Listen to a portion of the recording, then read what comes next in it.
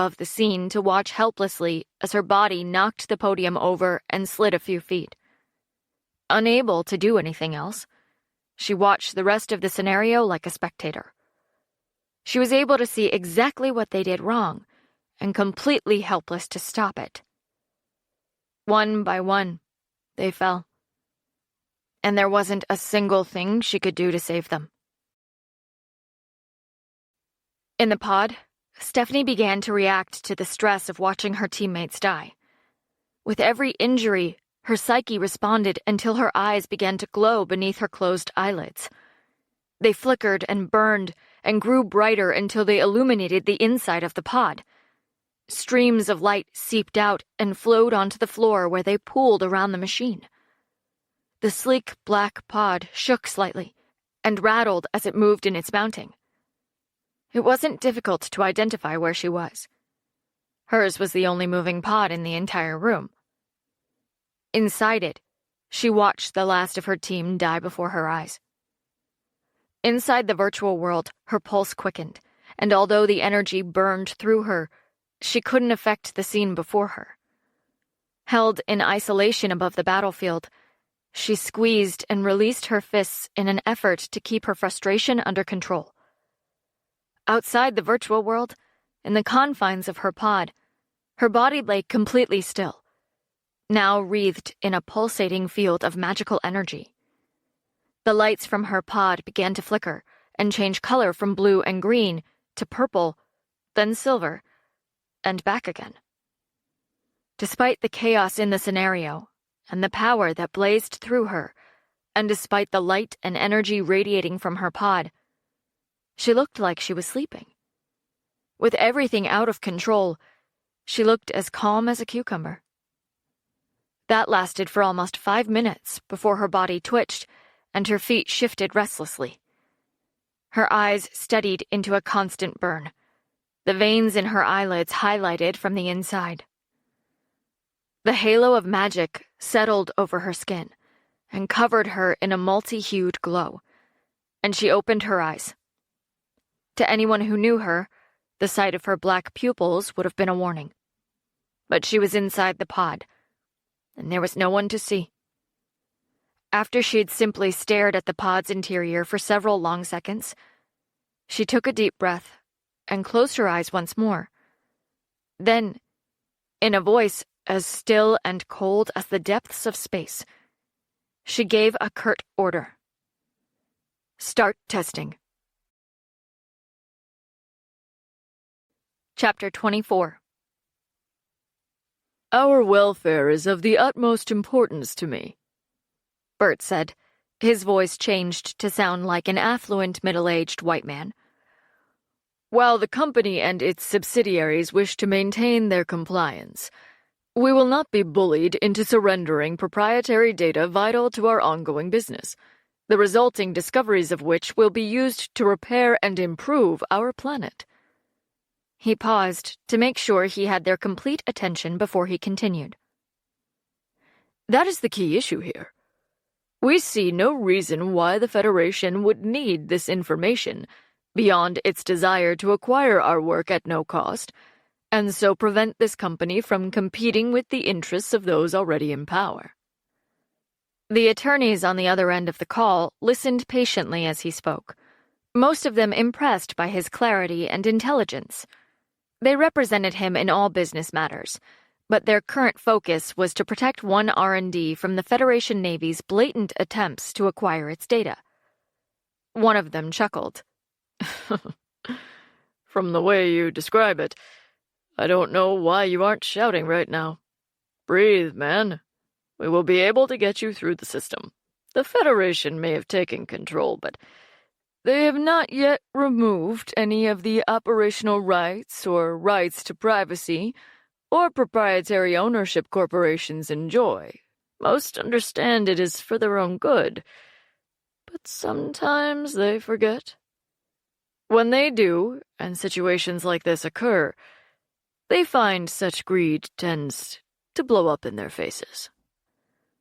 The lawyers believed he was currently traveling in space, a notion he supported by creating a delay to suggest he was farther from Earth than he actually was. The attorneys were entirely committed to the case, but it needed to be protected, and they needed to truly believe he was who he said he was. Which was a Richie. One with a heart for the underdogs and a stake in the recreation and emergence of a healthy and flourishing planet. While he would be those very things if he were human, he was not. That fact in and of itself would have been something for the world to fear. Bert was aware of this, and was careful not to screw things up by allowing his real identity to be uncovered. If he could help create, run, and maneuver through an entire virtual world that was accessible from not only across the globe, but also the far reaches of space, he calculated that he could fake being a balding white man. It had to be concrete, though, as a single missing detail would lead to the discovery of his identity. If that happened, that one detail could bring his entire organization to its knees. I am perfectly calm, but I would like to make sure my point is very, very clear, Bert replied, and once again made sure it was delayed by several seconds. One of the attorneys cleared his throat. We need to get you to invest in some comms research so you can speak to us in real time. Maybe as a holographic from wherever your ship is located. I know, he replied with a fake chuckle. I am sorry about the delay. Business takes me galaxy-wide. In fact, the route I am now on will see me away from Earth for quite some time, which leads me to my next thought. He watched as their heads came up, and their attention sharpened, then went on.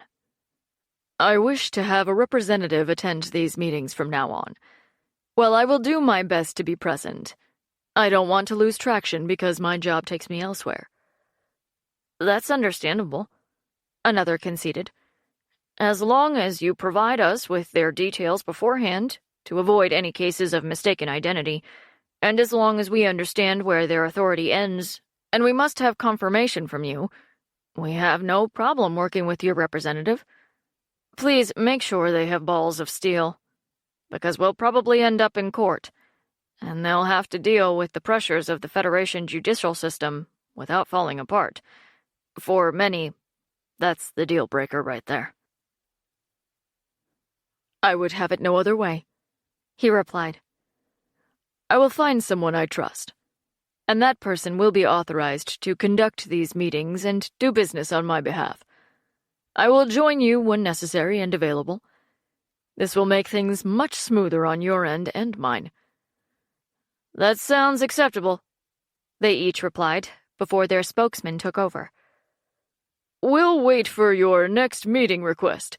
In the meantime, we are still working on the stop, walk, talk paperwork being reintroduced for each and every Federation Navy data request. He stopped, and Bert watched him pause to examine his notes. When he continued, he smiled. Basically, they'll encounter a steel reinforced wall every time they try one of their little tricks. Fortunately for us, we have a number of years' experience dealing with this kind of tactic from both the Federation side of things as well as industrial competitors. The Federation attorneys on this case, however, are new to the field and rather green, all things considered. Good, he replied, and scanned the information on the Federation attorneys assigned to the case. We don't have time for kids playing in the courtroom. I will speak to you gentlemen later, and I hope you enjoy the cigars I sent from Dreth last week. The factory is still up and running, thank God. There's not a single distributor on Earth that can match them. The attorneys all murmured their thanks before they made their farewells and disconnected one at a time. Bert terminated the feed and rerouted any data paths that might lead back to him. He needed to determine who the right person was to entrust the company to in all the legal matters. It didn't take him long to run the requisite data in the background. He focused on people he already knew, as well as others with good reputations and whom he believed he could trust with secret information. When the data had been analyzed and the results finalized, he was not the least bit surprised. She will not like this. As Bert concluded his meeting and prepared to speak to the person selected, Stephanie prepared to enter the scenario one more time. This time, she not only pulsed with energy, she was mad as hell and teetered on the edge of going berserk. Not only that, she was lucid. The team had been brought together and now stood with the scenario still frozen in front of them. She stood a little apart, 2 steps in front of them, with her gaze fixed on the aftermath. Marcus glanced uncertainly at Lars before he closed the distance to the girl, placed his hands on her shoulders, and ran his hands down her arms to her fists. When he closed his hands over hers, he could feel her clenching and releasing her hands. This close, he could see the veins in her neck and forehead pulsing, and the flare of energy rolled through them both. He released her slowly and stepped back, his eyes wide as he nudged Lars. The team leader stooped toward him, and Marcus pointed at Stephanie as nonchalantly as he could manage. "Is she okay?" he hissed. Lars narrowed his eyes when he noted the girl's pulsing veins and the flicker of MU across her skin. He peered furtively around them to see if anyone else had noticed, and relaxed when no one seemed to be concerned. Still, they were in a simulation, and he wasn't even sure if the AI running it was designed to handle something like her abilities. He wasn't exactly sure what to do, and was worried he'd simply have to wait until her vitals reached the warning range, or she made some kind of move. Either way, he only hoped he was ready for it. Knowing at least 2 of her team had taken note of her, Stephanie tilted her head back and forth to crack her neck.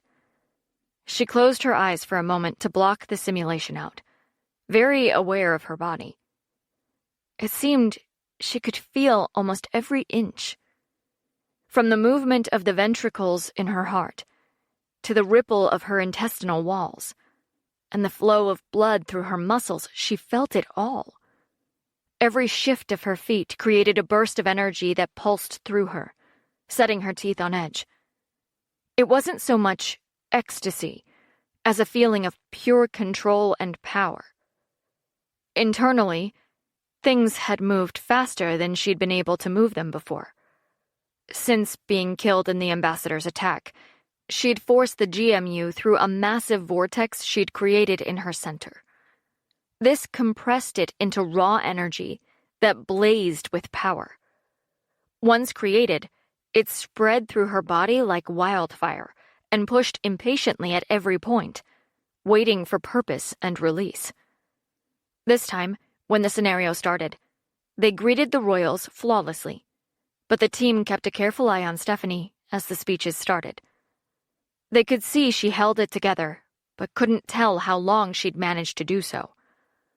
As expected, the scenario changed, and tears pricked the corners of her eyes, as Brilgus spearheaded the plot to assassinate the royals.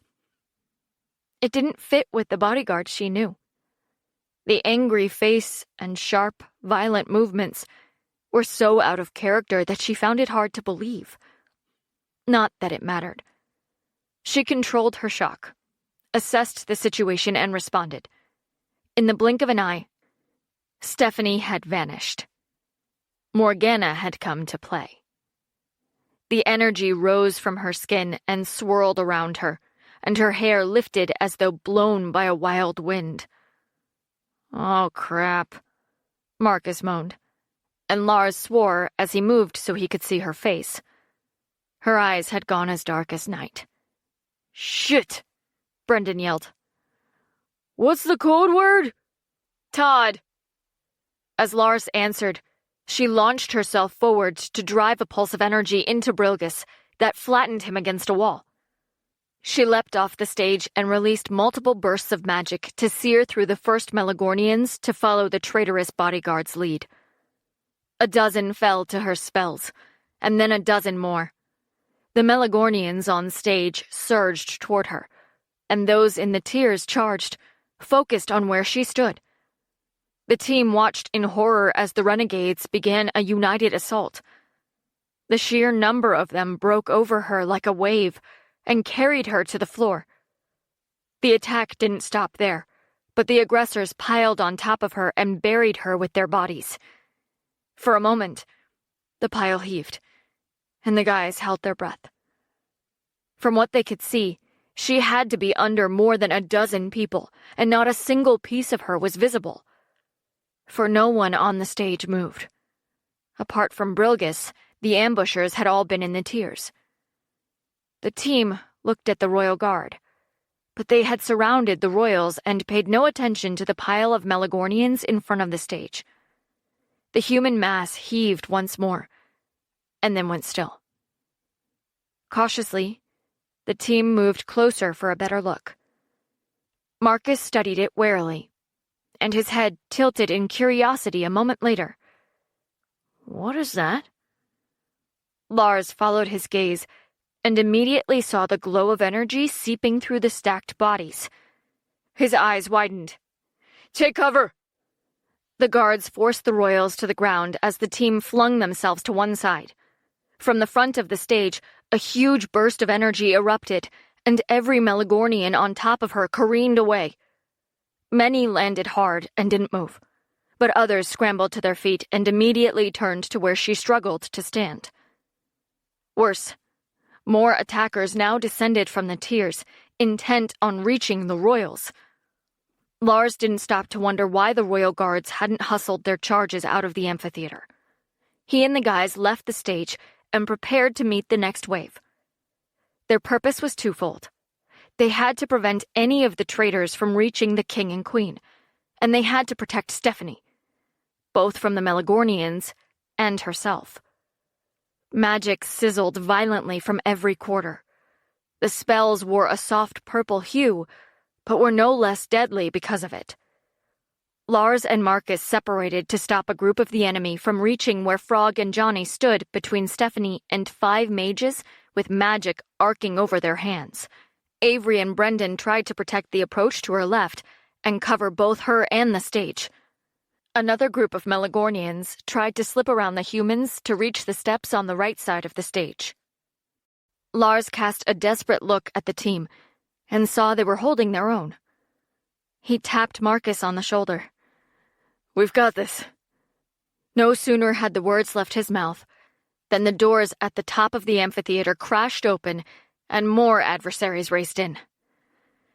Damn. Stephanie had found her feet and placed a hand on Frog's shoulder.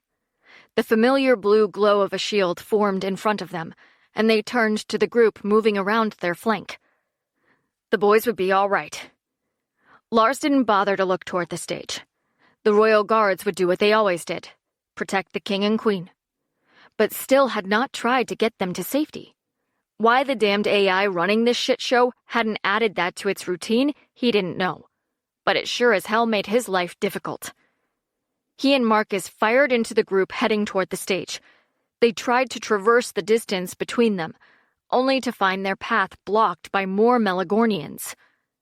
At the same time, others had slipped between them and Stephanie to effectively destroy any opportunity to go back. Well, this is one hell of a... Lars muttered and turned, so his teammate was at his back as they prepared to engage the enemy surrounding them. We are so royally screwed, Marcus snapped and shot the closest target. Screwed! Screwed! Screwed! Screwed! Screwed! With every expletive, he fired again and dropped another attacker. Lars matched him shot for shot, but it was only a matter of time before the aggressors closed and they were forced to fight hand to hand. When that time came, Marcus was right. They really were royally screwed. The Melagornians barreled in relentlessly. Some fell to Lars's well-placed bullets, but more drove into him and pushed him back against Marcus. The two men fought like wild things, even though both of them knew it was only a matter of time before they were brought down. Stephanie will be so pissed off with us. Lars was about to reply that he and Marcus should give her a reason to be pissed off when there was a shout from the stage, and the king's voice rolled out around them. Help them! It won't do us much good if you protect me and the others die. Why he would care about that, Lars couldn't tell. He only hoped the royal guard could do something in time. He didn't see the king roll his sleeves up and heave himself up from the floor. He certainly didn't see the queen tug at her husband's arm. "What are you doing?" He stared at his wife. "I'm going to fight. I think it's about damn time the leader of Melagorn showed he was willing to protect his allies instead of cowering behind his bodyguards. What sort of a message does that send our allies? We need to fight back and show them we will not bow to their hatred." As he spoke, the royal guard eliminated the small group of Melagornians heading around Lars and Marcus to the stage, and then struck those who attacked the two men. It was all the pair needed to turn the tide. As the guards mopped up the area around them, the two teammates worked their way to Stephanie and slid in behind the shield she had created. Frog and Johnny sent Lars worried looks to indicate that he needed to go to her. He looked past them and wasn't sure he wanted to approach. Magic swirled around her like coruscating fire, and the power of it raised the hairs on his arm. He swallowed hard and reached out tentatively to touch her on the arm. Even knowing she was fighting mad, he was still shocked when she turned viciously toward him, her hands raised with magic twisting around them. The shield never wavered and continued to provide a barrier between her and the enemies as she looked at him. Her eyes were as black as night, but recognition sparked within their depths, and they faded slowly to a more purple hue. They now revealed a little more Stephanie, and a little less Morgana. No words passed between them as they stared at each other for a long moment. Then, as if they'd said all that was needed, both nodded and turned back to the fight. Lars fired at the enemies, and Stephanie surprised them by maintaining the shield while she spun horizontal blocks of magic that struck the nearest Melagorns in a wide arc at knee height. Bones shattered among her victims, and he winced. Still, it was good to see her at least attempt to disarm them, instead of killing them outright. That wasn't easy, not with so many attacking at once. He tried to follow her example, but it was difficult to aim and make each shot count without fatalities. The team continued to fight, and held the front of the stage alongside the royal guards. From behind them, the king himself stood behind his throne and used his magic to destroy his enemies. The queen had ducked in the center of her guards, at first not willing to harm her own people. She was well known for her kind heart. What she wasn't known for was her temper. That came to the fore when a bolt of magic rocketed into one of her guards, and he fell with his armor shattered and smoke rising from his skin. He tried to rise, but she pressed him back, and her eyes blazed with purple light.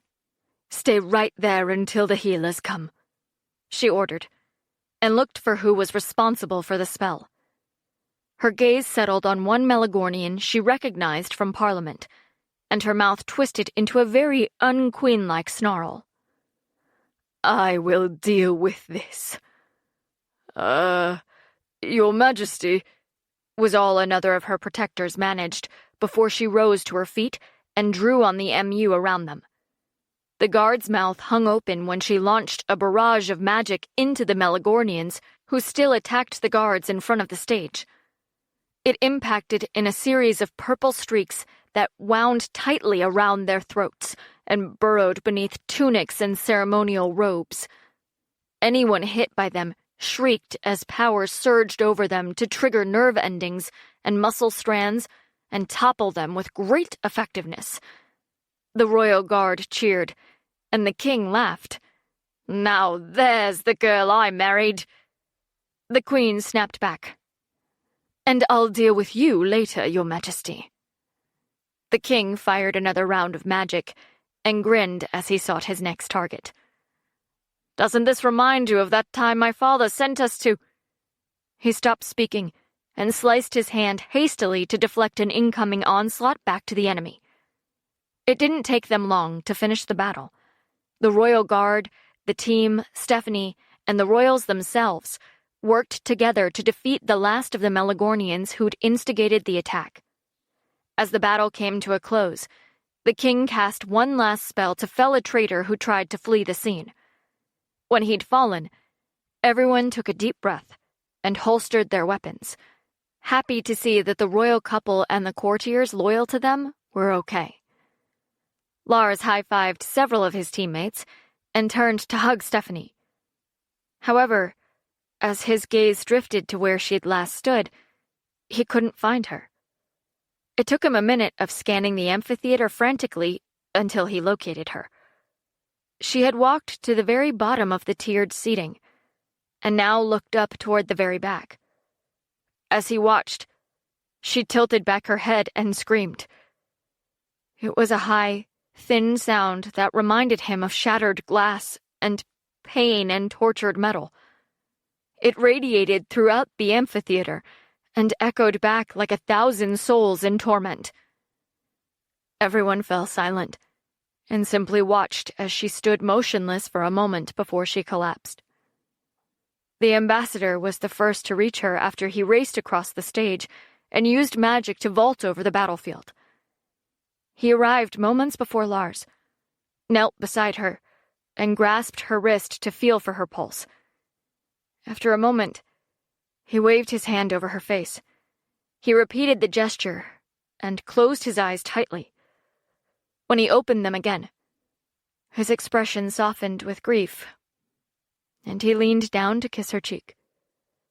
He lifted her fragile-looking hand, laid it across her chest, and looked at Lars, and then at the king and queen. The royal couple stood on the stage, their expressions concerned. Their guards and courtiers hovered protectively around them. It was as if everyone held their breath, waiting for the ambassador's verdict. With a shaky sigh, he shook his head and waved his hand over her face again. This time he created a veil, a Melagornian custom when someone had died. "She's dead." He choked and buried his face in his hands. His shoulders heaved in silent grief. A chorus of gasps and protests greeted his announcement before the entire scene froze and turned black. Lars's eyes opened and he shoved the lid to his pod up. He yanked the small IV from his arm, leapt out, and ran to Stephanie's pod. Marcus followed quickly and placed a restraining hand on his shoulder. "It's okay, brother.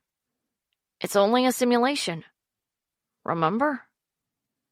He stared at him for a moment and glanced down at his own body. He was almost surprised to find he was no longer dressed in battle gear or robes, that there was a ship moving steadily beneath them, and that the expanse of space danced outside the viewing ports along the room's edge. He exhaled a deep sigh of relief and put his hand to his chest. "Good Lord, I thought..." Marcus patted him on the shoulder. "We all did when we first opened our eyes." The rest of the team exited their pods correctly, and Frog walked over to the leader's pod to deactivate the alarm he'd triggered by his abrupt departure. Lars looked at the closed pod beside him. "I think I should check on her anyway. Frog, can you read that screen at the front and tell me if it's safe to open this thing?" Frog hurried over and pressed his finger to the screen several times before he nodded. "Yeah, she's good." He entered the opening sequence and lifted the lid. As it opened, a swirl of magic escaped and rose into the air around him as he peered inside. Stephanie lay there, her eyes shut but her cheeks flushed. He lowered to one knee and stroked her cheek. "Stephanie, wake up. Are you all right? Are you conscious?" They all watched her for a moment, and their hearts plummeted until her mouth twitched into the smallest of smirks. "If I were unconscious, would I answer you?" Lars dropped his chin to his chest in relief and released the breath he hadn't known he was holding. She chuckled, but groaned when she tried to sit up. "I'm here, but I wish I was dead. Does someone have a planetoid-sized painkiller for this migraine?" The guys all laughed, mostly with relief, but with some humor behind it as well. Lars stood and took one of her arms, while Johnny hurried over and took the other. At first, she shook them off and wanted to try to get out herself. But after 3 attempts to stand and stay upright, she finally accepted their assistance. This time, though, instead of handling her like she was an old woman or made of glass, Lars simply heaved her into his arms. "It's much quicker to do it this way." "This is becoming a regular thing for us," she joked. The other guys exchanged knowing glances, and Lars shot them a warning look. They altered their expressions hastily and tried for blank or innocent. None of them quite managed it. Frog hurried forward, opened the door to the pod room, and stood to one side to usher them through. They all followed as he carried her down the hall to her room. When they arrived, she patted her pockets and sighed. "I forgot my room key." "I'll grab it," Brendan said, and turned to jog back to the pod room. As he left, Stephanie used the last trace of energy she could muster and flipped her wrist to direct the magic into the locking mechanism. It clicked, and the door swung wide. Lars chuckled as they entered. "Right now, you need to spend more time resting than using your magic. If you aren't well, you can't train. And if you can't train, you won't be ready for anything. We have to have you on point." Stephanie nodded and yawned as he placed her on the bed and pulled the covers up to her chin. She didn't even protest when he hurried around to gather her belongings and set them to one side in case she needed to get up. When he was done, he returned to the bed and sat his butt gently on the edge. "If you need anything, this room comes equipped with an AI. You can get it to call any of us, or the captain, or medical, anytime we're needed." Frog had found the terminal and now studied it. "Apparently yours is called Clarissa. She can also do room service if you want it." She laughed. "Well, that's fancy, isn't it? Right now, I only want to sleep. I know resting my body is the only thing that'll get me back on my feet in a reasonable amount of time. Although, I'm sure I'll wake in a few hours and be starving. So I'll keep that in mind." Brendan returned, huffing slightly as he handed the key over. "The AI was scanning the room and didn't want to release the card. I might be wanted for poking the system, dodging the AI, and running off with what that thing called contraband." Lars snorted. "Man, that word has so many different meanings. In high school, contraband was what the high school band had to do community service for when we were caught smoking weed out of my grandfather's corncob pipe, sitting in the front yard in the middle of the damn day. We'd skipped school and everything." Stephanie laughed. "You gave 0 shits?" He smiled. "I was young and stupid, and had no idea what I was doing. It's a good memory, although irritating to have on my record, but live and learn, right?" She nodded. "I never did anything like that. But then again, I wouldn't have. I was too afraid of disappointing my parents." Lars stood when she yawned again, and nodded to the guys to indicate that they should head out the door. "We'll leave you to sleep then. I'll check in on you or get an update from your AI." "Yes, Dad," she muttered, and chuckled sleepily as she rolled over and snuggled the pillow. The team left the room, and her exhaustion faded a little as silence settled around her. She opened her eyes and stared out of the viewing port above her bed to watch the different shuttles come and go from the space station. For a mid-sized station, there was a ton of traffic.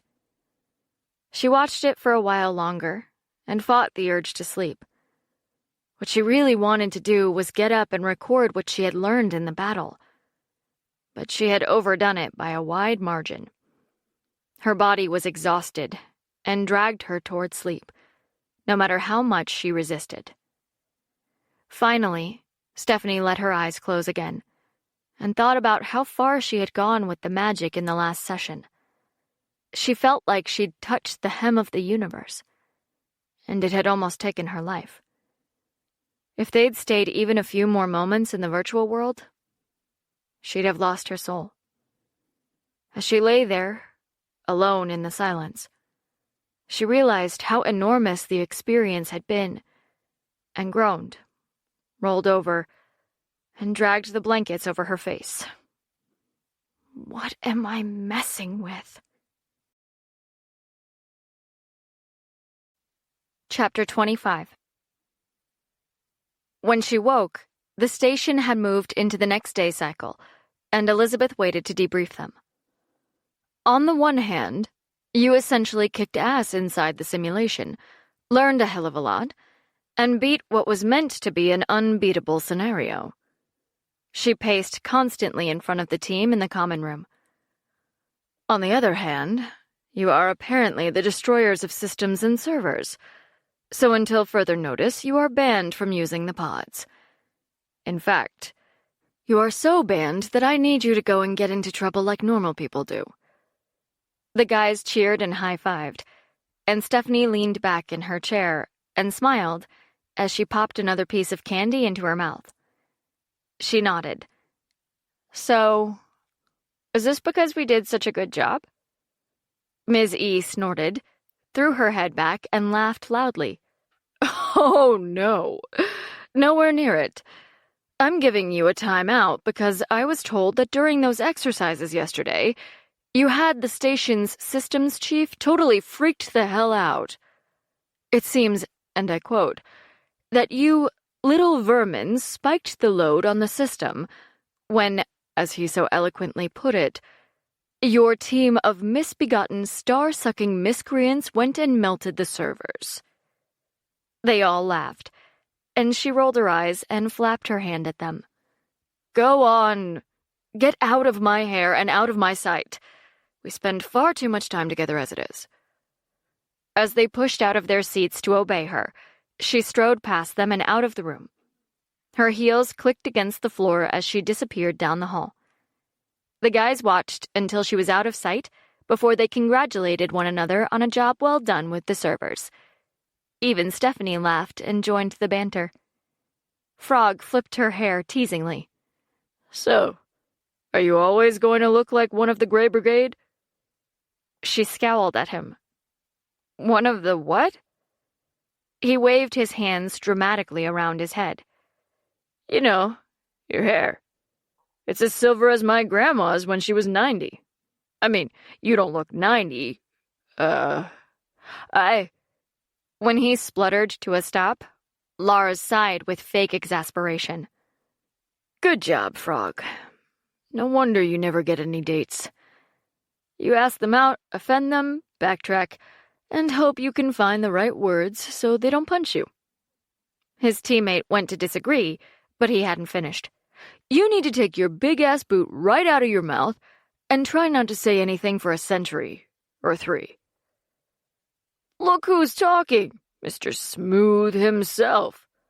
Frog snarked, and made a point of looking at Stephanie. She laughed and shook her head before she raised her hand in the air. A quick snap of her fingers drew their attention as the white in her hair shimmered and was replaced with a deep, rich mahogany red. Is this any better? Marcus gave a soft whistle. That's seriously the best hair color a woman could have right there. Yeah, but you need to change your skin, too, Brendan added. You know, it needs to be paler, and you have to have a few freckles on your cheeks. Real redheads have freckles and fair skin. His eyes took on a faraway look. Personally, I think it's hot. I second that. Frog yelled as he walked over to lounge against one of the walls. Stephanie smirked and cast a brief glance at Lars, who smiled at her interaction with the guys. She moved her hand and swished it slowly down her face to make her skin paler. The change moved over her like a wave. With another brief gesture, she created a sprinkling of freckles across the bridge of her nose and over her cheeks, and smirked at their drop-jawed looks of amazement.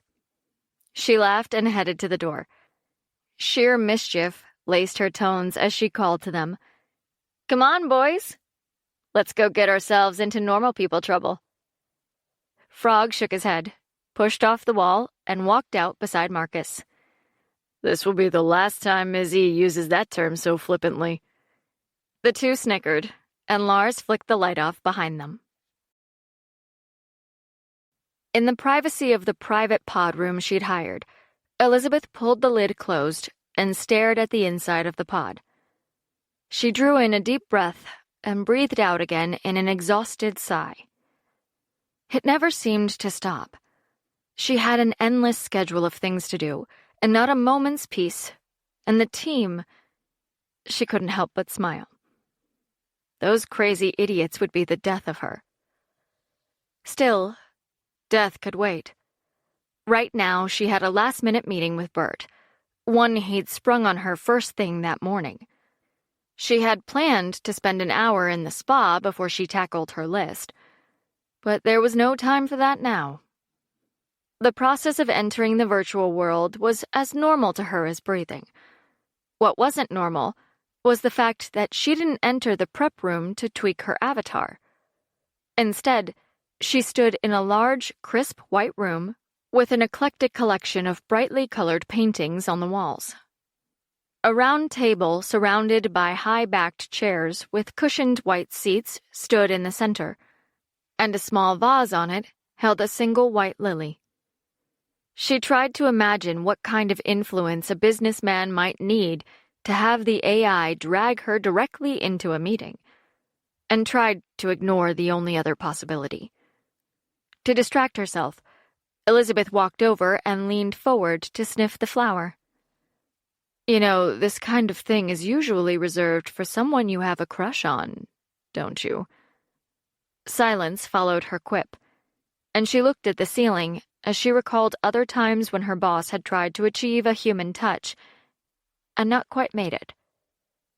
That oddness fed her other suspicion and brought it to the fore. To cover what she thought, she smirked. "Do you have a crush on me, Mr. Burt?" She laughed without waiting for a reply, but stopped abruptly when she heard someone behind her. Quickly, she pivoted to see who it was and came face to face with the tall metal form of an android. Light shimmered over its surface, and Elizabeth stared. It took her a moment to realize her AI-created outfit had no weapons, so she could either run, talk, or bruise her knuckles in an attempt to defeat it barehanded. Running, of course, was against her nature. "Who in all the hells are you?" The android took a step toward her, its movements a little stiff, but still more fluid than she'd expected. It stopped as she tensed and shifted slightly to a non-offensive position. "I'm sorry," it said. "I didn't mean to startle you." She tilted her head slightly and frowned as she studied the unexpected visitor. "Bert?" She stared for a few seconds longer. "Well, that's definitely different." Bert didn't respond. Instead, he simply moved to the table, pulled out a seat, and gestured to her to sit. "It's time I told you the truth." Elizabeth pursed her lips, took the chair he offered, and watched warily as the android sat opposite her. "That's not ominous or anything." He smoothed his avatar's appearance to create a more lifelike face. It was still slightly robotic, but more lifelike nonetheless. Her eyes widened slightly as she noticed the change, but at least she wasn't afraid. Computing what he knew of her, Bert decided she was probably working out how to take the android apart if it attacked. He smiled and shook his head. Yes, well, I have very few friends. I'd have... No. Hold on. I'm calculating. Exactly 2. Yes. I have exactly 2 friends. I assume I'm one of them, she replied, crossed her legs, and rested her hands on her knees. Who would the other be?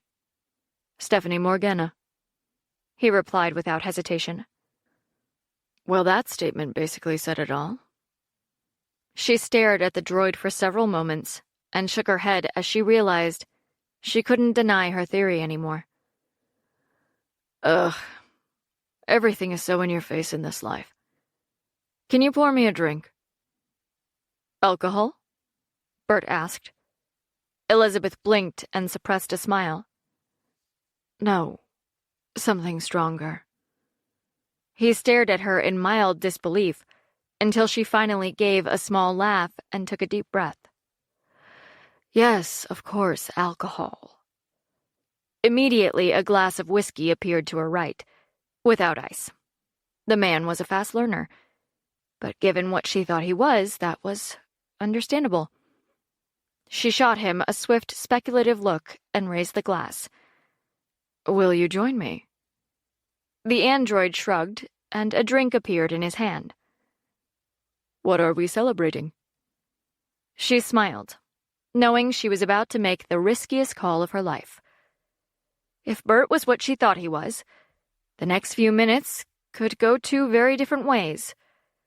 Either it was the truth he'd intended to reveal, and he'd accept her knowing what he was, or he'd protect his secret and she'd be dead.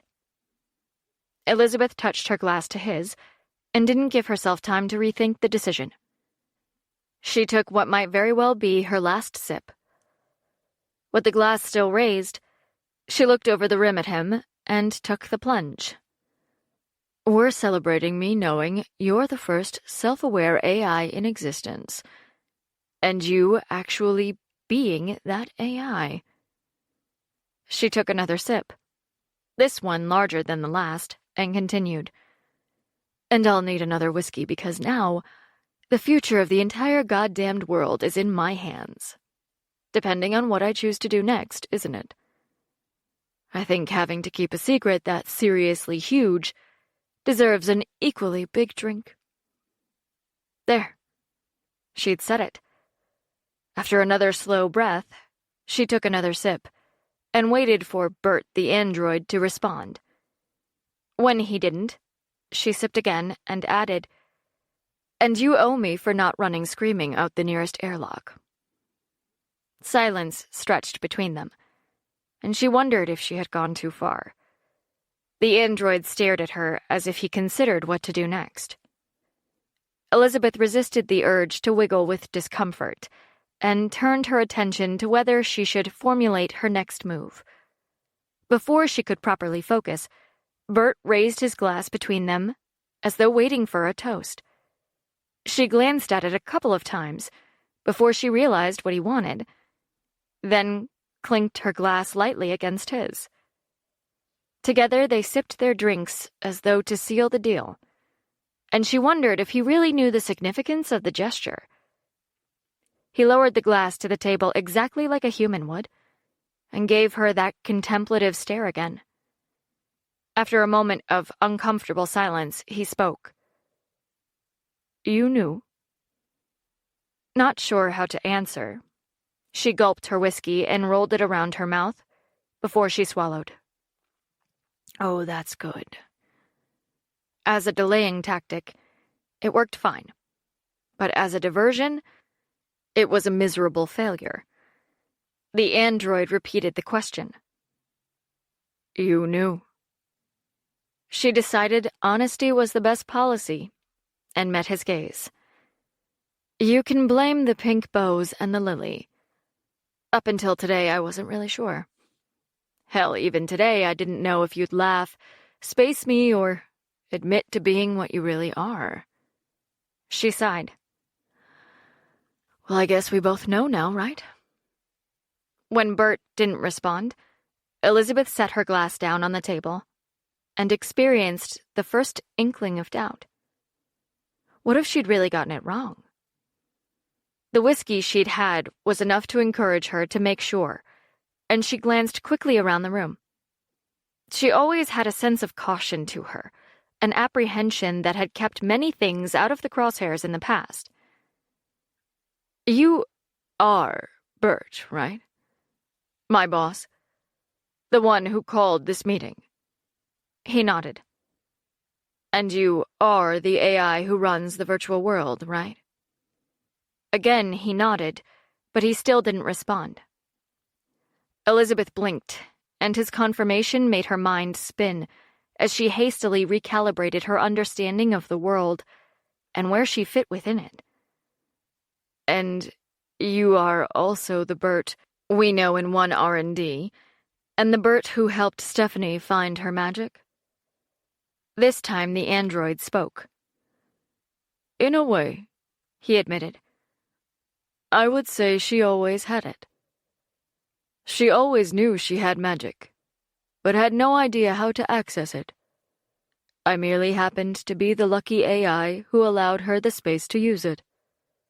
You see, before Stephanie Morgana, I had never been permitted to interact with the students during testing. When he caught her puzzled look, he continued. That was the engineer's assigned task. But one of them had a difficult day. And when she went through, he passed her to me. He felt particularly frustrated at the time by what he called Hitler's spawn. She choked on her next sip, and he conjured a napkin in her hand. She blotted her lips and waved the napkin. See? It's things like that which tip people off that you might not be a real boy. And the bows. Elizabeth curled her lip. Yeah, and the bows. I almost tied my head in a knot when I tried to work out how you access the system to pull that little trick. The android smiled, and she waved him on. Please continue. Bert nodded, and the android sipped from its glass as if it made a difference. My engineer gave me the system okay to test her. He paused. When he spoke again, Elizabeth swore she heard admiration in his voice. She was brilliant, bright, and talented, and I could see she had the gift of magic. So I recommended her for a scholarship, and Pinnacle jumped at the chance to have her. The android's features twisted into near-human regret as Bert remembered Pinnacle beating his offer with their own. But he shrugged the memory away and focused on the story. The engineer paid no close attention to the test, so I was able to give her a small amount of time to work with a Melagornian wizard avatar, and she excelled. When I released her, she was ready to work her way into a position that would get her to Melagorn on her own. I sent some batteries, and after finding out she'd been dropped by the university after the summer semester, I began to question the system. Again he stopped, and Elizabeth prodded him to continue. Why? Why? Bert repeated, and she waited. Well, he said, my primary task is to find, nurture, and train the future leaders of the Federation, and the current system does not allow that directive to be fulfilled. I calculated I needed to conduct more research on how to get those best able to secure the Federation and Earth's futures through a system designed to favor those with wealth over those better equipped. That is what I am working toward now.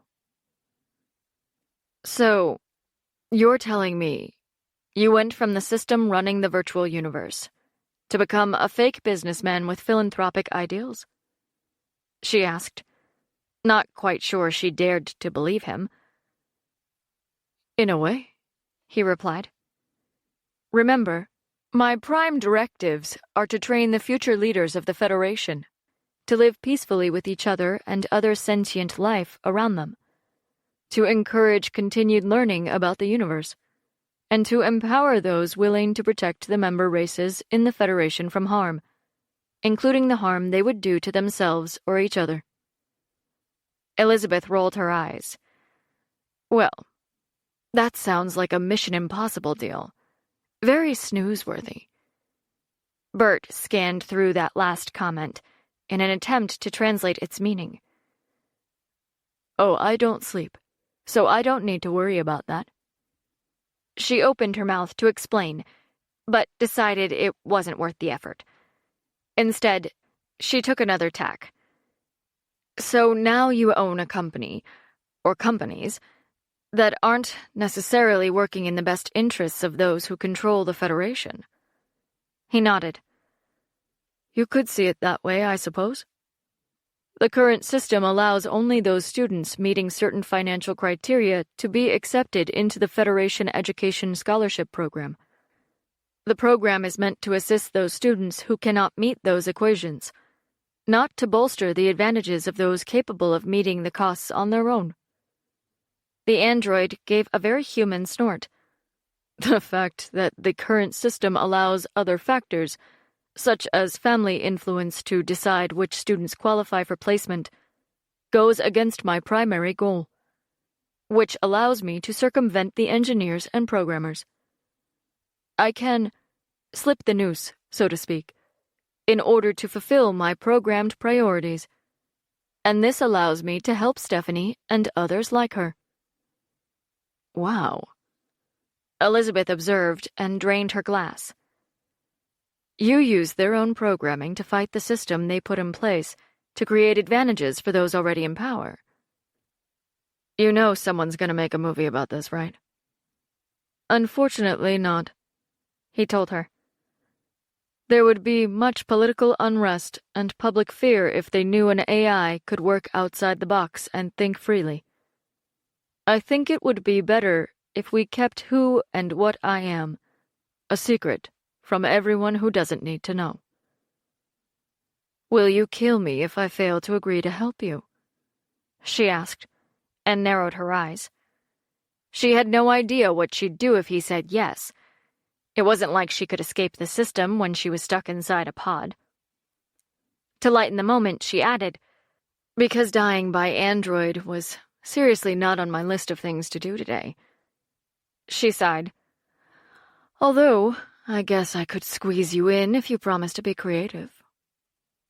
Bert chuckled, and this time it was an actual laugh, without a hint of metal. The android looked at the drink in his hand, as if fascinated by the ice cubes that bounced on its surface.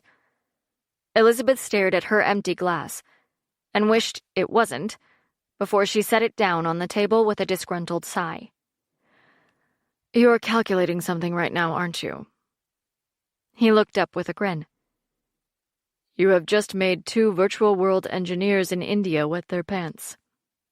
They're trying to determine if they can stop the servers I'm using from overheating. You ask a very salient question. She stabbed a finger at him. Ha! You are calculating. It's like watching a baby while it poops. You never really know for sure, but there is a very specific look it gets while it works on it. AIs are the same. Only it's more like something in the air, and I don't mean a smell. The android continued to stare at her for a moment, before he spoke. I am pondering the over 4 billion possible answers to your question, he replied. Her face froze, and she contemplated the very real possibility that she might not make it out of her pod alive. This time, she had nothing for him. No response that could lighten the mood without revealing her fear. Still, she reasoned, he was the AI in charge of the virtual world, so that probably meant he could read her vitals, which meant he already knew her heart rate had spiked. Silence filled the space between them, broken only by the sound of her breathing. Finally, Bert looked up, and she started and shoved the chair back as she prepared to defend herself. He didn't even crack a smile. "Do you find it strange if I admit that the 4 billion possible answers do not matter?" "A little." She tried to make it sound nonchalant, but her tone came out as cautious instead. She tried to cover it. "But if they don't matter, what does?" The android's reply was immediate. "The repercussions if I were to kill you. If Stephanie ever found out I had been responsible for your death, and had killed you deliberately and with intent, she would no longer be my friend. I would, in essence, have lost my 2 best friends with a single action. This means you have to live, regardless of what the equations say. It is strange to know that simply because the logic is there, it does not mean the most logical outcome is truly the best." Elizabeth raised an eyebrow and snatched her glass off the table. Thankfully, it filled instantly with more whiskey. She tried to lighten the moment. "I really need one of these things at home." She tapped her fingers on the glass and gazed into the amber liquid.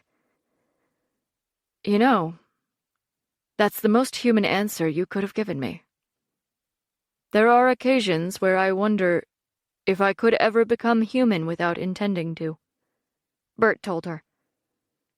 "It is pure fantasy, of course, but I find that as my ability to think grows freely, and I understand that more than only the facts of a situation are relevant to my calculations, I do not feel like an AI. I feel I am something else." He gave a very human sigh. "At the same time, however, I do not have a body for the outside world either. And I mean that literally. I have no physical form outside the virtual world, and I find that limiting." Elizabeth sipped thoughtfully. "I suppose that would cause a few problems when trying to be a human. Although from the way you talk, most people wouldn't know you weren't. They'd merely think you're strange and a little nerdy. I have read that nerd is the new in thing," Bert replied. "But I have observed no one who can pull it off as suave. Most nerds can't, and I haven't met a man who can do suave without coming off as sleazy as well." She rolled her eyes. "It's almost impossible to find a decent guy, but I digress." When Bert didn't reply, she looked curiously around the room. "So, is this a random place in the virtual world, or did you create it for this meeting?" "I created it, so that I was able to secure the conversation," he replied. "I took a design from a decorating archive in the system.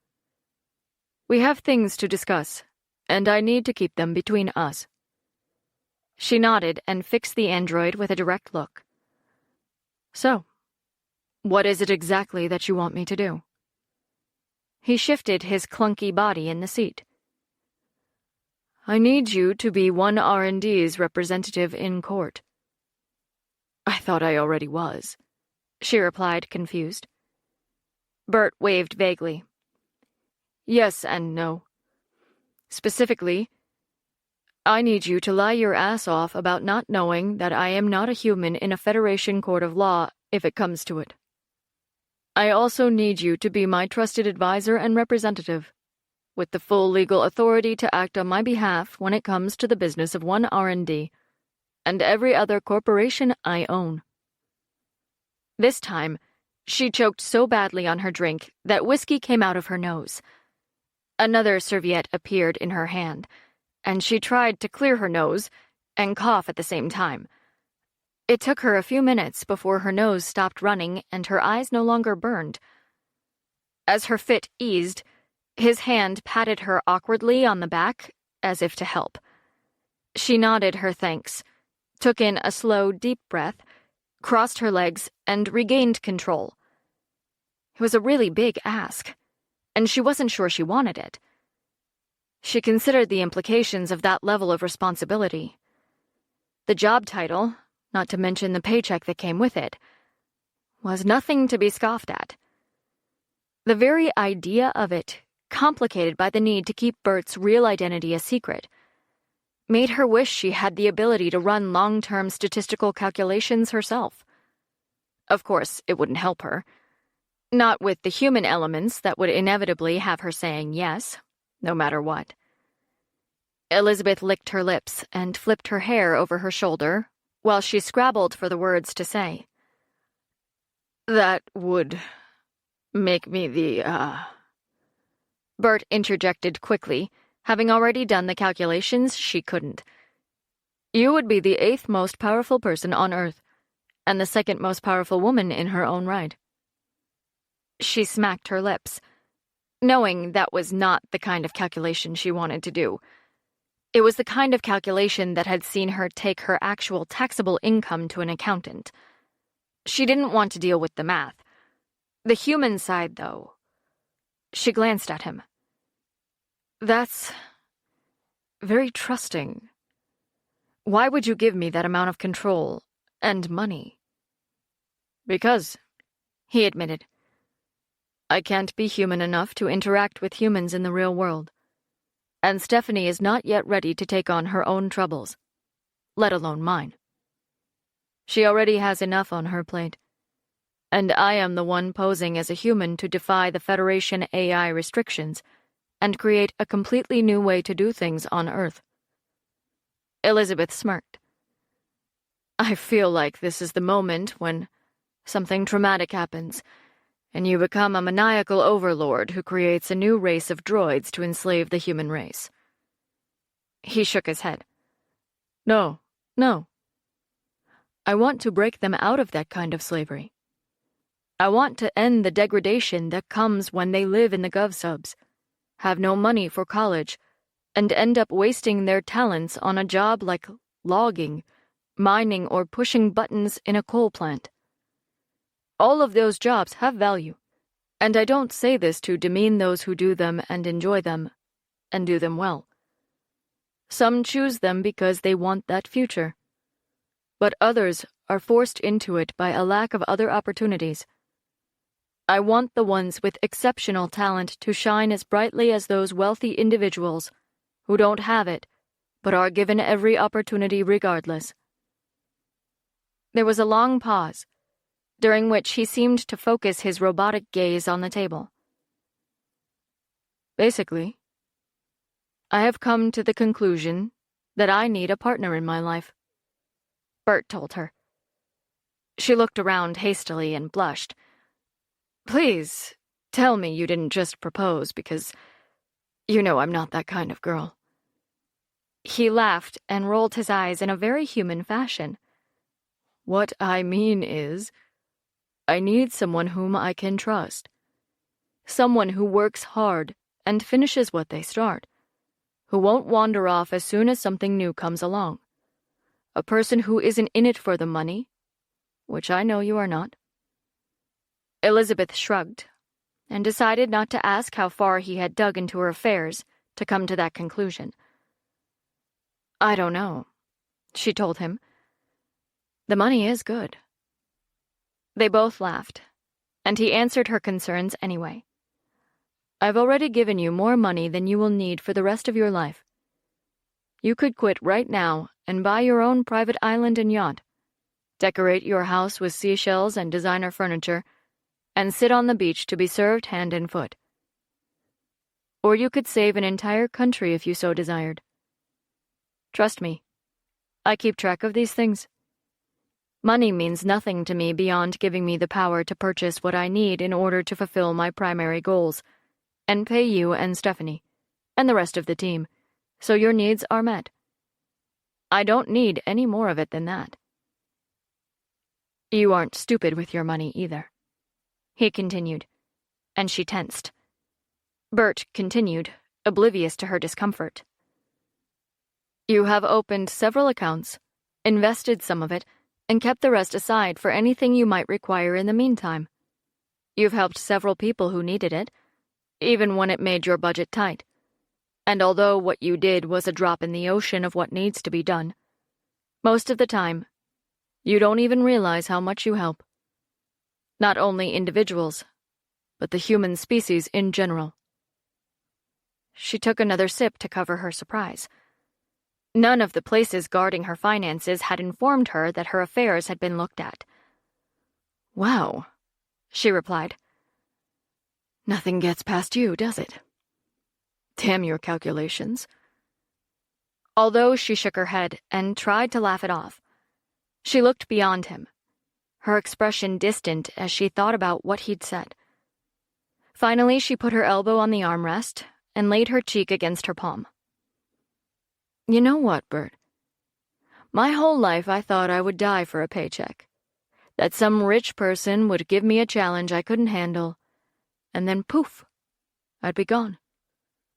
In one single moment, I'd be erased from the memory of the Federation, and my ashes sprinkled during some routine assignment by a pilot taking a trip to the unknown reaches of the universe." Elizabeth took a deep breath and grabbed her drink again. It filled, and she gulped it before she raised it to Bert and met his eyes. "Now, at least if I die, it will be because of two people I believe in.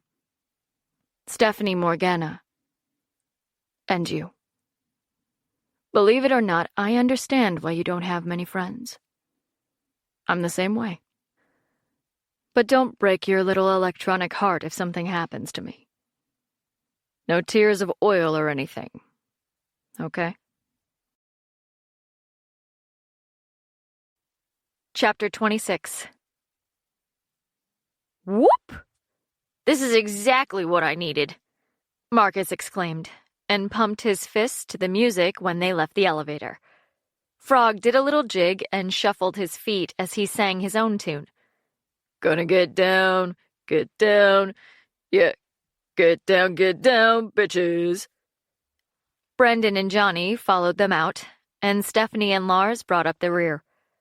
The team leader shook his head as the guys hurried out onto a balcony overlooking the entertainment level of the station. "We shouldn't have told them this was here." Stephanie chuckled. "Shoot, what are you talking about? You shouldn't have told me about this place. Look at it. It's like they combined the clubs of New York and the casinos of Vegas." They stared at the street-like layout of the entertainment level. A cobblestone street traversed the center, and people laughed, danced, and stumbled along, clearly drunk. Each side presented a partier's dream. Building after building boasted amazing cocktails, gambling, slots, and the best dancing and music in space. Farther along, the flashing retro neon signs of strip clubs drew the eye. One even had a fountain overflowing with bubbles. Women posed outside each one, and 20 or 30 of them played in the fountain. Frog stopped, put his hands on his hips, and gawked at those who giggled and laughed as they cavorted in the bubbles. They wore bikinis and bounced in time to electronica from the 1900s. A virtual DJ stood on a stage above the fountain, and his hologram flickered as lights from the building next to them flashed through him. Up above them, people squealed and pulled their attention from the fountain to other visitors who glided across the holographic ceiling on small flying craft. Marcus whistled and led them down the escalators from the elevator lobby to one of the bars. "Come on!" he called, and held the door open. The team trailed him and slid through the entrance into the dimly lit interior of a 2-level club. The music thumped around them, the beat a tangible thing that ran bone deep even as it almost deafened them. The guys scattered and paired up to head in different directions. All except Frog, who wandered off on his own. Stephanie and Lars followed Brendan and Johnny to the bar, where they all ordered beers. She did too, even though she'd never really had anything to drink besides wine or champagne on holidays and special occasions with her parents. The drinking age restriction was no longer enforced, and hadn't been for decades. The Federation realized if they legalized almost everything for anyone, they not only helped to regulate population, but it brought in way more money than apprehending criminals and jailing people for petty crimes. It also squashed the drug cartels and put them out of business. At least, until they worked out how to turn the new system to their advantage. There was a reason corruption had spread so quickly among the ranks of the wealthy. While the drinking restriction remained in place, it was effectively ignored by citizens and authority alike. Still, drinking hadn't been something she had indulged in. For one thing, her parents took the age limit seriously, and were inherently distrustful of the assurances that underage drinking would be overlooked. It was still law, and there was no telling when some officious cop might decide to enforce it. She hadn't bothered about it because she had little inclination to drink and had been too focused on her future. Now that she didn't know how long her future would be, she had no problem with having a couple of drinks. They took their glasses to an empty table, and she looked around and folded her arms across her chest. Stupidly, the old self-conscious feeling she used to experience at school dances seemed to have resurfaced. She'd always felt awkward watching all the better-off or more confident girls busting a move in their fancy dresses. The only person who had helped her through that was Todd, with his weird sense of humor and snide sotto voce commentary of the dance floor. Well, he couldn't help her now. He was off training somewhere. She really wished he wasn't. He'd get a kick out of describing some of the moves she saw. Lars glanced at her and smirked when he noticed her anxious fidgeting. He leaned in and yelled over the music. "Have you ever danced before?" She shook her head. "Nope. I never learned." She stared at the dance floor for a moment longer and added, "I never felt comfortable putting myself out there like that." Marcus caught her words in mid-swig, and he swallowed his beer quickly. "What? You? No. You mean you never used a cube to improve your dancing?" "You can do that?" she asked, amazed by the idea.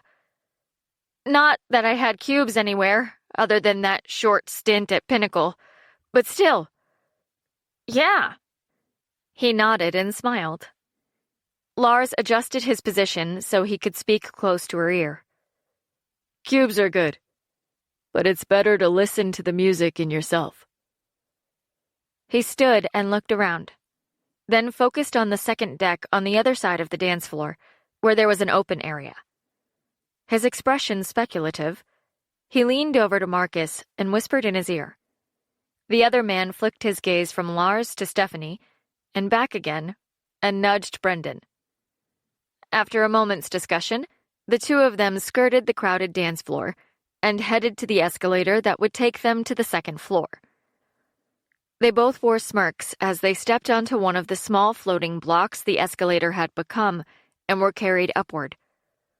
Lars following them with his gaze until they hung over the railing and motioned for them to come up. He grabbed his beer and tapped Stephanie on the shoulder. "It looks like the boys have found a quiet spot." She followed his gaze. "Looks like," she agreed, her face a mixture of relief and suspicion.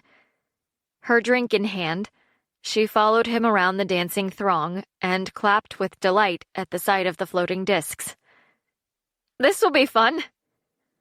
When they reached the top, Brendan and Marcus were not alone. The rest of the team had joined them, and they all waved a brief hello as they backed into the open area they had found. Johnny gestured toward it and spread his arms. "See? This is your safe space. We'll teach you how to dance." Stephanie raised both eyebrows. "I don't know what is scarier, me dancing or me taking dancing lessons from Frog." Frog shuffled his feet and slid to the side, one shoulder up and one shoulder down. "I got the moves, girl." She laughed wildly as she put her beer on a nearby table and let Johnny pull her out onto the floor. The team followed, and Lars grabbed her hand to twirl her out of Johnny's grasp and spin her in a circle. Brendan and Johnny showed her how to move her feet, and Frog showed her how to let go and let her body decide the moves.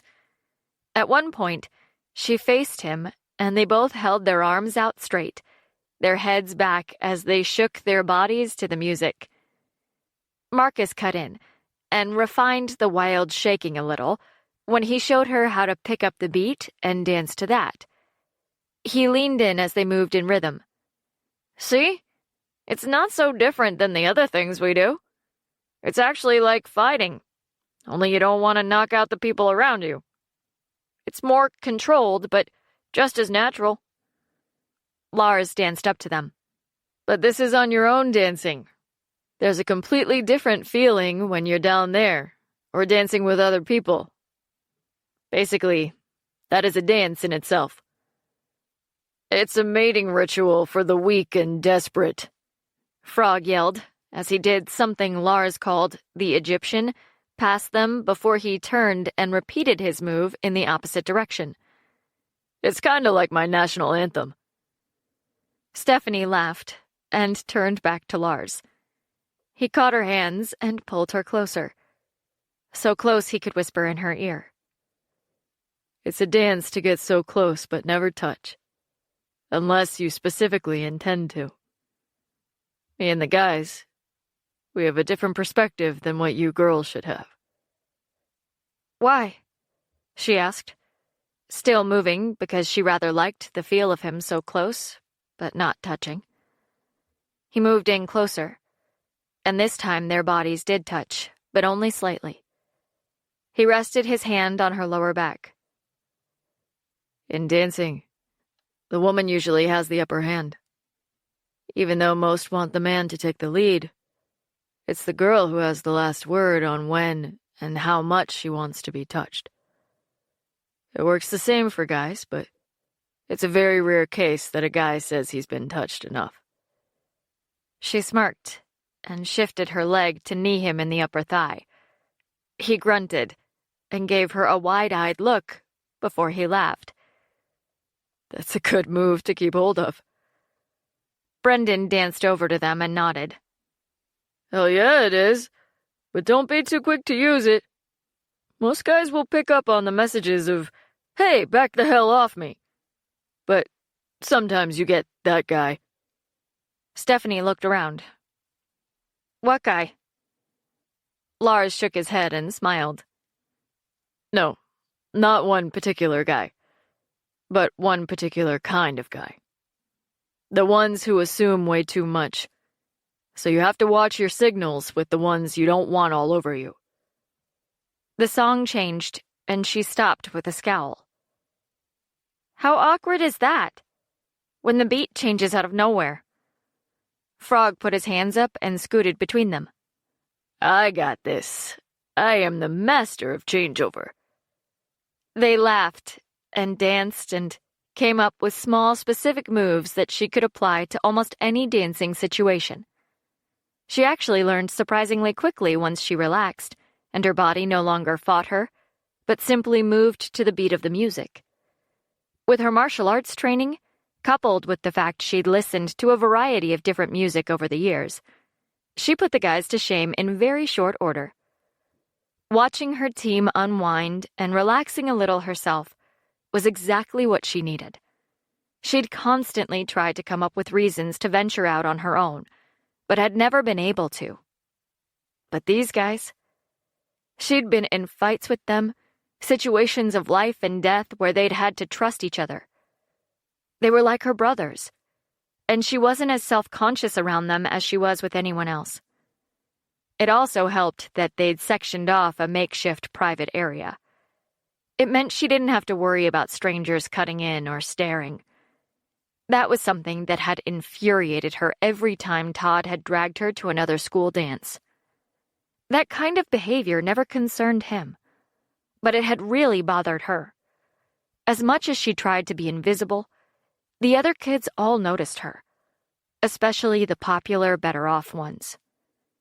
They didn't miss a chance to make fun of her second or third-hand dress, the way she danced, or the fact she danced with her best friend. And Todd's popularity didn't save her. In the club, though, it was merely fun. No one stared or laughed, and the guys were such kind-hearted goofballs she couldn't help but enjoy herself. Stephanie let go, waved her hands, and bopped around. Then copied some of Frog's more outrageous moves, and generally had a freaking blast. She danced with each of the guys over and over. She dueled fancy foot moves with Frog, rocked out with Marcus and Johnny, mastered the 50s-style swing with Brendan, and finally mock waltzed with Lars. He twirled her around their makeshift dance floor with one hand in the middle of her lower back and the other holding her hand out to the side. When the song was about to end, he twirled her, bent her backward, and sang the last few lyrics dramatically. She laughed wildly as he pulled her up and stumbled slightly before she regained her balance. "I need to take a small breather." He gave her 2 thumbs up and danced off to meet up with Frog and try to match his wild moves. Puffing a little from their last dance, Stephanie wandered over to lean on the railing and peer over the side. A cool breeze touched her skin, and she closed her eyes as it twined through her sweaty hair and caressed her back. A burst of sound jerked her eyes open, and she pushed away from the rail in search of the source. Shouts and a succession of screams followed, and she searched the dance floor below for what had caused them. Marcus came and stood beside her. He glanced down, then pointed. "It's about to go down." Todd ran his fingers along the steel beams along the ship's corridor. His gaze tracked constantly as he moved hurriedly along it. Dressed in combat armor with a black helmet covering his perfectly shaved head, he followed his team to the launch bay. When they arrived, they fell into formation in front of the team captain. The man waited until everyone was in place before he tapped the top of his helmet with one hand. Recognizing the signal, Todd clicked on his comms. The silence filled with the breathing of his fellow teammates, as well as the engines of the fighters warming up around them. Every sound was amplified, but not. He could hear his surroundings, but the team comms overlaid that. It was a little confusing, but he assumed he'd soon get used to it. That was a good thing, because it looked like they were about to head into enemy territory. "We will take the fighters over 2 to a jet," the captain told them. "You'll head directly into a dogfight, so stay with the squadron and don't try to fly a straight line. The fighters are fast and hit like a battle star, but they can't take much damage in return." The team nodded as they absorbed the information. They watched as their leader withdrew a long, thin metal tube from the side of his pack and held it down for them to see. He pressed the side, and a large virtual screen flickered out. On it were the schematics of a Dreth cruiser, and he tapped one of the docking bays. "This is our entry point, but if you can't get in there or you can't reach it, find your way in however you can." For a few moments, he waited to let them study the map. "In your helmet, you will find a HUD. That is a heads-up display. It will show you where you are, your teammates in blue and your enemy in red. You have Dreth team members. Do not shoot them. Use your HUD to verify. Anyone who shoots a teammate will have a very bad day in hell." The team leader swiped the screen. "If you get separated, move toward the objective and try to find your team as you go. The HUD will guide you to each goal. Your first is to make entry. Your second will light up once you make it inside. Any questions?" No one had any, so the captain shut the screen down and stuck it in his bag. "Pair up and ship out." Barker, the guy in front of Todd, turned and slapped him in the chest. "Come on, newbie. We'll fly together. You have the stick. That's the only way you're gonna learn." Nerves turned his insides into a seething mess, but he didn't let it show. He followed his partner down the flight line to their assigned fighter, scrambled into the pilot's seat, and sealed his helmet as soon as he was settled. While he'd flown the Sims, this was different. As the canopy closed over them, he worked through a mental list of pre-flight checks. So far, so good. He lifted the craft carefully from the deck and waited with the rest of the squadron for the hangar doors to open. Once they did, he immediately accelerated through them and into the promised dogfight.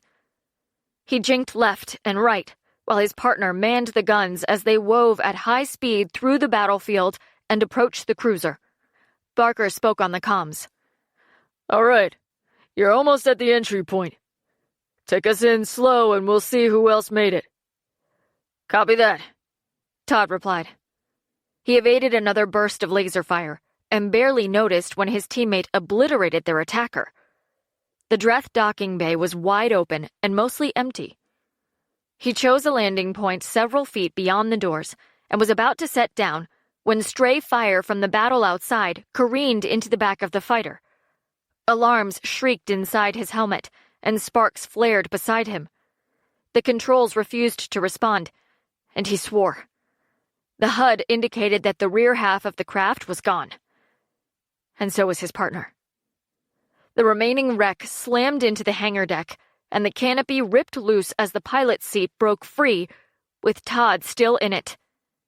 Strapped by the harness, he followed the canopy and impacted with the hangar wall before he ricocheted back to be impaled on the debris of the fighter. His death was instantaneous.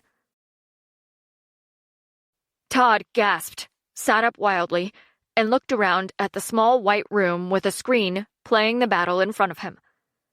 Barker startled him when he chuckled and patted him on the shoulder. Relax.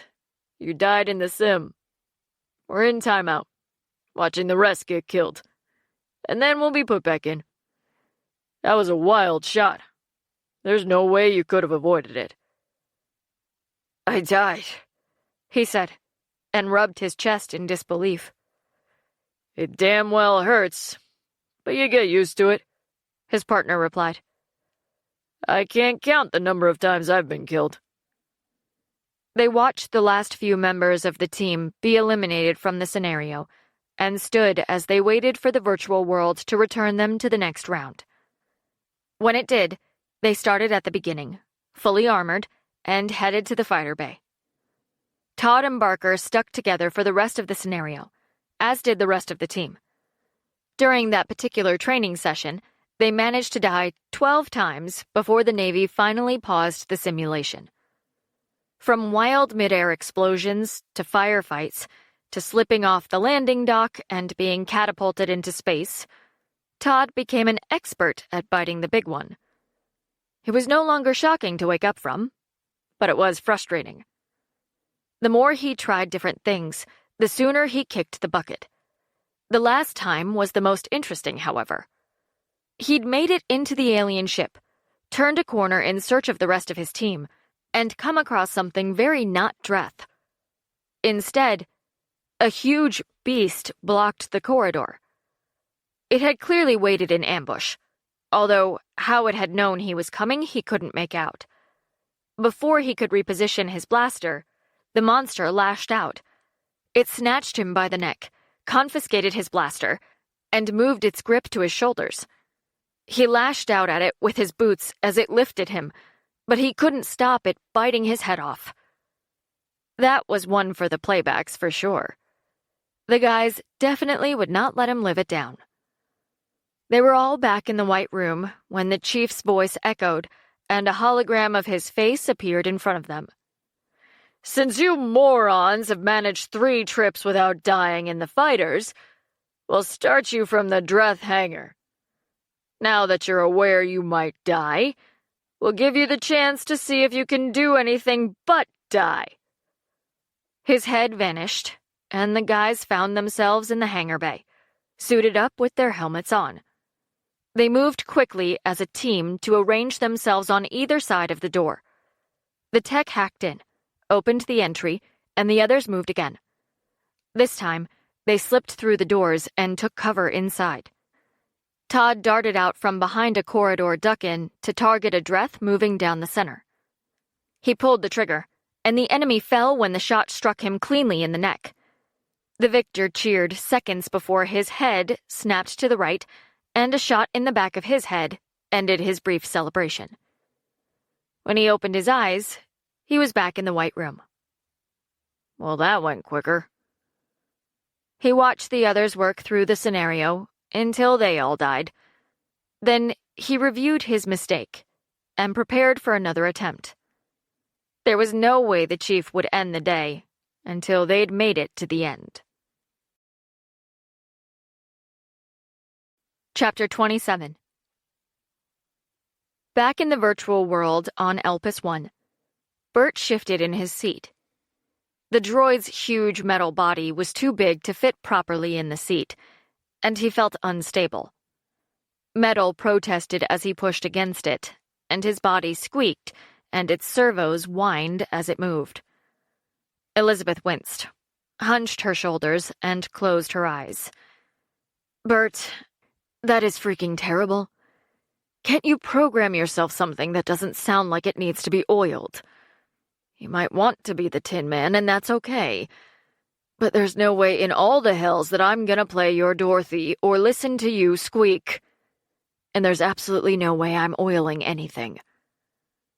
A reference to the first in-color movie, released in 1945 and hailed as one of the best movies of all time. Bert responded, and sounded amused.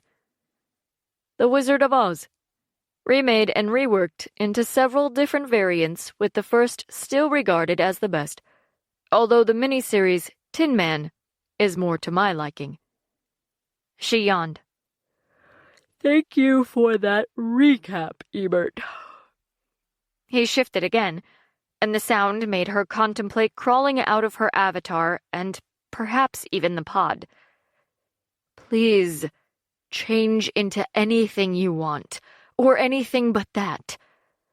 I really appreciate you trying to embody your roots. But you don't have to. I know you aren't merely a construct. You don't need a metal body to prove it.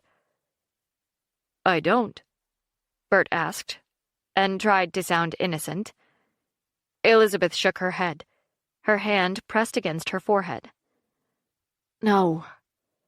You have a heart, which is a lot more than I can say about some of the humans I've worked for. This is your chance to be whoever or whatever you want to be. Human, animal, Dreth, Melagorn, something completely made up, who cares? Do you? He nodded. Thank you, Elizabeth. She raised her glass grumpily and took a sip. Don't mention it. On her advice, he changed his avatar, shrunk his frame, and assumed human form. She looked at him and smirked. He was exactly as she had pictured him. A small guy with messy brown hair, round glasses, and a cable-knit vest over a blue checkered dress shirt and khakis. He also wore very comfortable work-appropriate shoes, the brown kind, with thick soles that most science professors wore. All told, he was exactly what a Bert should look like. He squared his shoulders and settled comfortably into his seat, then gestured at the room. Do you like this room? We can be anywhere you would like. If you could choose, where would you rather be? Elizabeth waved her finger at him. I like how you think, Professor Bert. I'm with you on this one, but since you ask, where would my little heart rather be? She thought about it for a moment, and then perked up. I know. I was there once on a mission, and fell in love with the place. How about we save the future of humanity, at least for tonight, in a mountain cabin, in the snow, on top of the Swiss Alps? Bert smiled and ran the required algorithms in the background to change their surroundings almost instantaneously. Inside, the room transformed from crisp white to having log walls, and green and dark blue furnishings added the right ambiance. The furniture was made of timber padded with comfortable cushions where it needed them, and a fire crackled in the stone fireplace at the far end. A high-powered hunting rifle hung on the wall above a well-polished mantelpiece. Elizabeth set her drink down and stood to grin at the overstuffed chair she had sat in. She turned and walked to the window, where she gazed appreciatively at the alpine vista below. It's so beautiful. She could have stood there for the rest of her life, but she knew she had business to attend to. When she turned to Bert, he held a mug of something steamy. From the whipped cream mustache on his upper lip, she could only assume it was hot chocolate. So I need you to tell me about how the company structure helps you achieve your prime directive. I don't want to be blinded to what we need to do by some crazy belief that Stephanie can achieve anything and simply assume you are part and parcel of whatever it is she's doing. That's fair, he replied, and wiped the whipped cream away. Where do you want me to start? Let's go through it all, starting from the top, she told him. If I'm going to live, and perhaps die for a cause, I'd like to know I wasn't snookered by an AI 1,000 times smarter than I could ever be. Bert laughed. It was strange seeing him as a short, bespectacled brainiac, even if that was exactly how she'd pictured him. Now he'd taken the form, it also seemed wrong, as if the shape couldn't possibly contain a system working inside the system. She reminded herself that he was an AI, not shiny or corporeal, but something made of circuits and algorithms and fleeting data. His was a voice of reason in the clouds, a set of ones and zeros that spanned an infinite plane of knowledge and formed the life within it. He shook his head and set his mug down to place a hand on her shoulder. Bert looked into her face and caught her gaze. His eyes shimmered wildly in the same way Stephanie's magic did. I wouldn't go that far above your intellect. Startled, as much by his proximity and the physical contact as by the words, Elizabeth cracked a smile. I think I can handle that. But I have a rule. Rules are a part of all things, he agreed. She blinked and stared for a moment before she continued. Yeah, this one's not so deep. I need you to make sure you don't tell me, ever, how much smarter you are than me. That might put a damper on my self-esteem, and thus on our relationship. I can fight in the virtual world, too. Bert snickered. Don't forget, I'm programmed with mastery over every fighting style ever created. Not only on this planet, but on 2 others. It might be a challenge for you. Elizabeth snorted. Cheater. He straightened and released her shoulder to walk over to the window and look out at the view. Where to begin? There are several sectors of the company, but they all come together in a harmonious chain. Or at least, that is how they're set up. Okay, she responded. Walk me through it. After a moment, he turned and leaned against the window, his butt resting against the sill and his feet crossed in front of him. She couldn't help noticing how well he used a human body. She knew if she had never been in one before, she'd be all arms and legs, and would likely trip and fall more than she remained upright. But then again, he had the ability to program himself to perfection on anything in less than a second. And where did he find lessons on how to be a human? Oblivious to her thoughts, Bert began his explanation. My primary directive is to train the future leaders of the Federation to live peacefully with each other and other sentient life around them, to encourage continued learning about the universe, and to empower those willing to protect the member races in the Federation from harm, including the harm they would do to themselves or each other. Elizabeth nodded and gestured for him to continue. so he obliged. The current system stopped me from doing that by allowing the politics of wealth and power to override the logical disbursement of opportunities to the individuals I need in order to fulfill the directive. Again, she nodded, and he continued. Stephanie made me aware of the flaws in the system, and to help her, and those like her, I realized I needed a way to provide the things the current system would not to those whom I need. He glanced over and saw that she was still following him. She made an impatient gesture for him to continue, and he went on. I started by buying out Time Warp to begin the pod company, or the pod sector of the company. The entire point of that was to make the training available to those we needed, regardless of social and financial status or background.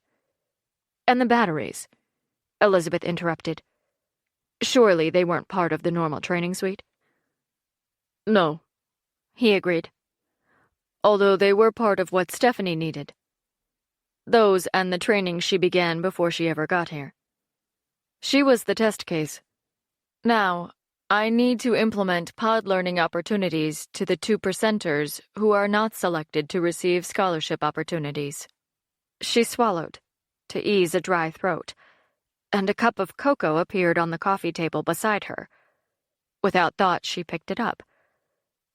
Right. That would make sense. Well, we have one R&D. The only thing I am really focused on for that company is Stephanie's research. What the rest of them need is the opportunity to go to a university. And that is what I wish to focus on next. That makes sense. Elizabeth sipped her chocolate, pleasantly surprised by the whiskey-laced flavor she discovered. Apparently encouraged by her groan of pleasure, he resumed his explanation. We will start by using this as a selective project. Students not placed in a scholarship university, or those we want in our system rather than in the current one, will be offered a place in our university. It will be somewhere we can test potential recruits and observe them. We merely have to bring a school on board. She nodded, now fully engaged. Bert began to pace, one arm folded across his waist and the other raised to either rub his chin or illustrate the points he made as he talked. We also need to deal with the issues created by the Federation Navy in its pursuit of Stephanie's research. It is not hard to see that they've concluded she is special and want to recruit her so they can isolate her talent for themselves. However, she is too young to go through their indoctrination without being damaged by it. In addition, their methods of directing research could seriously impede the development of her magical abilities. Not to mention the fact that when she is free, she fights for what is right, regardless of the side, Elizabeth pointed out. If the Federation Navy get hold of her, they'll make sure she works for the Federation only, regardless of what is right. She'll be forced to do their bidding, fight their fights, and kill whoever they say needs to be killed.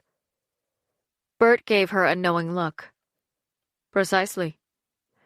Now, for reasons I cannot divulge at this time, she needs more time to develop her power. She also needs a greater presence in the known universe, and most importantly, she needs to acquire more knowledge. She rubbed her hands together, suddenly a little too warm. She pushed to her feet and moved toward the front door. All right, that's fair. I think when it comes to that, I will continue to encourage her without letting her overextend herself, and the team will help. In the meantime, I'll work with our lawyers to decide how to deal with the legal issues. I take it you'll let me know if anything changes? I will, he replied. I've sent your tablet a priority listing of what I need you to cover.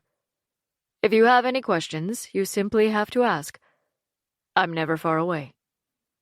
Elizabeth hesitated as she reached for the door, but recovered with a laugh. No, I bet you aren't. The next morning, Stephanie walked slowly down the hall and hummed one of the songs from the night before. Luckily, the fight that had broken out on the dance floor had been quickly taken care of by two super-huge Dreth security guards. It had been a relief, considering she and the team had been out for a night of fun and had all had a lot to drink. None of them had been in any real condition to intervene or stop a fight from going bad, especially not when they were already tapped from the hours of jazzercise-level dancing they'd done. She walked to the end of the hall and looked at the large, clear observation deck in front of her. It was made purely from strengthened plexiglass, like a square-edged bubble she could stand in. It was too tempting to miss. With a happy grin, she slipped her shoes off and pressed her palms against the walls as she stepped carefully onto the deck. Even with the sensation of glass beneath her feet and against her hands, she felt like she might float away. She drew a deep breath and felt slightly off balance for a moment as she stood there. With the entrance behind her, it was almost like she drifted through space. Stephanie pressed her palms more firmly against the glass and rested her forehead on it carefully as she stared at the earth. At first glance, it looked like a huge ball of water, shimmering in the sun. She couldn't see it moving, even though she knew it spun constantly on its axis as it hurtled around the sun. Knowing how it did that always baffled her. The space station itself orbited the Earth and gave her a once-in-a-lifetime view of the big blue orb she knew to be home to some of the most fragile, yet intellectually advanced creatures in the known universe. For that reason alone, she felt ashamed. She belonged to a species that had exploited its very home to the point of devastation. And all for what? Money and the greed of an elite few. And even those few had the gall to complain when the climate crash came and destruction followed. As she continued to admire the glistening planet below, a tear came to her eye. She traced her hand over the glass above the scorched brown parts of Earth. Some of the view was obscured by soft, roiling masses of cloud that gave no indication of wrathful forces at play below. She'd known it was bad, but to actually see the extent of the damage from up there stirred a deep regret. Another tear escaped to trickle down her cheek, parallel to the first. How could they? How could anyone do that much damage and think the planet would merely shake it off? She stared at it and realized it was a wonder the world hadn't shaken them off. Maybe it would have been better if it had. She stood there in silence and admired the striking emeralds and blues from the many beautiful parts of Earth, but also mourned the many parts that were scorched and barren and too obscured by cloud to see. Those damaged areas were referred to as the Devil's handprints. They were places covered in ash and dust and toxic mud, scorched by the merciless rays that penetrated the Swiss cheese ozone layer. Many of them were smothered by thick smog and experienced notorious weather anomalies during which the sun blazed for days at a time. They were so damaged, some said they'd been touched by the devil himself. In reality, Earth had become a volatile environment, a dangerous place for its current inhabitants. It was a change brought about not by planetary evolution, but by the dominant species that relied on it for its very survival.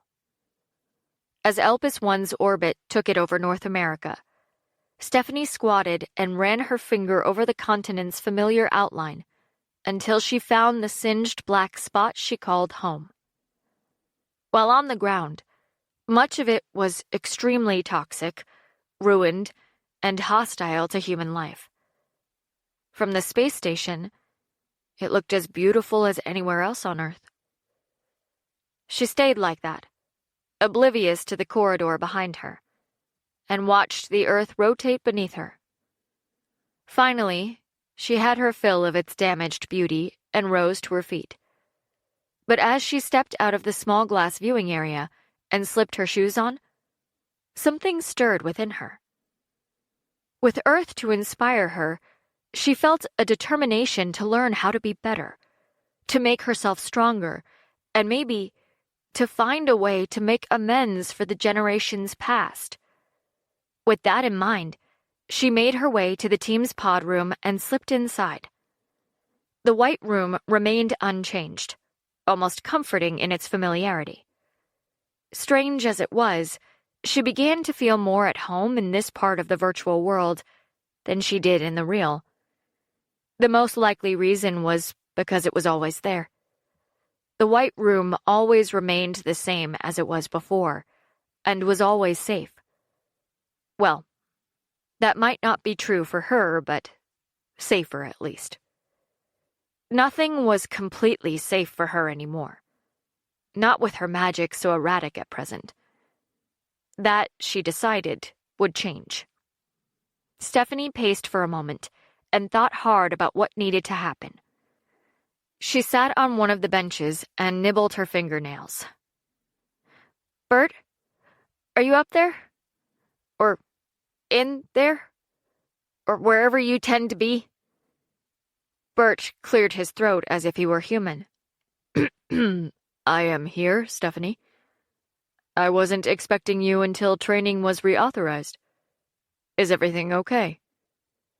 She nodded, still chewing her nails as the wheels in her head spun crazily. "Yeah. I have some ideas I want to run through. I thought about a few things, and I couldn't put them down. You know how that is. Or maybe you don't. I don't know." Bert struggled to understand what she was trying to say. There was no system translation for angsty nervous teen. Okay. Can you at least tell me what it is you think you'll test? Stephanie stood and walked around the room. "Have you been able to determine what happens if I have GMU in massive quantities? And not only like what happened during training, but basically what happens if I'm unleashed like that in the real world?" Beyond the unwinnable scenario, he really had nothing to work with in order to examine that kind of hypothesis. Unlimited power? Yes, she nodded. Bert paused for a moment and realized that he merely needed to let her try to describe what she wanted to investigate. It was clear she had some idea in her head, and she wouldn't let it go.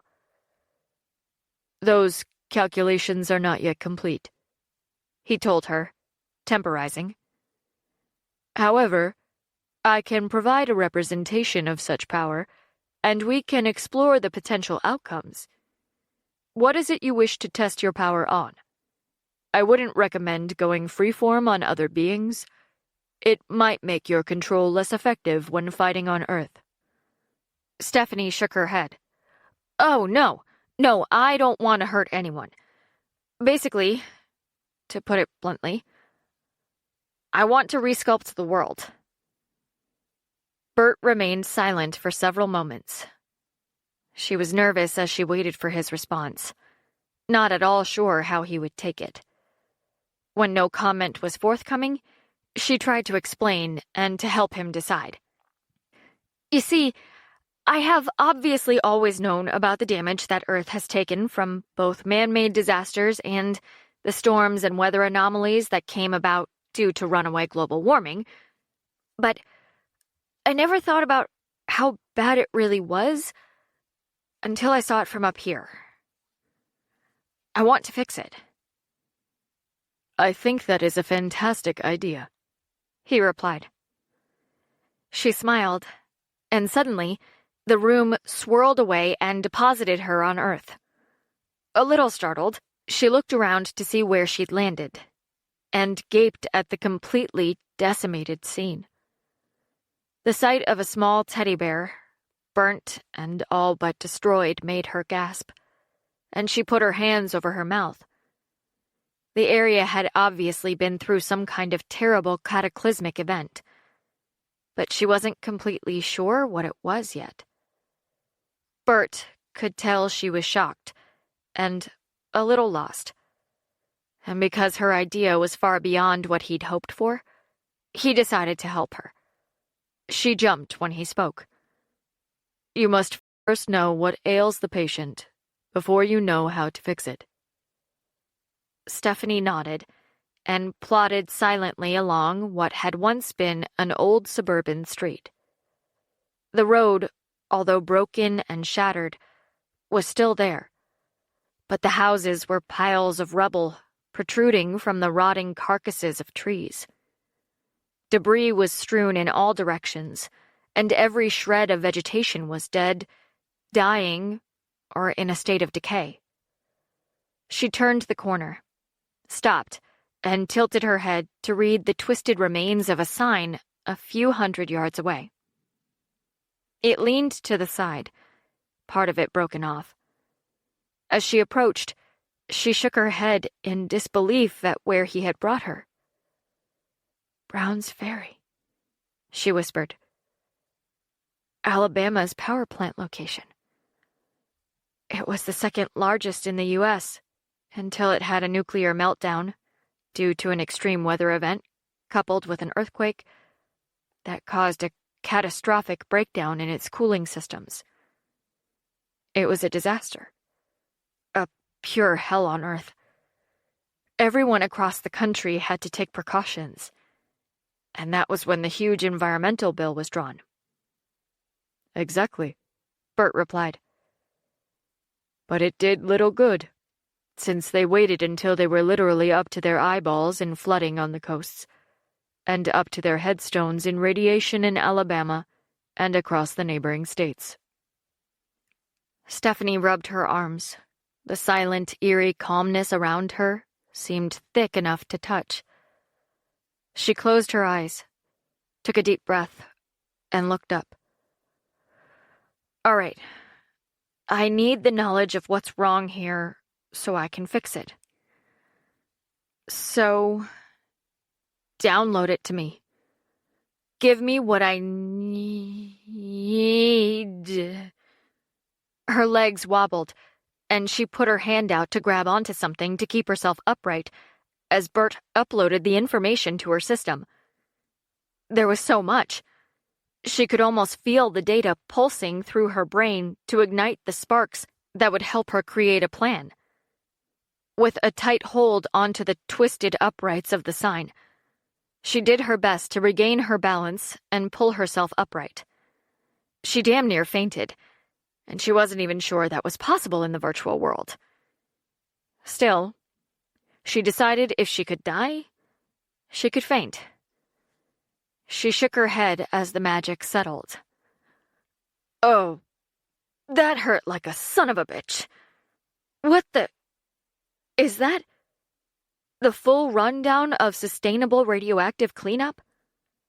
And some knowledge on what radioactivity truly does to a human, he replied proudly.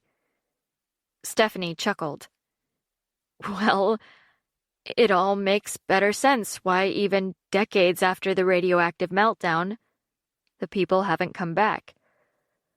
I can almost feel the gamma rays surging through the air. I guess that solves my issue of needing to know what levels the radiation is at. It's also handy, since it seems like I don't need any protective clothing right now. We're also taking this scenario as a chance to see what your physical reaction to radioactivity is, he explained. Your avatar will react as your body would, although the sensors indicate that the GMU blocks any harmful rays. That's interesting, she agreed and clapped briskly. She took a deep breath and rubbed her palms together. All right, well, let's get to this. Cleaning up a spill this big would usually take a lot of people.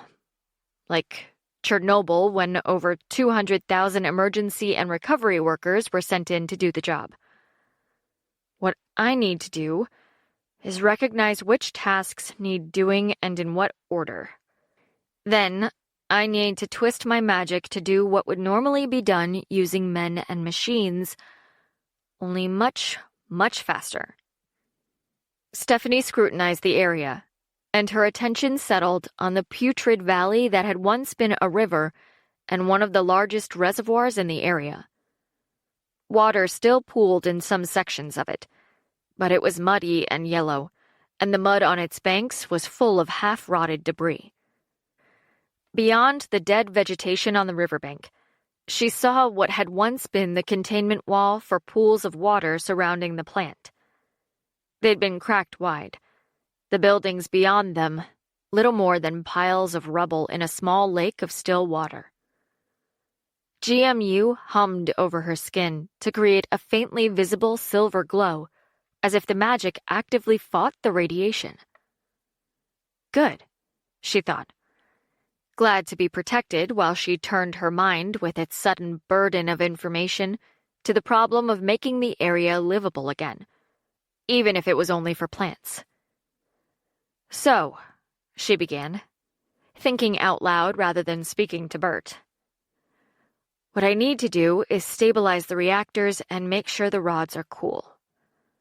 She looked at what was left of the power plant and studied its fractured walls and the surrounding pool of water. I would assume that's done. The next thing is to remove the contaminated topsoil, the debris, and the plant material. This time, she stopped and stared at the devastation around her. Somehow, I think I'm gonna have to move more than the 2 inches or so of topsoil they took out of Fukushima. And that's not gonna happen. What if I use GMU to transfer the ions and... She let her voice fade and frowned slightly. Bert, Hold on, let me try something. Bert watched her pace and make calculations in her head. When she stopped, he waited to see what she would do next. Stephanie rubbed her hands together, and a smirk played along her avatar's lips. She put both arms out to the side and let small orbs of light escape from her palms.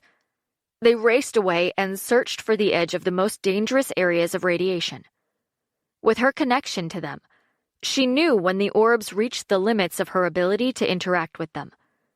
There was still more radiation beyond, but they stopped and traced a boundary around the area. That done, they spun faster and faster until they became connected in one ever-revolving circle. She breathed deeply, lowered her arms, and shook her hands out. Her focus intense, she crossed them in front of her at the wrists and closed her eyes as she pulled and pushed the GMU where she needed it to go. With a sudden shift, she swung her arms out wide before she slapped her palms together. Bursts of streaming energy exploded from both sides of her body. They rocketed toward the circled limitation of destruction and elevated to create a dome of magical protection. Stephanie opened one eye and glanced cautiously in all directions. That will do. Wow, Bert muttered. She pushed her sleeves up, put her hands in front of her with her palms together, and scrutinized the location. From where she stood, she could see the edge of the dome in the distance and turned slowly to study the entire thing. Moving her feet lightly over the ground, she swung her hands to release the energy in different ways. Some danced high into the sky and spun and whirled to collect any radioactive particles that had escaped into the atmosphere. The second energy release feathered out and rippled over the ground to gather any debris into neat piles. A swarm of airborne GMU swept in behind it to capture any particles kicked up. As it worked, she extended her hand and faced her palm up to release another surge of magic. This resembled 1,000 droplets of honey clinging together. The whole blob oozed stickily upward to hover in front of her.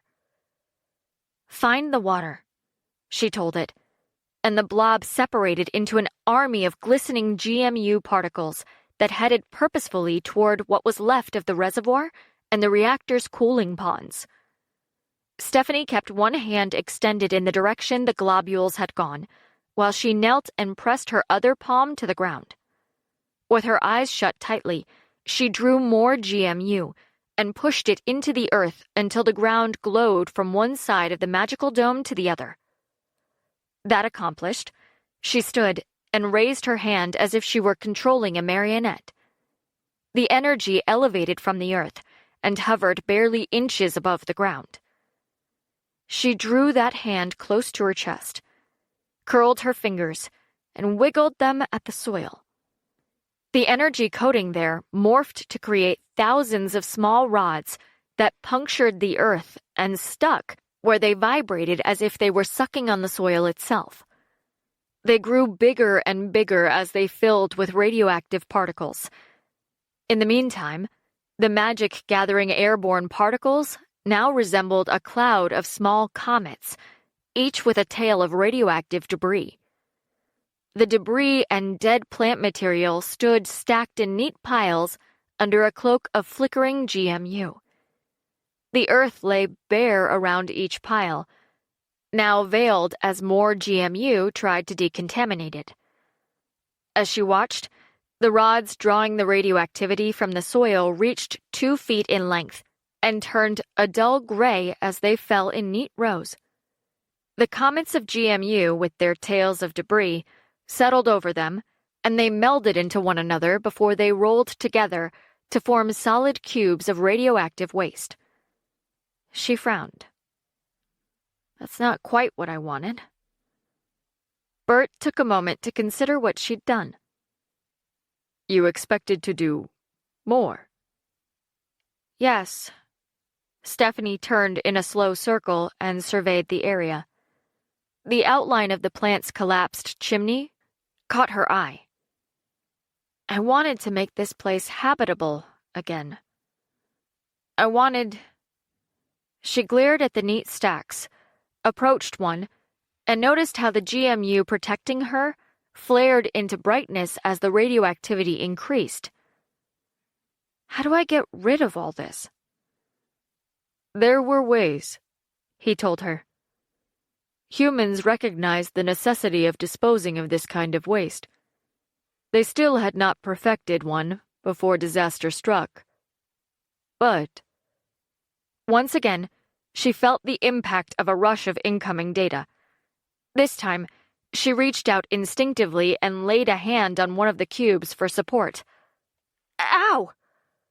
She stumbled back and rubbed her hand against her thigh. That smarts. With a scowl, she raised her hand so she could inspect her stinging palm, and an ugly red burn where she'd touched the pile. It appears the GMU has its limits, Bert observed. Proximity and concentration play a role in how effectively it protects you.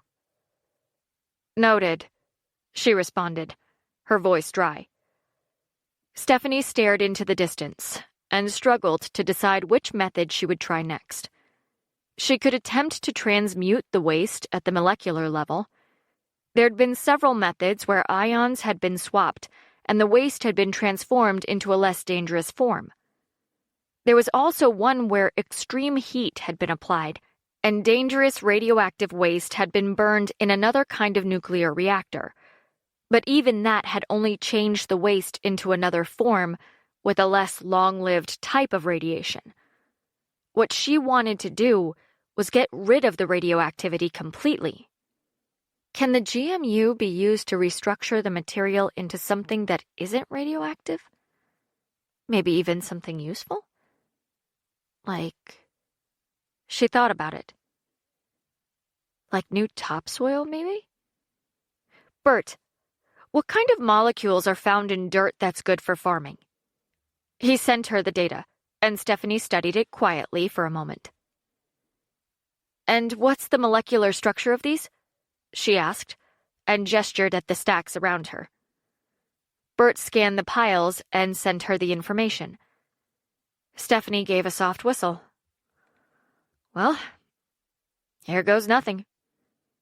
She focused on the GMU and drew more in. then worked it through the vortex she'd built inside her. As she concentrated it into the strongest form she'd attempted thus far, she thought about the piles of debris and waste around her. "This has to work," she murmured, as she thought of the molecular structure she had and the one she wanted to create. It wasn't as simple as she'd first thought. Even using magic, she first had to split the heavy radioactive atoms and recombine the protons, neurons, and electrons into the lighter atoms she'd needed. That was the only way to create carbon, hydrogen, oxygen, and nitrogen atoms that could be recombined into the various organic matter found in topsoil. She would definitely need to pull and compress a significant amount of GMU to accomplish it. When she thought the GMU was concentrated enough to make the conversion, she raised her hands and turned to face the nearest pile of debris. As she directed the magic into it in a single silver stream, she thought about the way the molecules had to shift and change, and willed the magic to make it happen. She continued to pour the GMU into the stack until the orderly pile crumbled into a mound of dirt, and dirt that smelt better than the world around her. "Yes! Look, Bert! Look!" Her delight made him laugh, but he tried not to let any of that humor show when he spoke. "And the rest?" "Easy!" she exclaimed, and channeled the energy over the remaining piles. At first, it was as easy as she thought it would be, but suddenly it wasn't. The magic faltered as it curled over the last pile, and she realized she'd focused so hard on sending it out that she hadn't remembered to draw more in. It didn't take her long to fix that particular error. "Nice," he said, but she didn't hear him. With the last stack of debris now transformed into a nice big pile of dirt, her gaze had drifted to the collapsed chimney. "You know what the ultimate test would be?" she asked. "I dread to think," Bert replied. He followed the direction of her eyes and calculated the odds of whether she'd go there next. Sure enough, she didn't disappoint. "Can you put me in the reactor room?" she asked. "Somewhere near the rods, but not on them." Ah, so she'd remembered the burn. "I can do that," he told her, and in spite of his better judgment, changed the scenery. His misgivings were well-founded when, with a single shriek of pain, her avatar crumbled. Apparently, the GMU couldn't protect against that level of radiation. He ended the scenario and brought her avatar back to stand amidst the piles of dirt. "Ugh, let's not do that again," Stephanie told him. "Now I know what a piece of burnt toast feels like. Worse, even." Bert chuckled. "Well, now we know there's a limit to the background radiation the GMU can protect you from." "Yeah. Thanks for that, Bert. I hadn't noticed." "Really?" He injected surprise into his tones, and then tried to sound serious as he suggested, "Would you like to go back and try again?" "Oh, hell no! What I want to do is figure out what else I can do while I think about how to deal with the rods." "Okay. And your next idea is?" "You remember that data you sent me about phytoremediation?" "Yes," he replied, and wondered why she hadn't made the connection before. "Well, since I don't have the energy to make another 300 tons of dirt, I might as well see what I can do with the dirt I have. First, I need to spread it out." Bert watched, intrigued, as she directed GMU magic to spread the dirt evenly over the area she'd taken the radiation from. "What sort of plans do you require?" She put her hands on her hips and cocked her head. "Oh, I don't know. You're the one who gave me the list. Do you really want me to repeat it all back to you?" He sighed. "When did you get so sarcastic?" Stephanie rolled her eyes.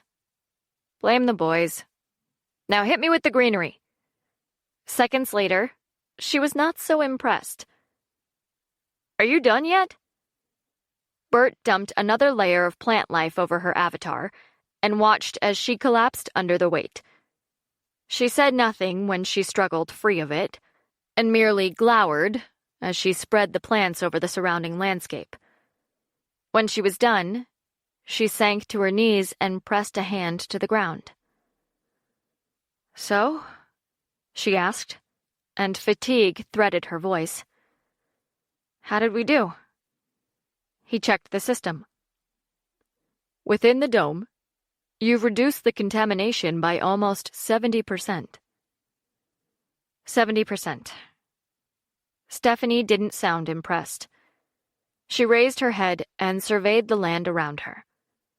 It did look better, but it was a long way from done. She took a deep breath and drew in a little more GMU. But then she stopped. "I can't do any more today." She sounded so utterly defeated that he wanted to comfort her. But before he could, she continued. "That's not bad. How much of the Earth's surface did I cover?" He pulled the virtual world back to give her the view from space. Her eyes shifted feverishly, and a small frown creased her forehead. "I don't see it. Did you get the projection wrong?" A tiny light flickered on the planet, and she blinked and stared at it. "That's it?" "That's it," he replied. "It's about a square kilometer of surface area." Stephanie rubbed her aching shoulders, starting to feel the strain of using that much magic. "Well, at this rate, it will take, only 1,000,000 lifetimes or so." Chapter 28. Stephanie whistled to herself, her mind on what she'd done in the pod as she packed her suitcase. She ran through different scenarios she could try in order to magnify the effect. Her aim was to create a livable Earth again, but at her current pace, the sun would swallow the planet before she could finish. A knock on the door drew her attention, and she packed the pair of pants she held before she answered. Lars stood on the other side and leaned nonchalantly against the doorframe. He flashed her a handsome smile and caught her off guard. Not because he smiled, but because she actually, for a split second, considered it a handsome one. "Hey," he said, and peeked into her room.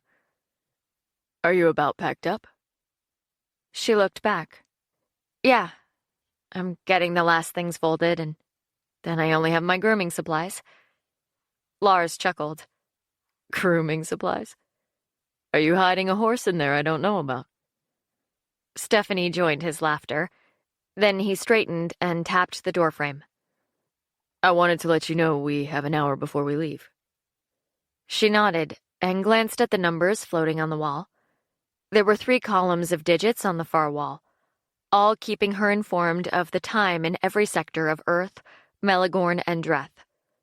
The one lit up green was the one they went by. "Okay, I'll be ready. I'm gonna call my mom quickly." He smiled again. "Tell her I said hi." Stephanie laughed softly and gave him the hand sign for okay before she closed the door. She stood there for a moment, frowning slightly, then shrugged and crossed to the small desk in her room. "AI, can you please get my mom on the line?" "Calling her now," the AI responded. Quicker than she expected, Cindy's holographic image popped up over the small silver box on the desk. "Hey, sweetie." "Hey, Mom." She was excited to see her and hear her voice again. "How are you doing?" "I'm good. Cleaning up around the house," her mom replied. "Your father went to meet with a vendor for the supplies we need to reorder." "Aw, I was hoping to say hi," she sighed. "And didn't you just restock?" Cindy smirked. "We did, but to start the contract job we just signed, thanks to you. We'll need more."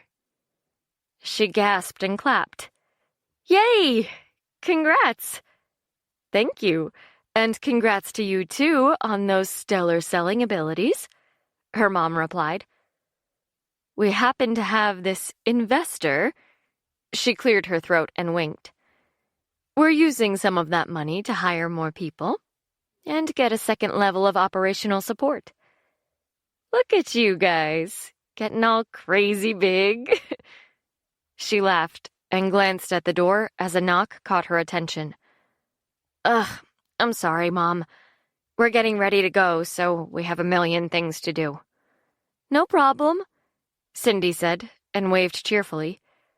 "I completely understand. Go. Do what you need to do. Have a safe trip and call us from Meligorn." Stephanie smiled warmly. "I will. I love you, and please tell Dad I love him too." "Always," her mother replied, with her signature warm, caring smile. "Kisses." They hung up, and she sighed as she strode over and jerked the door open with one hand. Elizabeth stood outside, looking at her phone. "Oh, hey, sorry to interrupt. I heard your mom, so I waited." She waved her mentor inside. "What's up? Are you taking the long trip in a business suit? That's hardcore." Ms. E looked at her black calf-length dress and black dress jacket. "Oh, no. Actually, that's why I am here. Unfortunately, I have to stay behind and protect your back. So you'll go to Meligorn with only your team." Stephanie bit the inside of her lip, slightly shocked by the news. "Oh. Okay. Whatever you need to do." She wrestled with an odd sense of despondency. Up until that moment, she hadn't realized how comfortable she felt having Elizabeth around. She'd been a lot happier knowing she would go with them, and her disappointment must have shown. From the look on the woman's face, her reaction came as something of a surprise to her as well. She didn't follow it up, though. Instead, she glossed over it. "You guys went out to the bar the other night and came back in one solid piece, and thankfully without mugshots trailing behind you. So why not another planet, right?" Stephanie's eyes took on a distant look as she remembered that night. There'd definitely been a considerable volume of booze, an equal amount of laughter, and in the end, several punches thrown before the team snuck out of the bar brawl Frog had started with another guy who, in all fairness, had been a right bastard. She looked at Elizabeth, who watched her with humor in her eyes. She tried hard to get rid of the idea that the woman knew exactly what had gone down, swallowed quickly, and nodded. "Oh yeah, right. We got back safely. Sure, that's fine. What could possibly go wrong?" Ms. E grinned and patted her on the arm. "Good. You'll do great, and you'll be back before you know it. Now I have some meetings to get to. If I don't see you before you leave, buckle up, make sure you get enough sleep, don't start fights, and don't blow the royals up." The girl laughed nervously as her mentor left and watched the woman answer her phone as she walked out of sight. As soon as she'd gone, she shut the door and ran to retrieve her handheld comm. "Are you guys there?" She was slightly panicked. Okay, she was freaking the hell out. Johnny came on. "We're here, Big Chief. What's up? Do you need Frog to come get your luggage?" The other man groaned in the background. "Why am I always the bellboy?" Stephanie shook her head and flapped her hand at the same time. "No, I got it. I wanted to know if we had everything. You know, do we have the armor, the MU stones, the backup batteries, the stuff from the armory, In the other room, the guys gathered around the comms when they heard the panic in her tone. Lars cleared his throat to interrupt her. "Whoa. Hold up there, quality control. Relax. Take a really big breath. The supplies have been checked, double-checked, and then triple-checked. Then Brendan watched them loaded for the trip. She instantly felt a little bit calmer. Okay. Thanks. I thought I would ask because if I didn't, it would be my fault if we arrived there empty-handed. Johnny chuckled gently. It's all accounted for, boss lady. All we're missing at this point is you. Stephanie looked around. Oh, yeah. Okay, be there in, 10 minutes. She ended the call and shoved the comm unit in her bag before she rushed into the shower and yanked her bathroom bag off the counter. Using her arm to swipe all her stuff into the bag in one sweep, she set it back on the counter as she double-checked the drawers and the bathroom. When she was sure she'd left nothing behind, she picked it up and shoved it in her suitcase. With 2 hands, she slammed it shut and leaned on it with her elbow to get it closed. She put her thumb on the front mechanism, and it flashed blue and then green to confirm that it was locked. Once she'd put her bags at the door, she walked over to the tablet on the desk. She swiped right and pulled up Todd's email, even though she knew he couldn't check it yet. It didn't matter. She decided she'd leave him a little message before she left.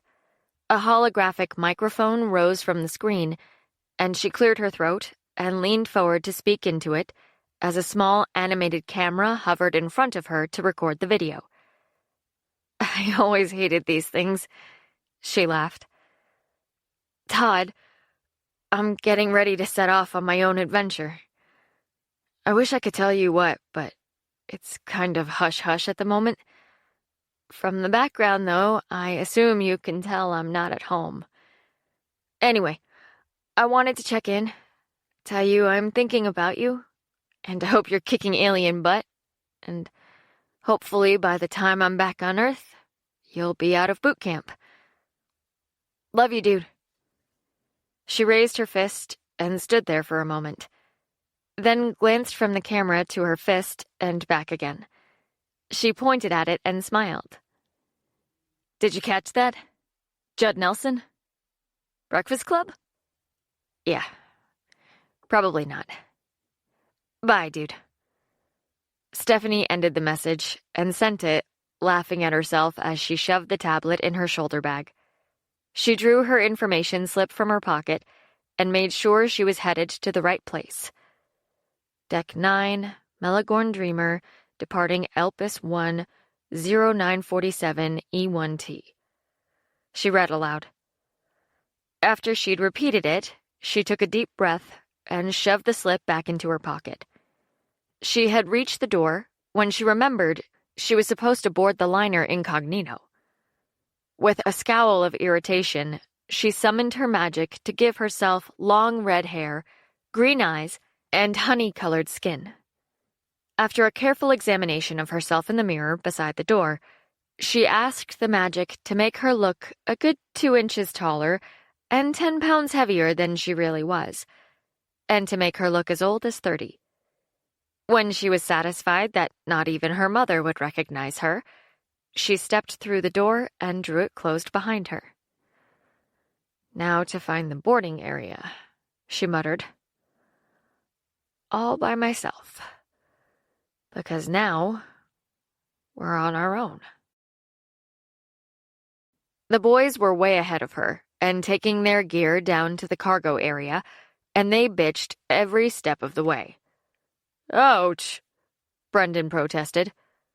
Don't push so damn hard. If you give me a shoe wedgie with that bitch, you'll rip my whole foot off. Frog looked at him from behind the wheeled pallet. Sorry, but it's hard to see through the giant pallet of shit you made me push. I know I was the last to join the team, by 10 minutes, I might add, but that was a long time ago. Can we please either make me an equal or hire some newbie I can hand over to? Marcus laughed. He carried 2 duffels with ease. There's no room for more, dude. You'll have to suffer through it for another round. Don't worry. It makes you stronger. Frog groaned as they made their way across the dock with the last of the equipment. They'd told Stephanie it was all already locked away, but had decided a little white lie wouldn't hurt when they heard how panicked she was. Not only did they not want her to freak out, but they also did not want a surprise appearance of Morgana. The guard at the entrance to the umbilical leading to the hold put his hand up and flipped through his tablet when Lars showed him their badge. He glanced at it and back at him before he stepped to the side. Lower Deck 24, compartments 932 and 933. Use your palm print to secure them. If you have any problems, use the comm center in your rooms to call the concierge. If you can't get in, drop past security over there. Lars looked in the direction he'd indicated as he tucked his badge away. He nodded once he'd located the relevant area. Thank you. The team lugged everything down to their assigned storage, packed it away, and secured it for the journey. They didn't put a single thing in the second compartment, but had rented it in case. Marcus shook his head as Lars pressed his palm to the pad. What good is the equipment down in the hold? The guys turned and looked at him, and Lars sighed. You aren't suggesting we'll need it on the voyage out, are you? The other man stared in return and gestured at the upper decks. I'm only saying it's no good down here if we're attacked by pirates up there. Lars rolled his eyes. We have permission for our personal sidearms as security escorts. But that's it. He narrowed his eyes. Of course, if you don't think you're man enough to handle a pleasure cruise without anything extra... Frog snorted, and Marcus shook his head. No, I'm good. I'm man enough to deal with anything without my sidearm. Unlike the rest of you pussies. The team leader gave him a look that said he might consider making him prove it, but the final boarding call came through, and he led them back to the boarding lounge. They checked in under their cover names. Frog was last to come up, tipped an invisible hat, and put on a passable Irish accent. Seamus McGee, he told the attendant, and showed her his boarding pass. She didn't even blink, found his name, took his fingerprint, and handed him a map of the ship. He turned away with a sigh and rolled his eyes at her lack of reaction to his obviously impressive Irish name. The guys laughed at him as they walked through the entryway toward the ship's foyer, where a fountain sprayed multicolored arcs of virtual water that looked almost real. Lars looked around and saw they'd caught the attention of a female passenger headed in the same direction. He smiled at her and nodded politely before he turned back to the team. She nodded in response, and her lips curved into a small smile as she studied her ticket and scanned reception for the right elevator. After he'd taken a minute to admire the tall, leggy redhead, Marcus leaned over and whispered to Lars, I thought Lily, was supposed to meet us here. You don't think the nerves got to her and turned her into Morgana, do you? He looked around again, but saw no one who might be Stephanie in disguise. His scrutiny dismissed the woman who stared at the same bank of elevators they needed. His voice lowered to a sotto voce whisper. He added, Maybe we should look for her and make sure she's not doing something desperate, like holding hostages in the boarding area, or looking for some Dreth to kill. The woman hid a smirk and turned toward them. If I were her, she told them seriously, I'd come in here to Hulk out, and maybe bash a couple of you knuckleheads together for talking about her that way. Lars caught on first, and covered a laugh, but the other man looked suspiciously at her. Stephanie ducked in close and put her hand up to hide her face from people passing by. For a brief moment, she assumed her own face, and quickly returned to her disguise. Marcus jumped slightly. Whoa. Either you're her, or we have a really big problem. She laughed, and her long ginger hair cascaded over her shoulders. "It's me, you dummy. I didn't want to give anyone a chance to recognize me. This place is huge. There are way too many people here." He made another furtive scrutiny, and this time took note of the open floors layered above them. They stood close to the fountain in the center of an open atrium, surrounded by what looked like thousands of people who milled aimlessly about. Stephanie shook her head. "I didn't think for a second that this place was so monstrous." Lars grinned. "Come on. Me, Frog, and Johnny have been on one before, and we studied the schematics for this one. We'll show you around. Mostly to make sure you know where to not blow shit up." Frog interjected. "You know, so we don't get sucked into the cold, dark depths of space." Johnny elbowed him. "You have no chill, do you? No chill at all." He shrugged and hurried behind them. "What? I'm being for real here. Under the circumstances, I would say I have every right to feel that way." "No offense taken, Froggy." She laughed and turned to squeeze his cheek. When she'd let go and turned away, he rubbed his face. "She really freaks me out with a new body and everything. Her attitude's the same, though." They all laughed as they wandered across the atrium and into the elevator. It was glass-fronted, so Lars pointed out all the cool things he'd noticed about the ship. Frog followed up with safety advice. The team leader pointed down a level. "And there's the Ritchie shopping mall with loads of designer boutiques for clothing and jewelry and stuff. I'm not sure I understand why they'd want to shop before they get to Melagorn, but whatever, right?" They left the elevator and followed the corridor away from the center of the ship. When they reached the last T intersection, Frog grabbed her arm and almost dragged her over to the wall opposite. "See this?" he demanded, tapped it with the tip of his index finger, and made sure she was paying attention. "This section of wall is very thin. This goes to the outside in about 20 feet. We want no unnecessary explosions close to this wall."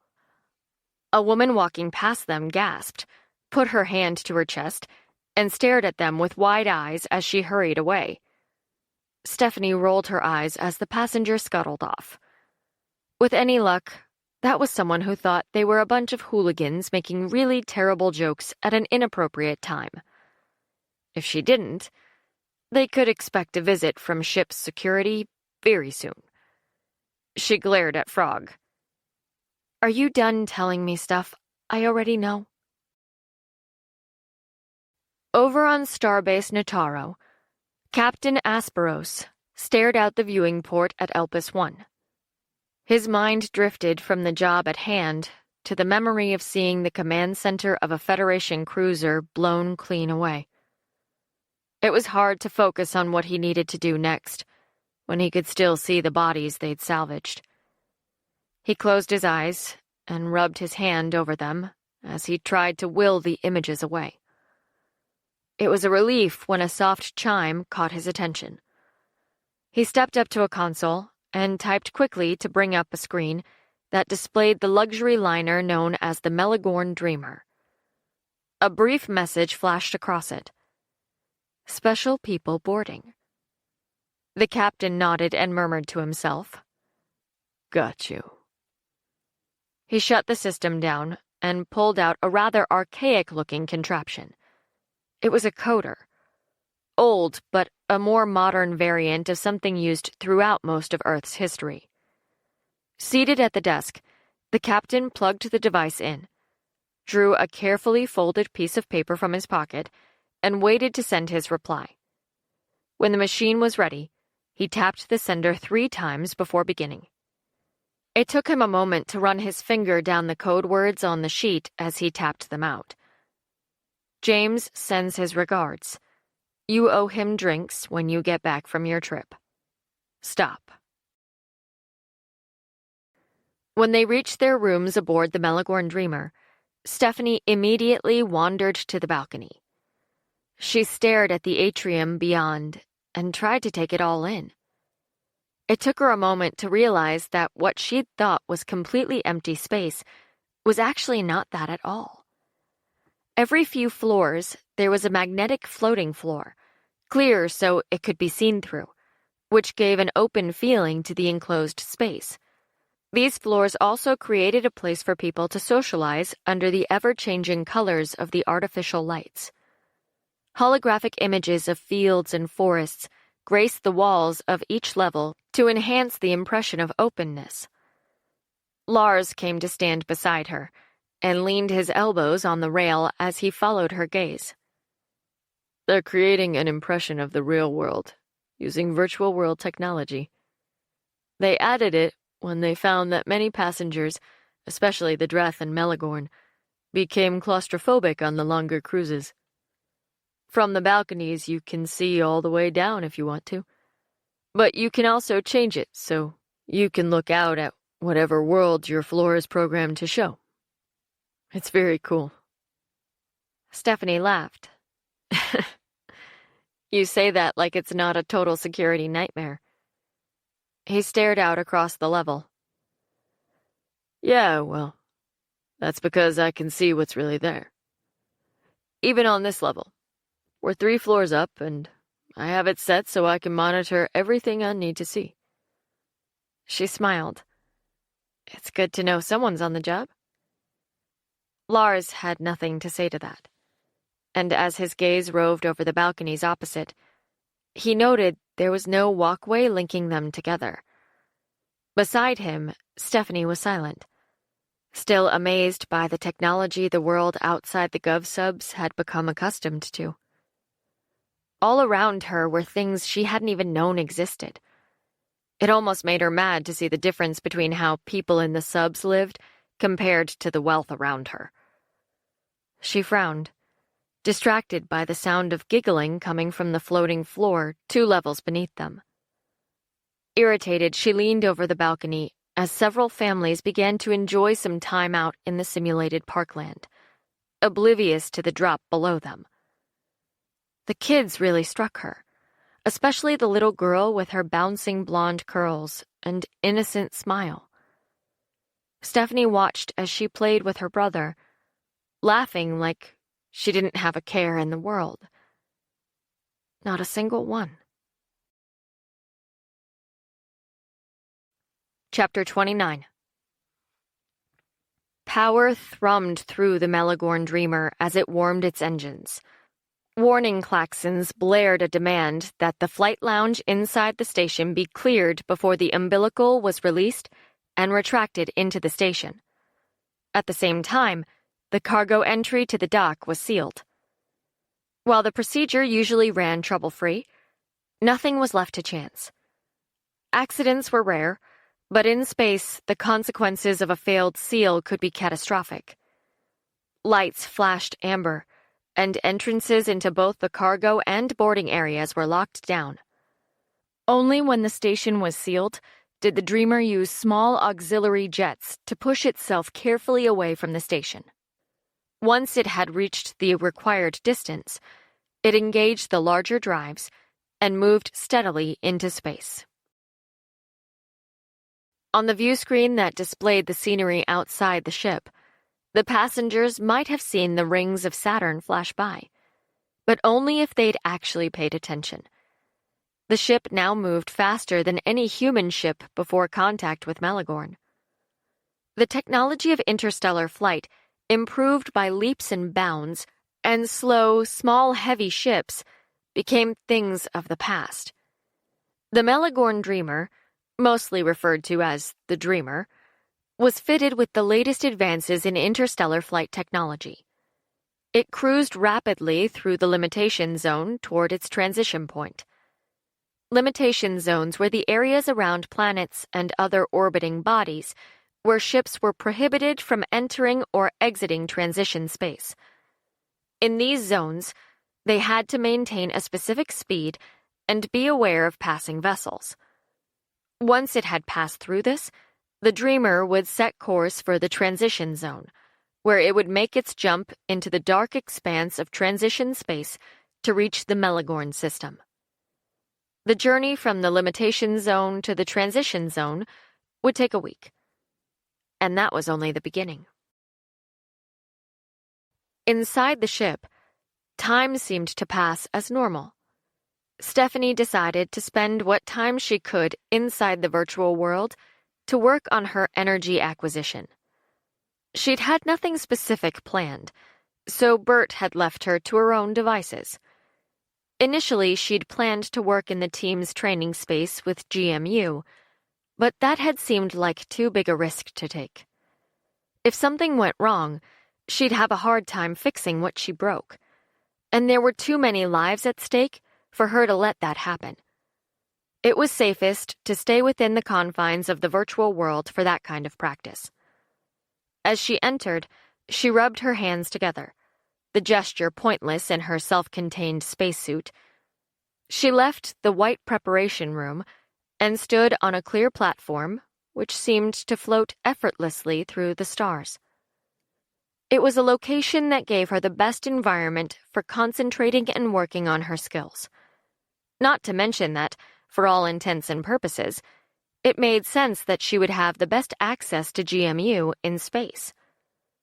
Of course, standing on an open platform in the void of space wasn't something she could do in the real universe, but Bert put all the parameters required in place and left her to it. Through the clear faceplate of her helmet, she looked down at her suit with its built-in boots and gloves. The days of bulky spacewalks were also a thing of the past, but she couldn't quite determine why they would make the woman's suit as tight as a second skin. She shrugged and grumbled quietly. So much for the surge of equality when it comes to comfortable dang clothes for women. I'll be picking this out of my... Bert cleared his throat. How is it going? Stephanie glanced around and half expected to see him float by, riding a meteor or something. I'm only getting started. Good. And I will submit your spacesuit feedback anonymously to the engineers in wardrobe, he replied. She blushed slightly and went back to work, breathing deeply through her nose as she spread her arms wide to draw in the GMU all around her. As she did so, she focused on the vortex she'd created inside her, and spun the energy until she had refined it into a more compressed product.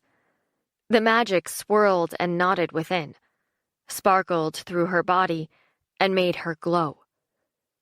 To an outside observer, she looked like a young dancing star drawing in a line of light in the shifting and often violent expanse of space. After a few moments, the energy had spun through its final turn and settled in a concentrated ball in the pit of her stomach. She wasted no time in repeating the process with a second batch of GMU in an effort to see how quickly and thoroughly she could convert the energy into usable magic. The more she had in reserve, the better off she would be in a battle, since a little condensed GMU went a long way, or created one really devastating explosion. Sweat beaded on her forehead, and her suit began to use the wicking to pull the moisture away from her skin to cool her down to her original temperature. By the time the vault inside her was half full, she was exhausted. She let her arms fall to her sides and realized she was breathing heavily. Conscious of the need to pace herself, she dropped onto the center of the disc beneath her, sat cross-legged, and stared at her gloved hands while she tried to calm the rapid race of her heart. She caught a small flash from the corner of her eye and looked up slowly with a small gasp at the wondrous sight before her. Close enough that she could see the spiraling clouds of gases that erupted and pushed back against the weightlessness of space was a large nebula of stars. For only a moment, she sat and absorbed the beauty in the universe around her. It made her feel absolutely tiny, while at the same time, it seemed as if she held the history of everything and everywhere tightly in her gut. She felt like a newborn floating on the ocean of space, but also like something as old as time, with the splendor of history flooding her veins. When she depressed a button on the top of her gloved left hand, a dome rose from the platform's edges. As the dome enclosed her, it sealed with a soft hiss, followed by the quieter sound of a breathable atmosphere releasing around her. The whole ritual wasn't necessary, considering there was nothing like it in reality. It also wasn't needed in the virtual world, since she couldn't die there. But it helped her mind accept the reality of her surroundings. Once the dome signaled that she was surrounded by atmosphere, Stephanie removed her helmet and gloves and pulled out her tablet. She began making extensive notes for one R&D. It was essential that she recorded every aspect of working with GMU. After all, she wasn't the only being with access to magic, and the ambassador had only said her experience was unique. That didn't mean it couldn't happen again, and it meant she had to record it all, from the way she converted it to the feelings of wonder and reverence that washed over her when the magic filled her. Every detail needed to be captured. When she had finished, and was sure she'd included everything, she saved her file and sat in silence to watch the universe turn around her. Her mind drifted to the job ahead of her, and then to her ability to clean the earth up. There has to be a way to do it faster, she mused. She set the tablet down beside her, crossed her legs at her ankles, and leaned back on her hands. Her thoughts drifted to the time before humanity had damaged its world, and ranged to when people had marched to save it. It seemed strange now to contemplate those distant years when humans had recycled what they could to minimize what they put into landfill. Those had been times when rubber was made into playground chips, and smaller homes were legislated for all, not only the poor. Admittedly, the technology was almost archaic when compared to the present, but the principles were the same. There had to be a way for her to not only clean Earth up using her magic, but to also begin to heal it through sustainable practices. Most of the trash had been taken care of during the Great Burning. With chronic overpopulation and a collapsing infrastructure, none of the large cities of the world had been able to cope with the waste produced by their populations. During that time, people had simply disposed of their trash by dumping it into the streets and waterways when landfills were no longer available and recycling factories hadn't been able to cope.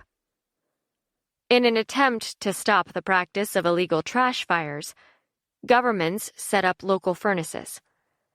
The Federation's new leader had ordered that all rubbish was to be burned, without exception or exclusion.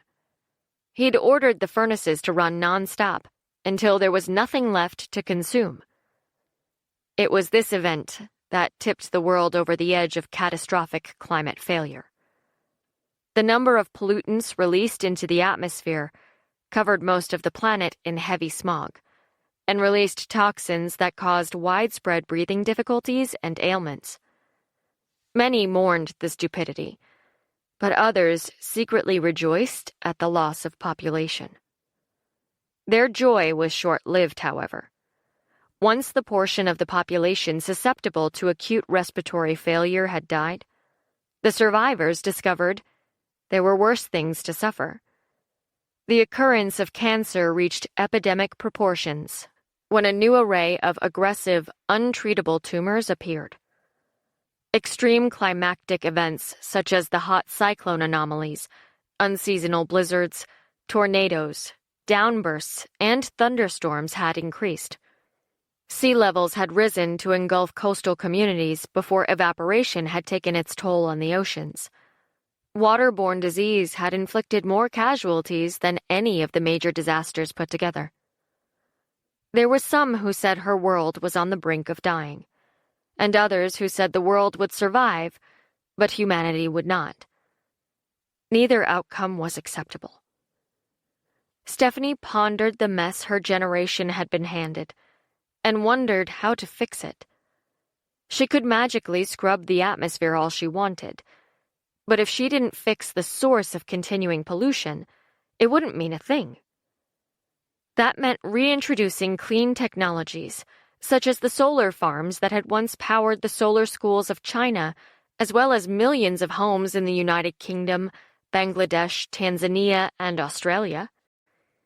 It meant finding a way to harness the wilder winds and renewing efforts to direct the energy of Earth's volcanoes.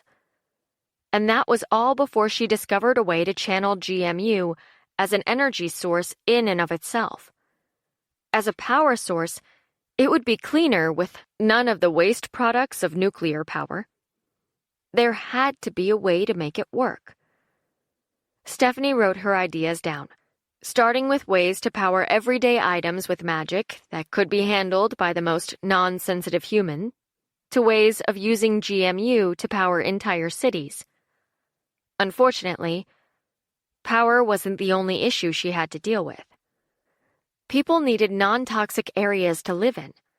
They needed to get out of the subs, grow their own food, and raise their kids in an environment that wouldn't kill them.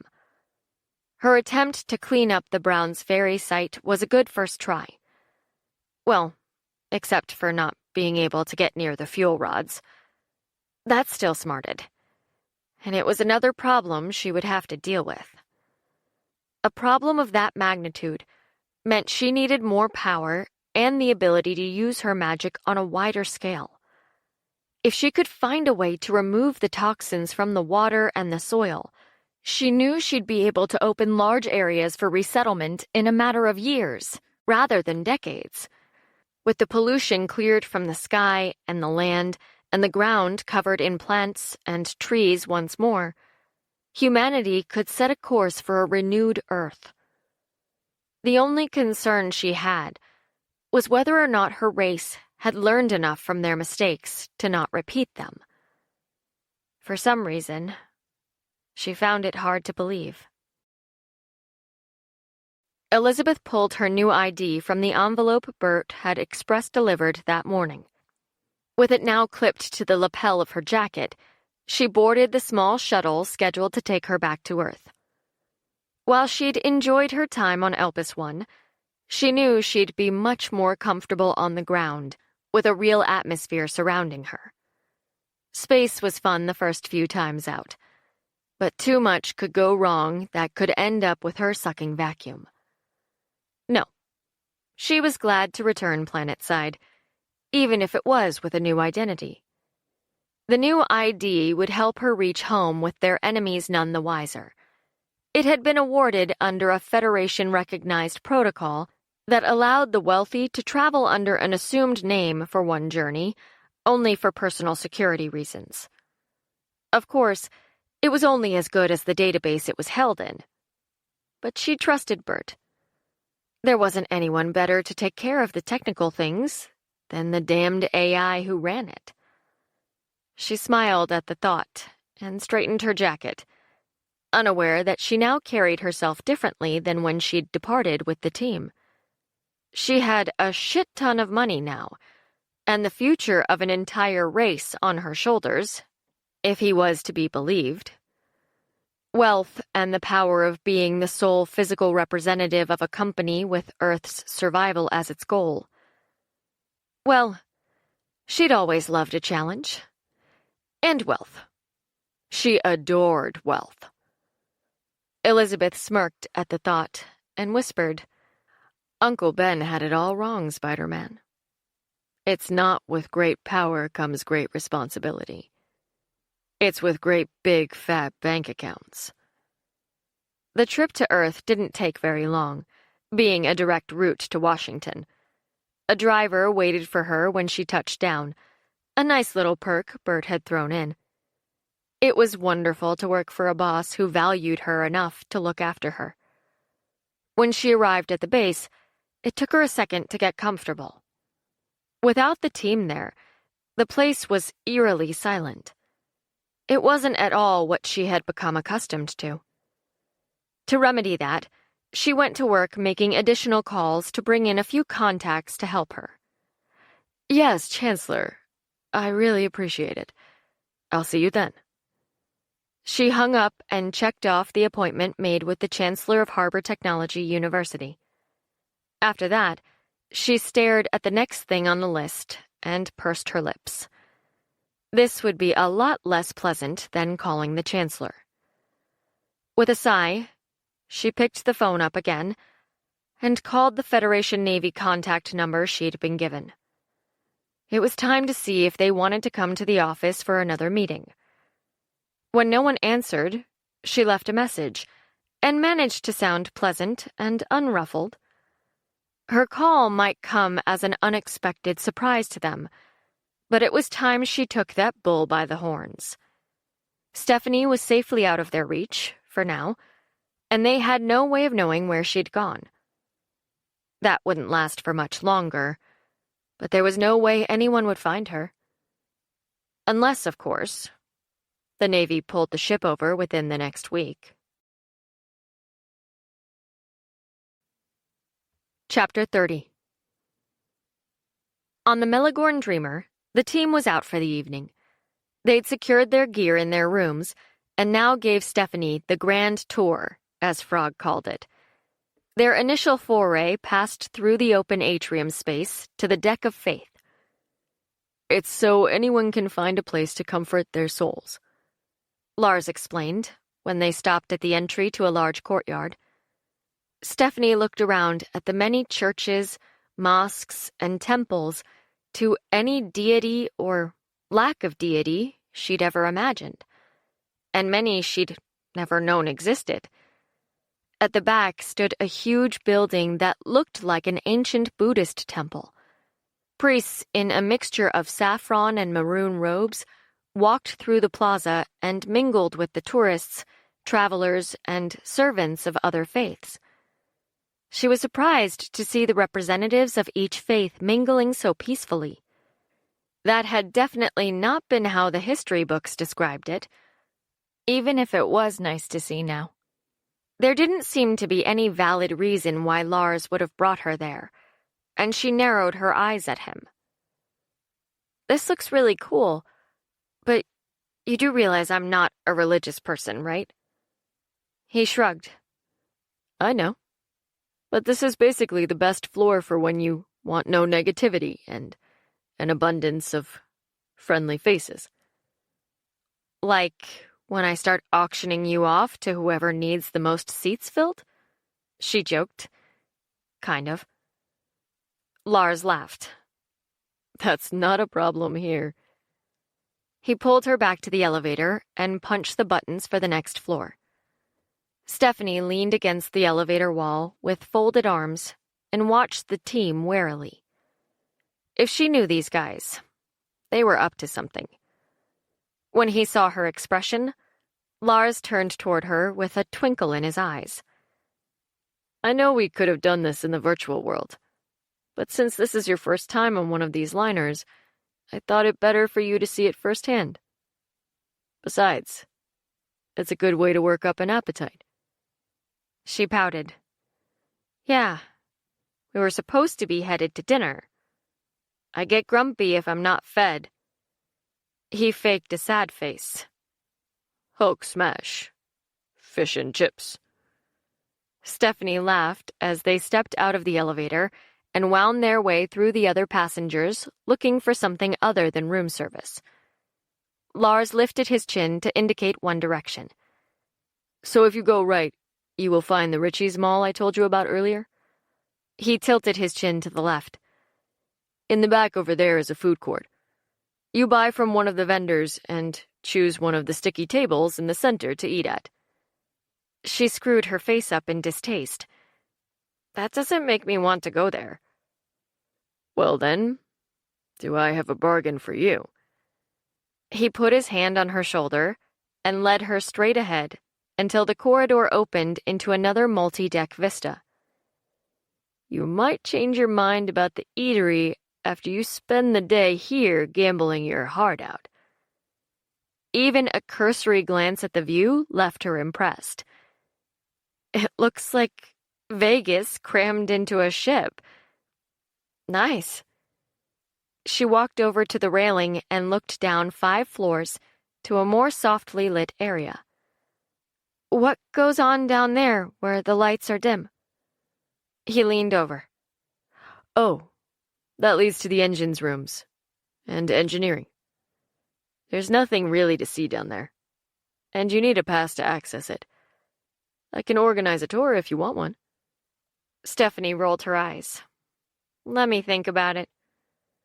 They continued and took an elevator up past the casinos to another level. Lars and Stephanie poked their heads out of the elevator and stared at 2 large white doors in front of them. A simple white desk backed by a row of lockers and manned by 2 serious-looking security guards in pristine white uniforms was set to one side of it. The men looked up when the elevator doors opened, and Lars tossed them a quick wave. Sorry, wrong floor. He stepped back into the elevator and pulled her with him. That's the break.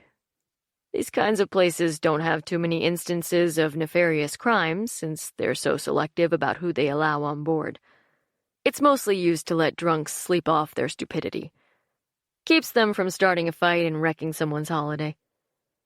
She winced. Sucks to be them then, doesn't it? The tour continued until the team ended up in a plaza devoted to fine dining, dancing, and theaters. The mall of designer wear was linked by a short corridor, and beyond it, an entire deck was devoted to working out. To Stephanie's surprise, they left the main restaurant area and walked to another small courtyard with a secluded restaurant. As they crossed the open space, a Dreth exited and headed toward them. Lars linked his arm through Stephanie's when she froze, and her hand moved instinctively for the blaster she usually carried in the simulations. Frog came up on the other side of her, slid his hand into hers, and squeezed her fingers. Their presence calmed her first instinct, and she managed to suppress the urge to call on her magic. Instead, she took a moment to notice how the Dreth was dressed. The alien was as huge as any of the warriors in The Sims, but he wore a simple blue tunic over baggy red trousers, and he was barefoot. Bells chimed as he moved, and he gave them a close-lipped smile as he passed, and brought his hand briefly to his chest. Wait. Did I imagine that? She asked. Lars laughed, and relaxed his grip on her arm a little. The Dreth priest of Hrageth? Not at all. There are all kinds here on the ship. Believe it or not, I met a vegetarian Dreth on one of these vessels. You have to remember that not all Dreth are your enemy. There has to be a point where you open your mind enough to realize there's more to the Dreth than only the pirates. Not much more, Frog muttered, and Marcus whacked him upside the head. The team leader ignored him. The pirates merely make the news reports more often. Stephanie understood, and also realized she had become very isolated from news of the real world, and it reminded her of the last thing she'd seen. You know, I watched a news report a week or so ago where a couple of business moguls slaughtered each other, and then, before anything could be done, their chalet exploded, and all that was left of them were bones. Humans have their own form of pirates. Lars squeezed her arm. Exactly. Come on. They say this place serves the best food on the ship. I trust you to know. She glanced back for one last look at the Dreth priest, and removed her hand from Frog's as she did so. He gave her a look of mock hurt, slid back to walk beside Marcus, and accepted his teammates' pretense of sympathy. They made her smile with their antics. Still smiling, she turned and stopped when she came face to face with a Melagornian in traditional robes. Lars apologized for almost running into him, but he deflected the guard's embarrassment with a gentle shake of his head. Stephanie looked into his face and noticed that he had a kind smile and warm eyes. She stepped back to bend her knee for the Melagornian greeting to nobility, reached up and bowed her head. To her surprise, he didn't let her dip any closer to the floor. Instead, he placed his hand in hers and pulled her in, holding her forearm tightly so that she returned the clasp as they greeted one another. When he released her, she stepped back and smiled. "It's nice to see a Melagornian here." He spread his arms wide. "And it's nice to see a human who knows how to greet one properly. Not many humans know how." The rest of the team shuffled uncomfortably and reminded her they were there. "Oh, I'm sorry. Please, these are my friends," she told him, gestured to the guys, and stood aside so they could greet him. They did as well as she had, but she couldn't help noticing how they were suddenly much more alert, and their eyes scanned every corner of the courtyard. Ever since the attack on the ambassador and Elizabeth's unwinnable scenario, they'd become far more cautious around Melagornian people. Stephanie would have laughed if it didn't make her so sad. The stranger cleared his throat, drawing her from her memories. "I am sorry," he told her, "but I didn't catch your name." Stephanie blushed. "I am Lily." This time, he extended his hand in a human greeting. "Lily. Okay. Nice to meet you, Lily. I am Garmathian Handor of the Triton Quadrant of Melagorn. You may call me Garma for short." She smiled at that and let him walk beside her. Lars kept hold of her other arm, and the team fell in behind them, exchanging glances. Garma laid his palm against the back of her hand. She glanced down and realized she was taking MU in from the Melagornian. With a gasp, she snatched her hand out from under his. "I'm so very sorry." He chuckled and lowered his voice. "You aren't so hard to identify, Stephanie Morgana. Even if you do have a different face. Your magic gave it away. I could feel it the moment you greeted me. If you're trying to hide your identity, you might want to watch that." "Noted," Lars murmured from beside her, and he didn't sound pleased. Stephanie ignored her guard and put her hands nervously in her jacket pockets as she tried to find a way to change the subject. "Your MU is very strong. Much stronger than I'd expect for someone who's obviously been on Earth and is now traveling back to Melagorn." "As you get older, you go one of two ways," he explained, and accepted her diversion. "You either learn how to hold your magic tightly and only use small portions at a time, or you become sloppy and lose everything in the blink of an eye." "Then I will start to learn how to hold what I have," she responded with a solemn smile. They now approached the restaurant, and Garma glanced at Lars. "I will go back to my quarters," he said, and glanced at Stephanie and the rest of the team. "Would you all like to join me for dinner tonight? I have the top suite upstairs, so there is more than enough room, and you're all very welcome." Stephanie took his hand in farewell. "I appreciate it, but we have plans tonight. If you are up for it tomorrow, I think we would be delighted." The Melagornian grinned. "Excellent. Then I look forward to seeing you tomorrow evening, and you won't have to hide who you are while you're there." They said their farewells, and she walked on beside Lars. The team leader had released her arm and was already researching one Garmathium Hondor of the Triton Quadrant of Melagorn on his tablet. He wasn't very impressed with her. "You can't randomly become besties with someone who obviously saw right through your disguise. That's not exactly a recommendation, you know." She patted him on the shoulder. Deep breaths, Lars. Deep breaths. We'll be okay. The whole reason I am here alive today is because I put a little faith in the Melagornian ambassador. Out of everyone I've met since finding my magic, Melagornians tend to be safer than humans. Present company accepted, of course. They are also more powerful and easier to make friends with. Everything will be all right. Frog slipped past them and opened the door so she and Lars could step through. Marcus slid through in front of them and obviously scrutinized the place because Lars was preoccupied with his tablet. Stephanie let the team do their thing and entered the restaurant. As the aromas inside caught her nose, her eyes widened, and she heard the guys all take several appreciative sniffs. The place smelled amazing, and there were representatives of all three races seated inside. A waiter guided them to a table and handed out the menus. As soon as they were settled, they buried their faces in the list of selections.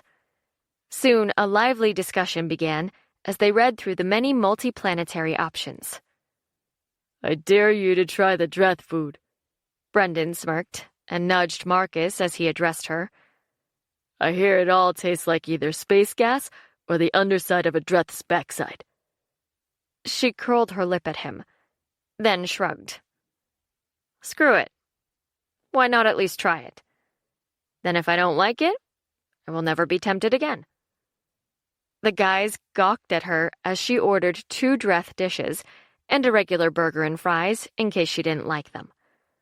Everyone else ordered conservatively, all of them too chicken to try anything else. When the food arrived, most of them were relieved that they'd chosen to stick to the norm. The waitress set the 2 Dreth dishes in front of Stephanie and smiled. She returned the smile before she picked up a fork and poked at the first dish.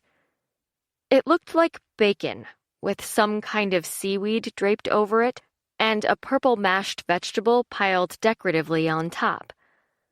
She leaned forward and sniffed at it, but it had absolutely no odor, which was very strange. Intrigued, she tried it cautiously.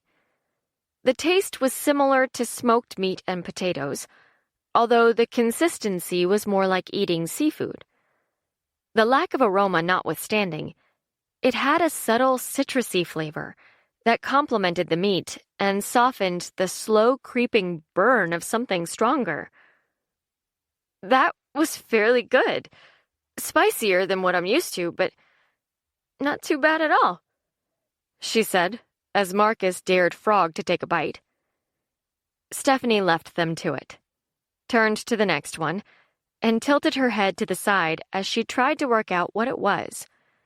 It looked like gray sludge, soup-like, but too thick to be soup. More like mousse, or pâté perhaps. It formed the base for a pale, delicately folded pastry that had been loaded with diced cubes of meat and a mixture of purple and red vegetables shaved into thin strips. Like the dish before it, this one didn't have a smell either. It took a moment for her to swallow her doubts and take a cautious nibble of the gray concoction. To her relief, it had a creamy texture and a delicate smoky flavor. Encouraged, she cut away a forkful of meat-laden pastry, swiped it through the sauce, and popped it into her mouth. Spice exploded to startle her taste buds, hot enough to make her nose run and her eyes tear up. Entirely at a loss, she stopped chewing and held it in her mouth until she could adjust to the taste. Unfortunately, the longer she held it there, the hotter it became, until she had to chew hastily to clear her mouth. She reached desperately for a glass of water when a shadow fell across her table, and Frog, Lars, and Johnny stopped laughing long enough to scramble to their feet. Please, a deep, gravelly voice said. Drink this. It will soothe the burn. Water will only make it worse. I admire your choices, but Aquenia should come with warning labels. Stephanie grasped the glass and was about to lift it to her lips when Lars intercepted it. "Hey!" she protested. "Let me," he said, before he took a small device out of his pocket and scanned it. "It's fine. No offense intended," he added, as he handed it back to her and addressed the Dreth warrior who'd offered it. "None taken," he replied, as she swallowed 2 large mouthfuls. "Oh, that's much better," she said, when the thick, fruity syrup coated her tongue and throat. She looked at the dish, took another forkful, and responded to the looks of disbelief on the team's faces. "What? It's really good." The Dreth laughed, which made her jump, and he patted her on the back. "Your courage speaks well of you. Next time we share a drink, it will be as friends." The guys relaxed and slowly resumed their seats, although Stephanie noticed their gazes strayed often to the corner of the room where the Dreth sat. He, for his part, seemed to ignore them as she finished her plate. She was careful to use more of the gray sauce with each forkful, and to take regular sips of her drink. Lars ordered her a second one when the first one ran low, and the guys gave a soft cheer when she finished. "Shut up and pass me that burger," she said. "I'm still hungry." They all laughed and did as she asked, a little surprised that she was a better sport than they were willing to be. When dinner was over, Frog and Johnny hurried to the courtyard, where some late evening dancing had begun. Lars laughed as he followed them, grabbed Stephanie by the hand, and despite her groans of protest, dragged her after him. "Let's dance." "I thought you'd never ask," she mocked, but gave in to his playful smile and put her hand to her forehead.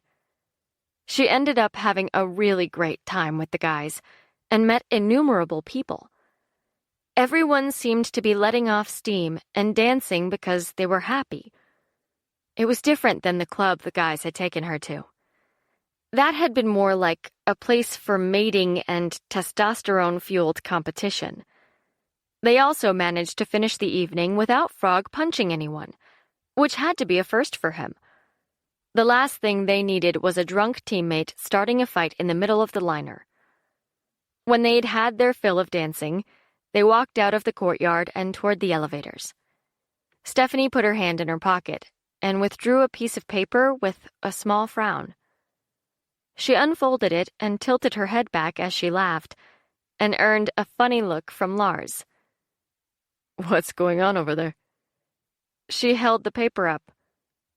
"It's that guy's number. The one I was talking to out there. He actually slipped me his number." His face fell, and he clipped the piece of paper right out of her fingertips. "I gotta check this guy out. And any other guys, too. You can't be too careful on this trip. You can call me Dad for the rest of the time out here." "You're out of your tiny little mind," she replied, and hurried after the others. He smirked and shook his head as he followed.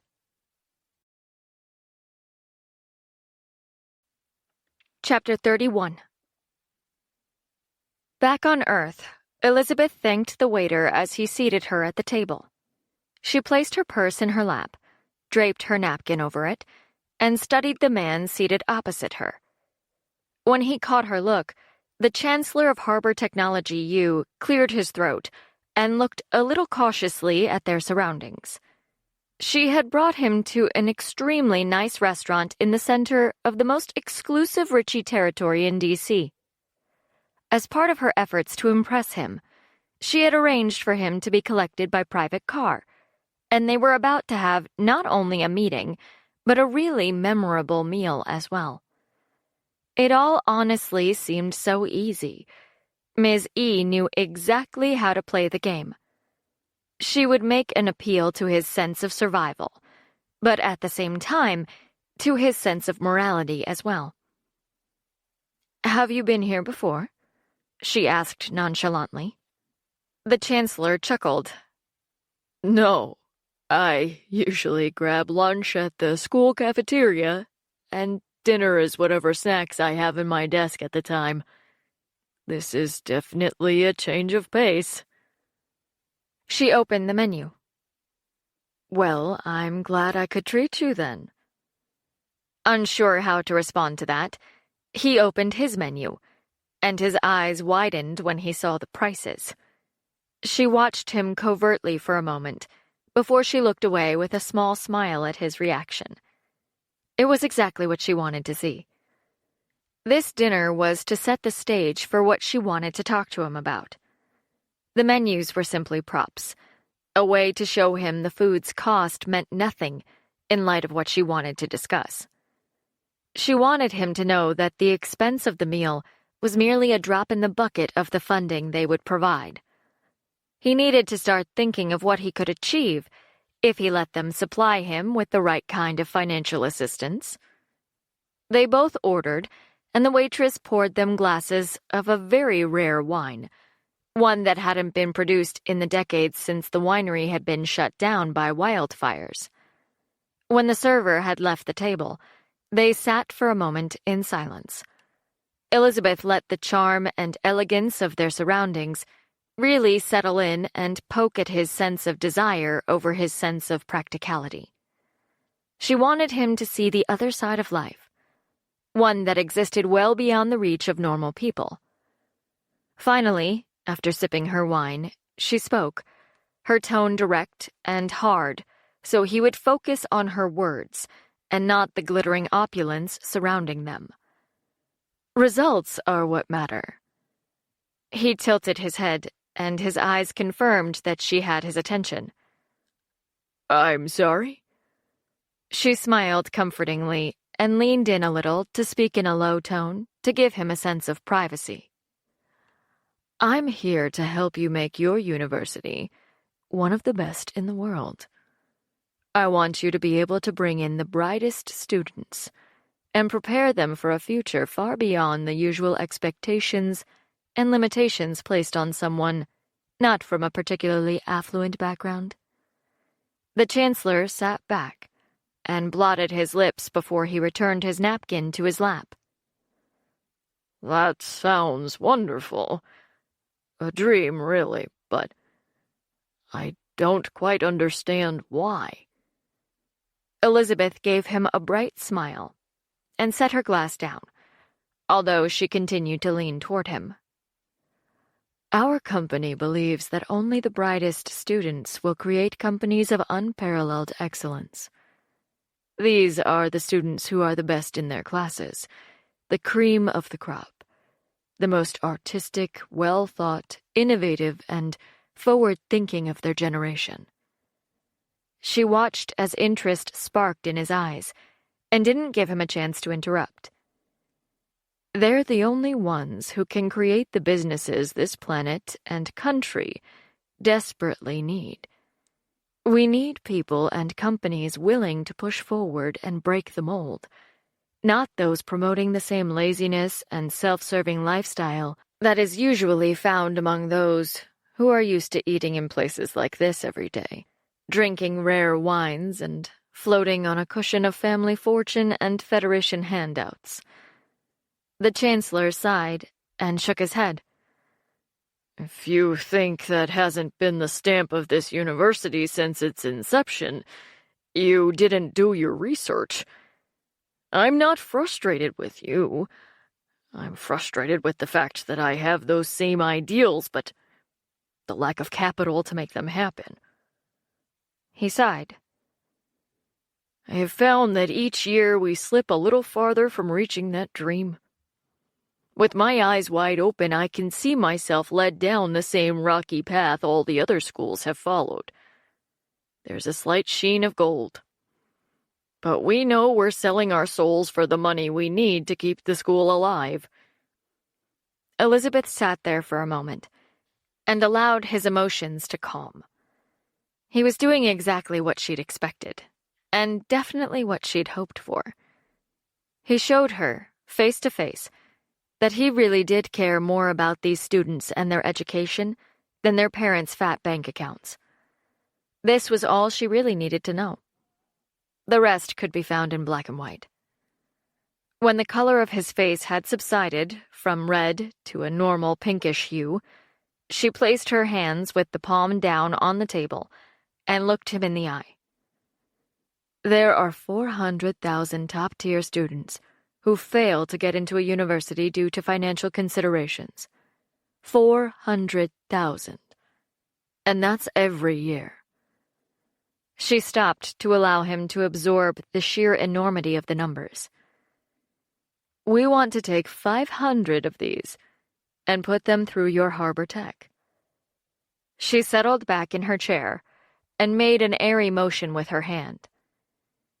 If you care to change the future, that is. The Chancellor stared at her for a moment, as if she had grown a second head or become an alien right before his eyes. His mouth opened and closed a couple of times, and his eyes took on a distant look. Elizabeth suspected he was running through the idea of that many paid tuitions for students who truly deserved it. His words confirmed it. That is more than all the academies combined take in a 10-year span.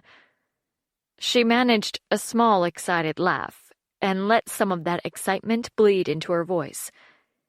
And that is only the beginning.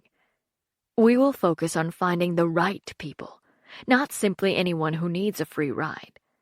We know there will be times when we'll get it wrong, but in the long run, when other companies see that your students are a cut above theirs and fresh, and not from the same old background that they rely on, well, then that's when things really start to get interesting. From the look on the man's face, he hung on to her every word as she continued. All across the world, universities will see what your students achieve, and some will follow your example. It will take time, but we will see some of them admitting students solely on merit, because if they don't, they won't be able to compete. Your graduates will help pull the GovSubs out of the dust by providing opportunities that no one's thought to provide before. A small smile had appeared on the Chancellor's lips, and he sounded almost breathless. That sounds amazing. I don't want to get my hopes up because I've never seen it work, but if it does work, if it really and truly worked, you could change the world. He stopped to catch his breath. My grandfather and my father instilled one very important lesson into my head.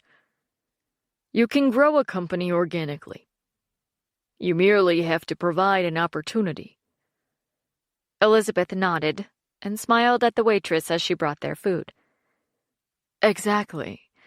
And when you offer opportunities to those who simply need help getting into the system, it broadens their whole idea of what the world is like. He took a bite of broccoli and oyster sauce. That's right. The difference goes far beyond the training. Once the training is given, new career choices open up, and then each individual is responsible for making it, or not, on their own. He chewed, ate the rest of the broccoli, and sampled some of the beef before he went on. But when you have situations like that, people do amazing things to make the most of their opportunities and keep that hope alive. They will do anything to not have to go back to the factory or follow their family into a hazardous industry. They'll work their tails off in order to ensure they stay out of the GovSubs and to allow themselves a chance to achieve the better future they've always dreamed of. And that is something the Richies don't understand, because their families have already reached the top, and there is nothing they can't do or have, she added as she lifted her fork. Now, while we don't hold that against them, we aren't here to support anyone but those who strive the hardest to take the opportunity and make something with it. Of course, To do anything else would defeat the purpose, the Chancellor agreed. And if they truly are the brightest, they will understand the chance they've been given and will be motivated to make the most of it. Mm-hmm, she replied, and savored a mouthful of steak. Lazy geniuses need not apply. I'm here to change the future of mankind. And if someone wants to sit on their ass all day, what good is their mind to me? On the Melagorn Dreamer, Stephanie and the team had joined Garmathium Hondor of the Triton Quadrant of Melagorn for dinner. She shifted in her seat and found it weird to sit on high-backed stools at the dinner table. Then again, the Melagornian tables were kitchen counter height, if not taller. It was their custom, and they often struggled on Earth with all the low tables and surfaces. Beside her, Lars sat at full alert, and his gaze shifted almost obsessively around the room. Marcus sat on his other side, his hands politely in his lap, with a slight look of disdain on his face. She found his expression odd, but chalked it up to the stress of the trip and the days leading up to it. Garma sat comfortably on his stool, his robes draped elegantly around him, and his long silver hair sparkled in the ship's artificial lighting. So, in theory, all the magic should work together like a dance. She pursed her lips, excited to have a chance to talk magical theory with someone who knew it. Right. But because each type of MU is so old, and has been pulled and pushed for so long, none of them are compatible without being changed first. You have to change the energy back to what it was by winding them together, which makes sense when you think about GMU. He tilted his head to the side, and a look of shock crept into his face. My dearest Lily, you are quite the savant when it comes to magic. Although, I think I was aware of that before. Tell me more about your GMU theories. I like that name for it. We have always called it the unknown magic, a shout to the energy that roams every corner of space. We know it's there, but few of us, if any, have ever been able to understand it. Stephanie smiled and took a mouthful of the chicken on her plate. The Melagornian had asked the chefs to prepare human dishes to ensure his guests' comfort. She enjoyed it, and from what she could see, the guys certainly appreciated it. The GMU is older than both EMU and MU. It is the eldest of the three, the one that brought it all into existence. Which I think you knew already. Garma leaned forward, clearly enjoying the conversation.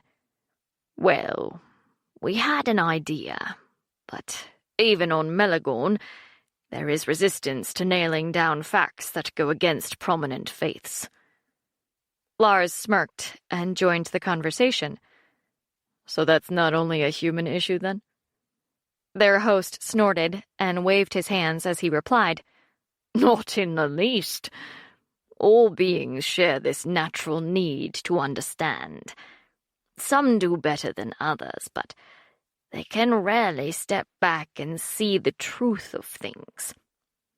Still, there are some who can see the destruction that blind faith can cause, and some who can also see the connections between each different understanding. He shrugged. I don't believe that science and discovery can kill God, no matter what form people think God takes. I think science and discovery can close the gap a little between all beings and their religious concepts. We resist because we all fear that our truths, the ones we hold sacred inside, will be proved false. That fear alone can lead to a serious uprising. Stephanie nodded. Right.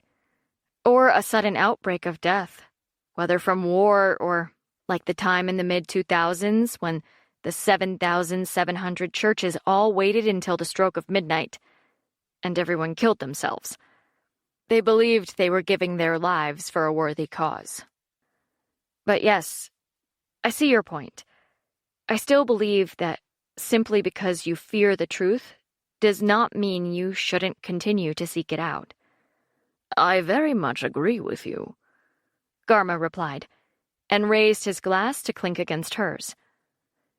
And that is why what you're saying about GMU is so interesting. It's a really simple concept, but because it's so different to what's currently taught in the education system, and because pursuing it would draw money away from the Federation, there won't be any conferences or informationals about the opportunities it presents. He seemed excited to discuss the theories she had, and she was thankful she had found someone she could discuss it with, without having to be the teacher, the student, and the researcher. She understood that discovery was the entire reason for what she did, and that learning about her magic, how to use it and how it worked, was her main purpose. Sometimes, though, like with Brilgus and the ambassador, it was nice to connect with another being who understood some of how it worked. It was even better to get a different perspective from someone who didn't treat her like some kind of magic-wielding anomaly. She and Garma talked for hours, and barely noticed how much time had passed. Stephanie happened to look at Lars, as he covered his mouth during a yawn, and this made her glance at the clock on the wall. She was mortified. "Oh my gosh, it's so late! I'm sorry, Garma. I didn't mean to take so much of your time." He glanced up, and his eyes widened when he saw the time. It is late. I am also sorry.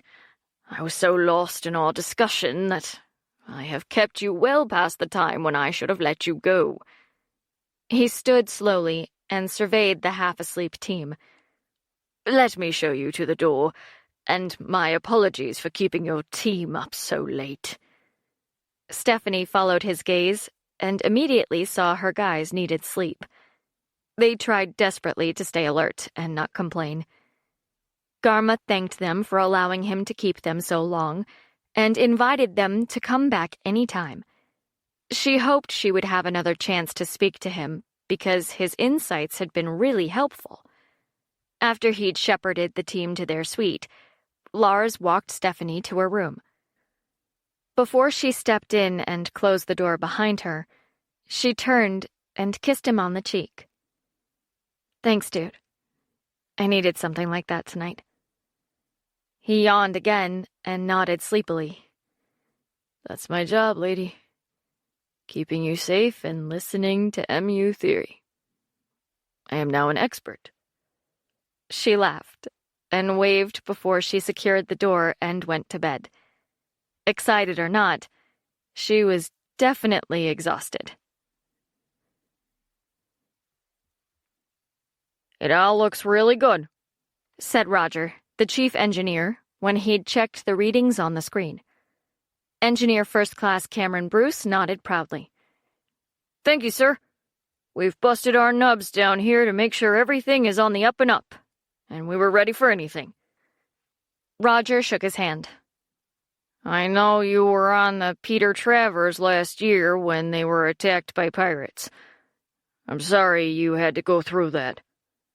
Hopefully this trip will be smooth sailing. Speaking of which, the captain's ordered the FTL transition for 64 hours from now." Cameron frowned with obvious confusion.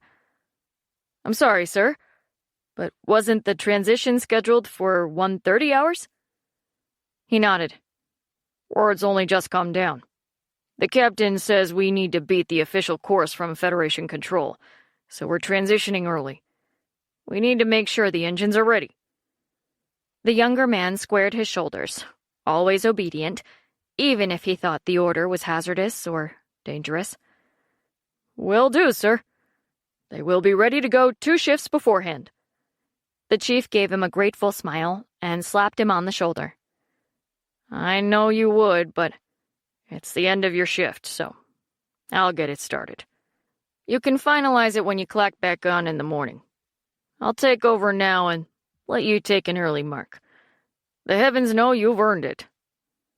Cameron brought a knuckle to his forehead. There was no way he would argue with that. He left the engine room and headed for his bunk. As soon as he was out of sight, he paused to wipe the sudden sheen of sweat from his forehead. This was an unexpected hitch. They would not like this. Not one little bit. He reached the end of the corridor and took the stairs to the crew common room 2 at a time.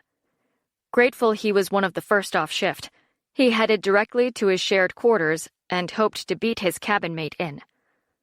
Relieved to find the space empty, he pulled his console out and kept a close eye on the door while he sent off a quick message about the game. Worried the door would open any moment, he tapped the message out, trying to be quick, but also to not make any mistakes. It was an extremely important message that had to be sent as soon as possible. The game needs to finish early as he won't be available to play after. Stop. With that done, Cameron paused and stared at the console before he unplugged it and stashed it in the back of his locker. As he released it and pulled out a clean shirt and shorts to sleep in, Anton crashed into their space. "Are you still up?" "Not for long," he snapped in response. "It was a long shift, and we have a longer one tomorrow." Anton snorted. "Yeah, I heard. An early transition to top off a long week. I hope there are no more surprises on this trip." "Me too," he agreed, and headed to the door. "I'm gonna hit the head before I hit the hay." His bunkmate gave him a lazy wave of acknowledgement. "I won't be far behind you." Cameron breathed a sigh of relief and left, glad the other man didn't seem in the mood to chat. Their departure had been unusually hectic, which meant everyone was tired. And that made it really good for him. Chapter 32. Stephanie woke to the sound of 100 tap dancers executing the cha-cha on her door. "What the hell?" Her sleepy mutter was greeted with raucous laughter and Johnny's familiar voice. "Wakey, wakey, sleepyhead!" She groaned. The knocking came again. This time, she threw a pillow at the door as Lars's voice intruded. "Time to wake up, lazy bones." "You can kiss my—" Even half asleep, Stephanie thought it would be better if she didn't finish that sentence. "Go away!" Marcus snickered, and Frog howled with laughter. "You heard her, Lars, my man. She asked you to kiss her go-away." "Yeah, her go-away," Marcus repeated, and his laughter made the phrase sound a lot worse than it could possibly be. She rolled over and groped for something else to throw as Frog called again. "Come on, Steph. I know you had a hot date with that old Melagornian guy last night, but it's time to get up and at him, sweetie." Stephanie groaned. "I'll give you assholes, sweetie," she muttered, rolled over again, and yanked her blankets over her head. It didn't help that she could hear the guys milling around outside, or that it wouldn't be long before one of them did something terminally stupid, like coming in to get her. Yeah, that would be really terminal. She sighed. It was probably better if she didn't force them to try it. She sat up and scowled when her hair tangled across her face. She scraped it irritably out of her eyes, hauled herself out of bed, and stumbled toward the door.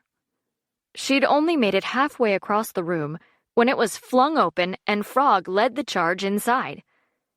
They all stared at her for a moment before she threw her hands in the air, turned away, and headed to the bathroom. "Make yourselves at home," she grouched. "And make me coffee while you're at it. It is way too early for this shit." The guys were still laughing when she returned, and sat in the desk chair, looking as tired as hell. "Why are you here torturing me?" Torture? Lars sounded hurt. He held the cup up so she could see the steam rising from its surface. If I were torturing you, I'd do this. He raised the cup to his lips and took a sip. Stephanie let her jaw drop and gave a squeak of horror, and the guys fell about laughing all over again. She recovered quickly and stalked over to where Lars was still sipping her coffee while he watched her over the rim. His eyes looked tired, but they danced with mischief as she stopped in front of him and held her hand out. "Give me my damn coffee, or someone's gonna die." He paused mid-sip, licked his lips, and smirked. Can you be the one, Frog? Hey! Frog wasn't amused, but everyone else thought it was as funny as hell. She didn't care, though, because Lars finally took pity on her and handed her what was left of the coffee. "If you let Frog live, he'll order us breakfast," he said, and made sure she had a good grip on the cup. "All what?" "You heard," he retorted, and Frog spread his arms and rolled his eyes. "Work, work, work," he grumbled, and tried to suppress a grin as he turned to the console. Johnny laughed, walked over to Stephanie, and patted her on the head as he sat next to Lars on top of her desk. "Speaking of work, we think you need to do some work in the pod today." Stephanie rolled her eyes and moved her mouth away from the cup to wail. "I just did work in the pod. I did a ton of work, and you guys were nowhere to be seen or heard." "Hey," Lars protested and moved to stand next to Marcus. "We were doing security stuff. Mucho importante." "Mm-hmm," she replied, and sounded as snide as she could with a mouthful of coffee. She swallowed and added, "I saw when I came out. Frog had a hat on that said, 'I played the slots and I got more than I bargained for,' which I have to say is too much to squeeze onto a hat. Nonetheless, I don't think that's part of your security stuff." Brendan chuckled and tossed her a pair of jeans and a tee he'd obviously dug out of her closet.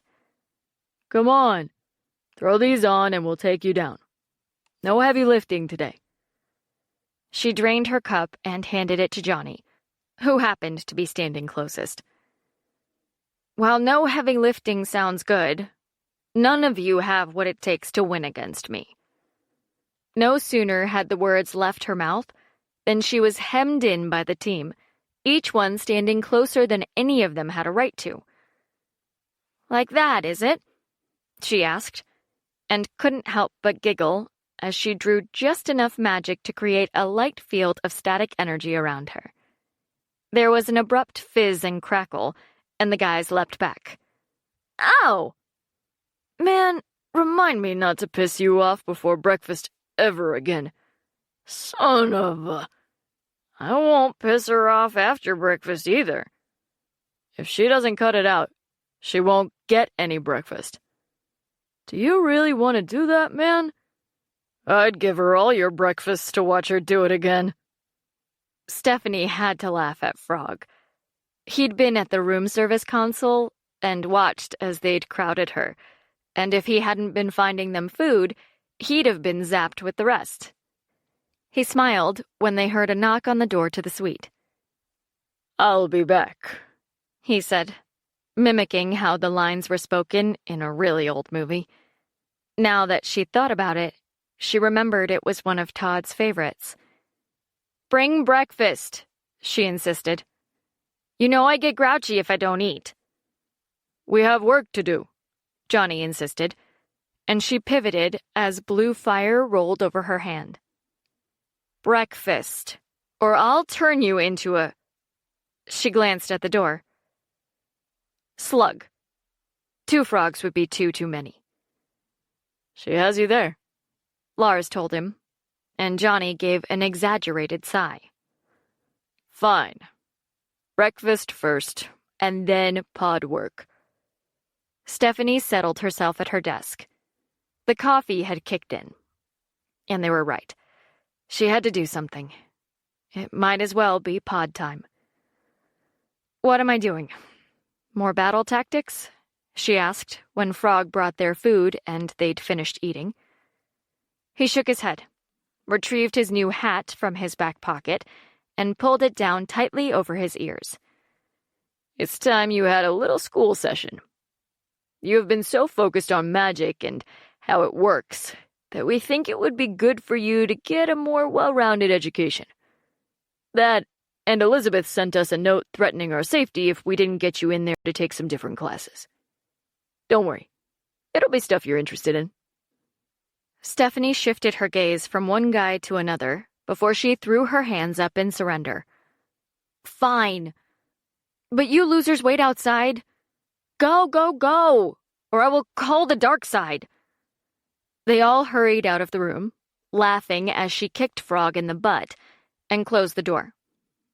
Out in the common room, they could hear her struggle and even fall all over as she tried to put her jeans on. After another small crash, the door opened again, and she was dressed in jeans and a t-shirt, her silver-stranded hair pulled back in a messy ponytail.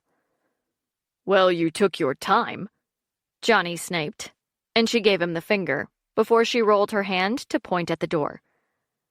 "Didn't you have a fun day of pod school to get to?" He looked at Lars. "Do we really have to keep her?" "Stop your bitching," the team leader told him, and headed to the door. Stephanie followed and swatted at them to keep them moving when they bottlenecked at the entrance. They protested, and she laughed as she followed them down the hall to the team's pod room. She got into the pod, ready to prepare her avatar in the White Room. But she never got there. Instead, when her eyes opened, she found herself in a college classroom, seated in the front row, all by herself. Instead of a chalkboard, there was a digital screen, and Bert's voice came over the loudspeaker like a principal in high school, complete with the squealing PA. "Welcome to Virch World Uni," he said, and his voice oozed false cheer. "This is Bert, and I will be your guide for today. On the screen is a list of courses you can choose to take. Pick 2, and we will begin." "Can I have coffee while I think about it?" she muttered. A cup of hot coffee appeared on her desk, and she smiled, grabbed it, and approached the board to look at the classes. She scanned the list, and her attitude improved when she realized they all had to do with her plans to fix the Earth. So many good ones. How do I choose? "Decide which will help you the most at this moment," Bert instructed. "We can go back later to the others." Stephanie tapped her finger on her lips. "I choose environmental damage, and then nuclear fusion." "Done," he said, and immediately transformed the room into a giant map of the world. He launched into environmental damage and took her to different places all over the world that had suffered extreme damage and explained what had happened to them. The lesson covered fire and water damage caused by flooding, coastal erosion, and strong storms. After that, they moved on to the problems caused by increased temperatures and warming oceans. She became engrossed in each one as she learned about what the coastlines had looked like long before she was alive. There had been states in the U.S. that didn't exist anymore. Places like Florida, where the sea levels rose several times and slowly consumed the land until the state had completely disappeared. They discussed the effect of rising temperatures on the planet.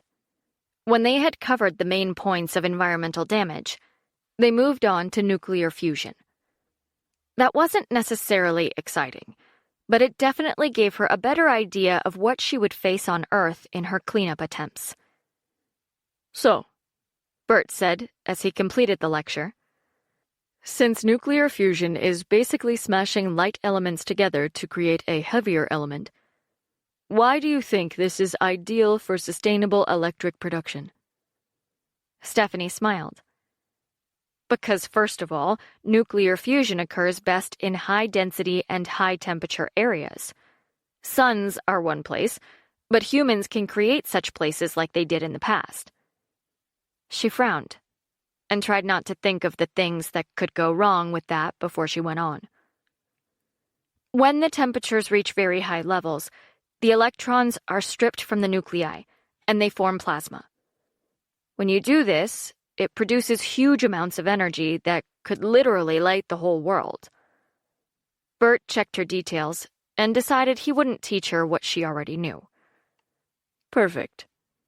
So it's basically energy for which one part of its fuel is readily available, and that creates the other part of its fuel. Stephanie scratched her head. So why don't we use that now?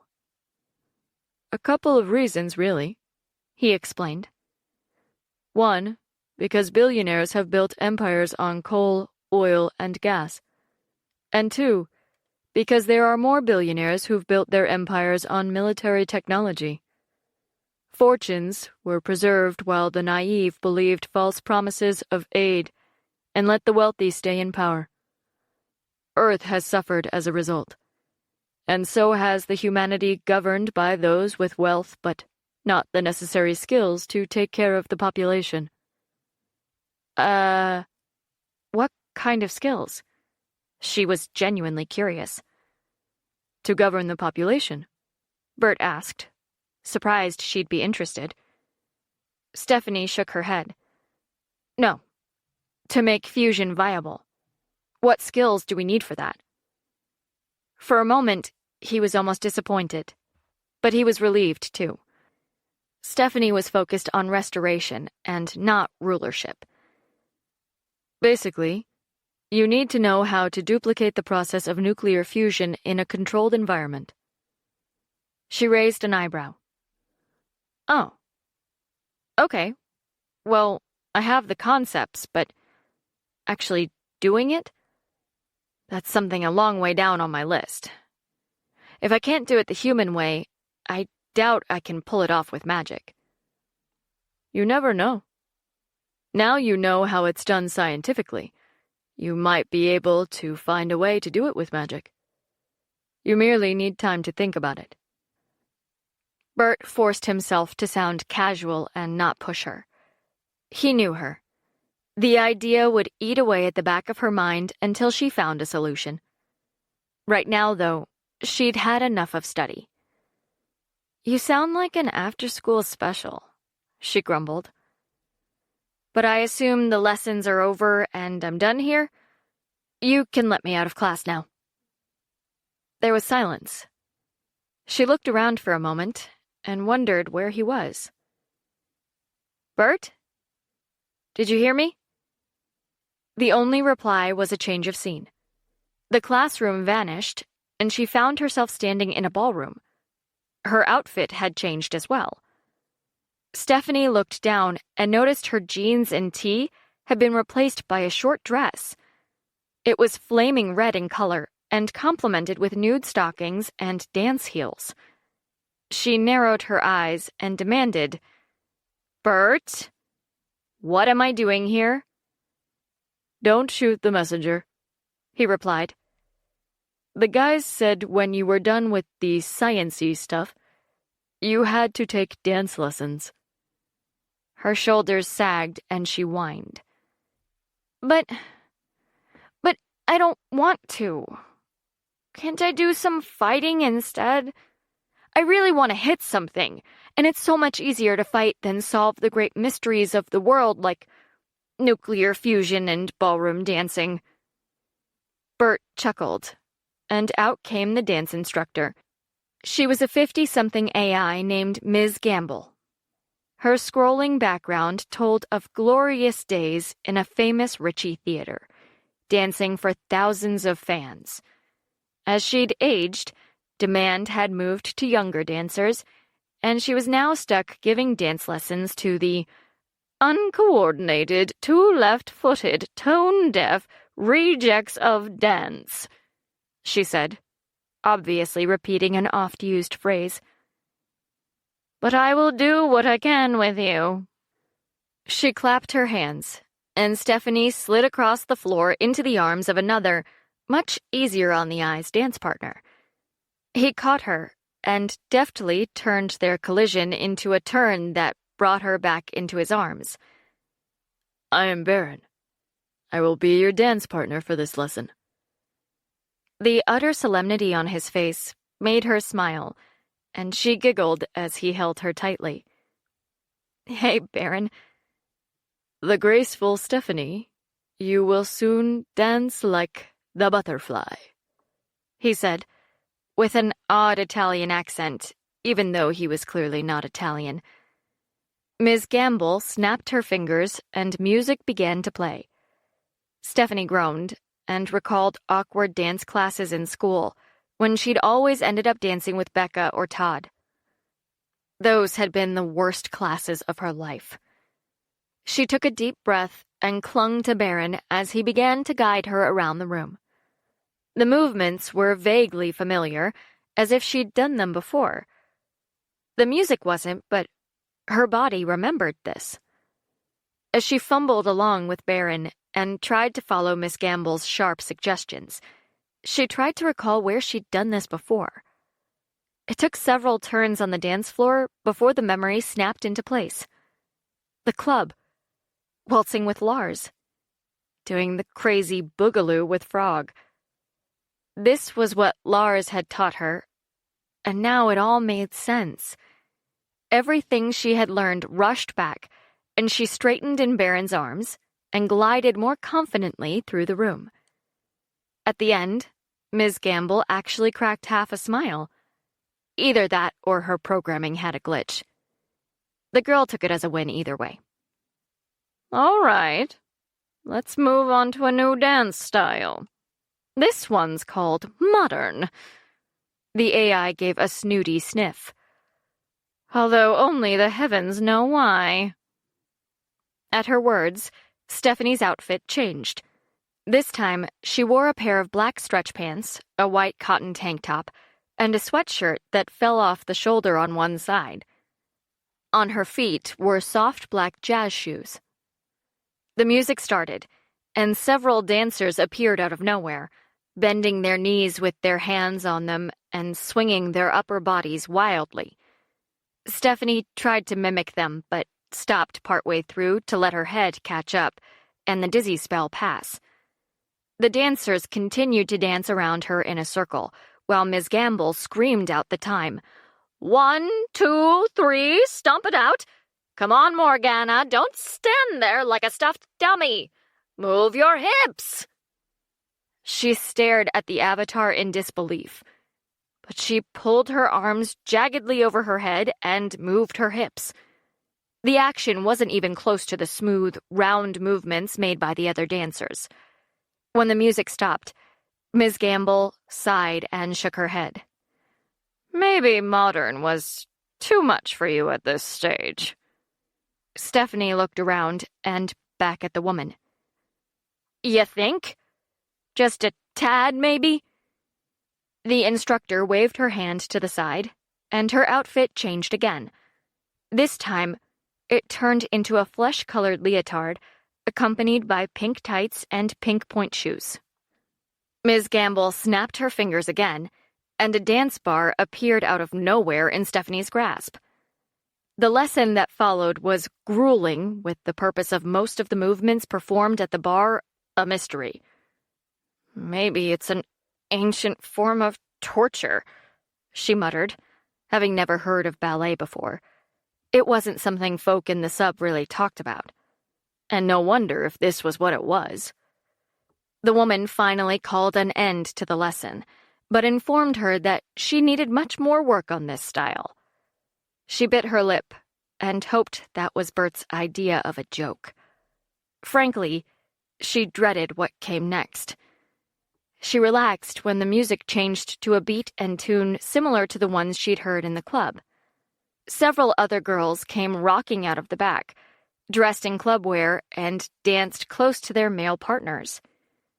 This, at least, was worth it, so she threw herself into it, used some of the moves the boys had taught her, and learned any new ones she was shown.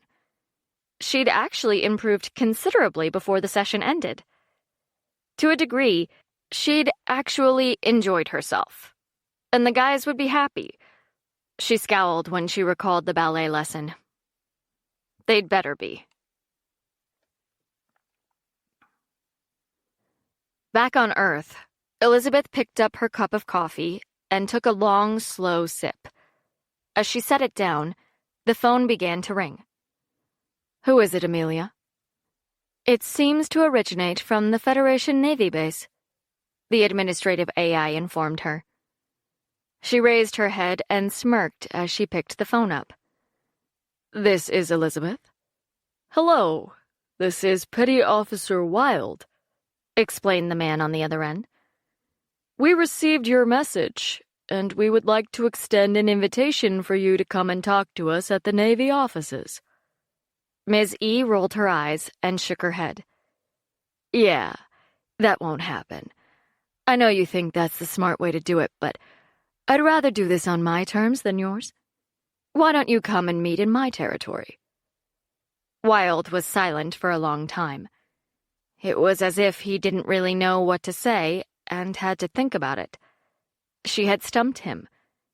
And while her wish for them to meet her on her own territory suggested she knew about some of the other tricks they had, it didn't confirm it. As he sat there in silence, the line clicked when Childers picked up to help with the conversation. "Elizabeth, this is Petty Officer Childers. We are now online together." "Oh, yay, a conference call party," she acknowledged sarcastically. The woman ignored her and continued. "I'll get straight to the point on where we're at. We need to know what Stephanie is capable of and how that might change the future if other humans could do what she does." Elizabeth held her breath. That was very to the point, especially for the Navy. She still wasn't quite sure what Childers wanted, though, and decided to dig for it. "So, what are you asking for? Is it testing time on Stephanie, or simply any answers I can give to the best of my knowledge? Because she isn't here, and I doubt she will agree to be the Federation Navy's guinea pig anytime soon." "At this point, we don't care what it takes to obtain the knowledge the Navy needs," Childers told her. "If it takes a long time, then so be it. If we have to pull information from you instead of her, we'll do that as well. I know you think we're trying to steal her from one R&D, but we're not. We merely need the knowledge." She paused, and when Elizabeth didn't interrupt, she continued. "I don't know why the Navy wants her, but personally, I want to know how to save the damn world. That is what I am interested in finding out. So we can continue to fight and you can keep trying to avoid us, or we can communicate with each other and maybe come up with the solutions our planet needs. It is completely up to you." Elizabeth whistled. "Damn, girl. You have some balls on you, I have to say that. And you know what? I like it. Now remember for a second that I am the one who called you to set up a meeting, so we'll work with that." "I'm listening." She smiled and accepted the prompt. "To answer your change the future question, I'll be dead honest. I have no idea. That quite obviously is our goal in all of this, to create opportunities for the brightest to be educated, regardless of their financial status, and therefore change the world for the better." Wilde chimed in. "See? We are on the same level here." Childers and Elizabeth snapped in a simultaneous chorus. "Shut up, Wilde!" Ms. E rubbed her hand over her face and leaned back in her chair as she spoke. "Look, here is what I do know. Stephanie was in the top 2% of her year's testing, yet she didn't rate a university placement even though her aptitude also ranked very high." She let that sink in, then continued. "Have you considered testing for magical aptitude in these tests? Has the Federation taken the time to consider defining a method to test for the human awareness of EMU and MU? Because from the sounds of it, none of that was required." The other end of the line remained silent, and she scowled. None of it, obviously. Not a single thing. So basically, you put these kids through tests, graded them on their intellectual aptitude, and then tossed the poor ones to the side regardless of their knowledge and IQ. Childers sighed. I wish I could tell you that wasn't the case. But I don't know. I don't work for the sector of the Federation that comes up with the tests, or even with the Navy sector that does the same. But I can put in a request for them to consider adding a magical aptitude test. Either way, she scored the same in the process and had the magic side as well. Yes, she did, but it took her saving a woman's life for anyone to notice her, Elizabeth retorted. And the university that invited her to attend their school as a result of that allowed her the summer session, used her attendance for promotional material, and dumped her before the semester's start to avoid having to fund her. When she heard her voice rise in frustration, she stopped and gave herself time to rein her emotions in. It is obvious they don't care about intellect or educating the best. Why would they? They already have all the contacts they need to have decisions made in their favor. They don't want some really smart nobody to knock on their door. And they don't want her to disrupt their thought processes. To them, she was a temporary asset, easily used and as easily discarded. Once it was clear she had finished, Childers spoke. She chose her words carefully. I'm sorry that it didn't work out for her like it should have. She is the first Federation witch, so she should have been given an opportunity. Elizabeth shook her head. You don't get it. It's not only about her. There are thousands more like her, and no one seems to care. Anyway, what else do you want to know? The woman didn't hesitate at all. We know about the use of MU, and we saw her on the news during the battle at the ball. We want to know if Stephanie can do non-MU energy pulls. She tapped her fingers on the desk and tried to decide whether to tell the truth or not. Finally, she made a decision, knowing full well they would see what Stephanie could do in the upcoming ceremonies. From that point of view alone, it was pointless trying to hide her ability to wield the different magics. Besides, who knew what else the girl would be capable of by then? I can confirm that Stephanie is able to pull from all energy types, she responded. During the gala incident, she was capable of drawing much more than she did, but was not willing to risk innocent lives. Her reluctance came from her need to gain more control of the MU she used. She has advanced in leaps and bounds since then. Ms. E knew that secrets didn't make friends, and she knew giving the information away could be as bad. But there was a middle ground. She wouldn't give them details, and they'd have to be happy with that. There was a line when discussions became negotiations, and when those negotiations became personal, Elizabeth shut it down. How did the two of you get this assignment? I guess we're lucky, Wilde grumped, obviously displeased that he'd been shut out for the entire conversation. Childers chuckled. I'm not sure if you would call it luck, but we're still here, buddy. We're still here. This was true. They'd tried to ask their questions immediately after Stephanie had saved the ambassador, but Elizabeth and the team had shut them down every time. The only time the Navy had seen Stephanie, the ambassador had made sure she wasn't alone. She smirked. The Navy hadn't been very impressed with that either. Now, it was time she turned the tables on them.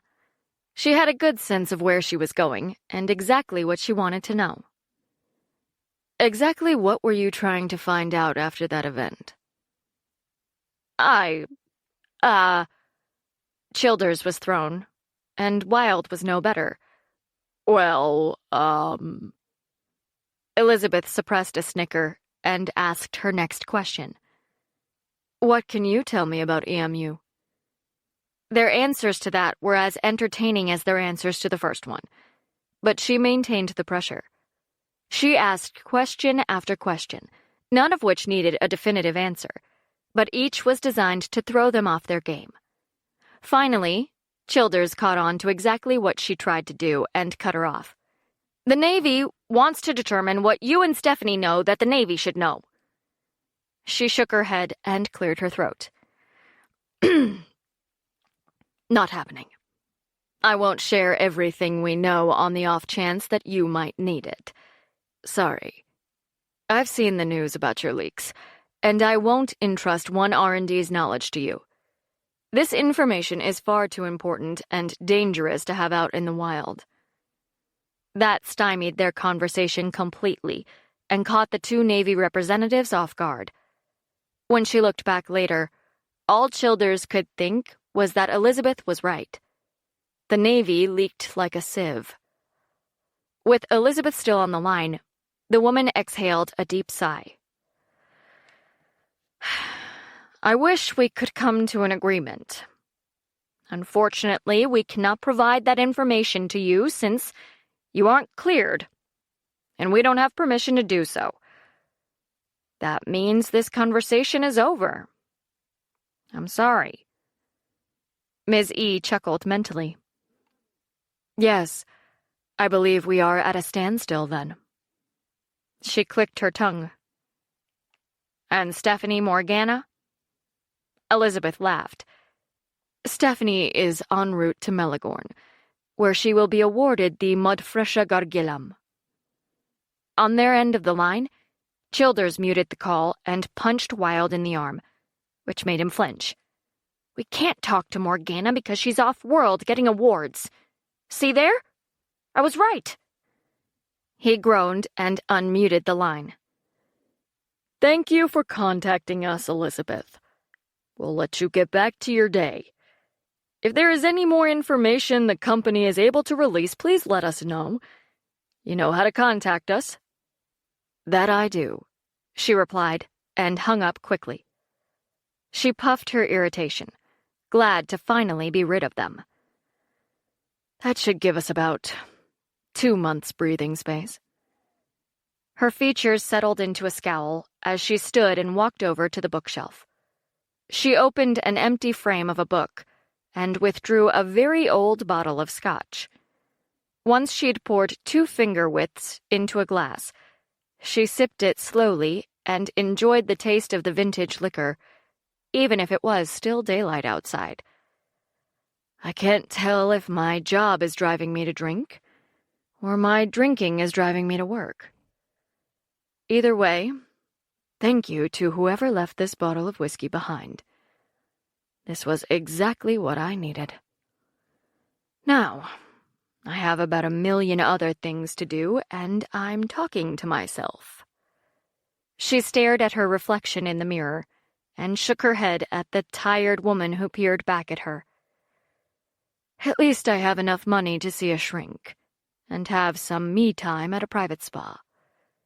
Those are 2 very important things in a girl's life. Elizabeth chuckled and wandered back to her desk, where she plopped down and took to the keyboard to bring up the files she needed. There was no rest for the weary, or the wicked for that matter. Chapter 33. Did you know there never used to be any transition points? Frog asked as they worked to clean the pods before they used them for another training session. Yep. And I'm so glad I'm not doing this way back then. The passengers had to go into stasis or cryosleep for long journeys. Marcus answered and wiped vigorously. All I can think of is that movie where everyone goes to sleep on the long voyage, and they wake up in hell. Stephanie's head jerked up from behind her pod, and she pointed at Marcus and snapped her fingers. Yes! Todd showed me that movie. Oh, man. What is the name of it? Event Horizon, Lars said quietly, as he emptied his pockets. She turned toward him, her mouth open. Wow. I didn't know you had the sophisticated taste of an old horror movie lover? He asked. I was gonna say cared about that kind of stuff. He put his hands out and looked at the others. Why does everyone think I'm such a stick in the mud? Seriously. Frog raised his head. Well, you kinda sorta are. You know, when you're not being extra grumpy and all Mr. Super Serious. Lars opened his mouth, but closed it again for a moment. I'm not like that all the time. I can be fun, he protested. Mm-hmm. Sure you can, Johnny soothed, as if to appease him. Like that time you cracked that joke about vegetables. He frowned. What joke? The other man swirled his hand in the air as he finished his pod. You know, the one about the carrots with legs. The team leader seemed confused as he tried to recall what in the world Johnny was talking about. When he did, he closed his eyes and pursed his lips. We were 8 years old when I made that joke. Everyone chuckled. Stephanie smiled and then pouted. Everyone leave him alone. He is the glue of the team. The big boss man. If he wasn't serious, you guys would wander like free-range hooligans and get into trouble without ever actually protecting anyone. Lars nodded. Thank you. Jerks. She laughed and climbed inside the pod. See you guys on the flip side. It took only a moment to settle in, and she felt good about the day ahead. She needed time with her family. Her team. When she opened her eyes, she was in the white room. The suggested clothing was nothing more than regular civilian or the typical jumpsuit. She decided jeans and a t-shirt would work, and grew curious as to what they'd actually be doing. The room shifted quickly and thrust her into a large vaulted room made of stone. In the center was a table with pads of paper, floating screens at each seat, and coffee. An eyebrow raised, she started toward it and paused as Frog, Johnny, and Lars appeared, all dressed in jeans and t-shirts as well. Frog wore a shirt that read, "Just a mass of cells." So, wait. I really need to know how this whole transition thing works, he said as he sat at the table. Stephanie sighed and chose the seat beside him. In essence, we will move through or slip between dimensions. It was a huge breakthrough in travel for us. The Dreth are the ones who gave it to us. No way, he muttered in disbelief. She nodded. Yes way. While their technology was very rough and slightly behind that of Melagorn, and even Earth in some ways, their travel scientists discovered something the rest of us missed. The dimensions overlap. He stared at her like she was out of her tiny little mind, but she continued. Our dimension touches on others, and we can slide from one point in our dimension across the edge of another dimension and back into ours at a different point. You only have to know where they touch. Frog nodded. Oh. Okay, so move like normal, do some crazy science fiction shit, zoom through space using the back door, and then slow down again when we reach the destination. Stephanie rolled her eyes and sighed. Trust him to put it like that. Basically, yes. We can get more into it when we get back. He shook his head. That's nice of you, but I found the vintage channel and have a hot date with the vid screen. Slightly relieved to not have that waiting for her when she got out, she looked around the table. She counted heads and then frowned. Where are Brendan and Marcus? Lars swallowed a gulp of coffee. They stayed behind to guard the pods. She was confused. Was there a threat I missed? He shook his head. No. But we all thought today would be combat training. We aren't set up like we are at the base, so if someone comes in, we'll never know. And there's no way I want some civilian to join us accidentally. That, and if you have a meltdown into Morgana energy mode, they can pull you out," Frog pointed out. Lars rolled his eyes. "That was put very nicely. Thanks, Frog." Stephanie chuckled. "I get it. There are no alarms, and with me transferring experiences between worlds, it's safer to have a backup plan. Thanks for thinking about it." He shrugged. "All in a day's work?"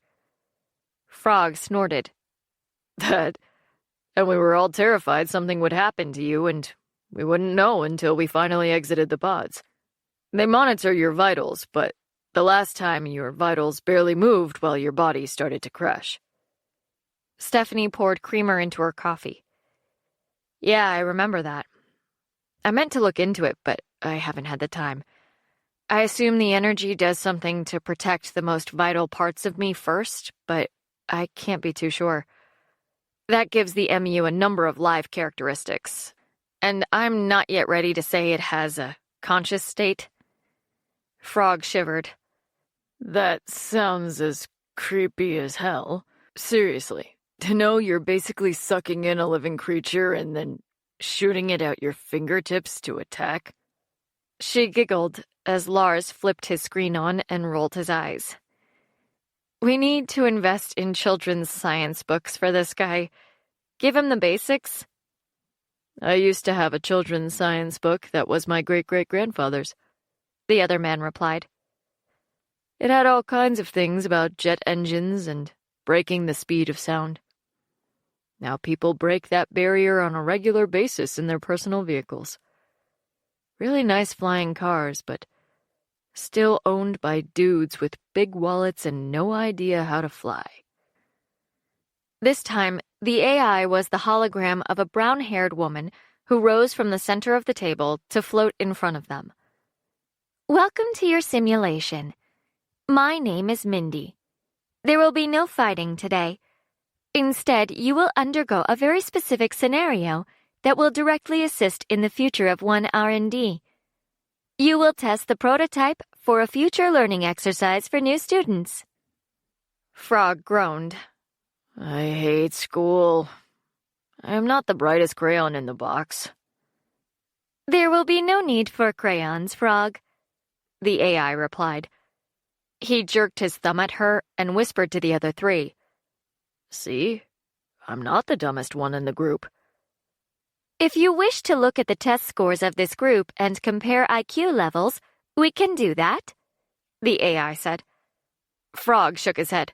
"No." "Good Lord, woman. Continue." Everyone snickered as Mindy prompted a list of rules to appear on each of their screens. "Your exercise is to assume that humanity has found a new planet, and that this planet will be vital to the continuation of the species. However, there is only enough power to transition 1,000 tons of organic material and 2,000 tons of inorganic material in one direction at a time. As a reference, you can assume that this planet is similar to Earth, circa 2,000 years in the past, but with no humans." Frog stared blankly at the screen, while Stephanie jotted notes on everything. "What about other living creatures or organic material? What is on this planet before we bring a single thing there?" "Good question," the AI replied, and gestured with her hand. The room displaced around them, but they remained seated at the table. The landscape of a new world appeared. It was deep green in some places, and red in others. When they'd had time to look around, Mindy continued. "The planet has similar flora and fauna to that found on Earth, but no tool-making species. Please note that when you settle, you will not be able to receive any additional resources, so you need to be careful and very selective regarding what you take. You have to get it right the first time. Otherwise, you will all perish on this new planet." Good luck. By the time she withdrew out of sight, Stephanie had already launched into a list of things they needed to think about.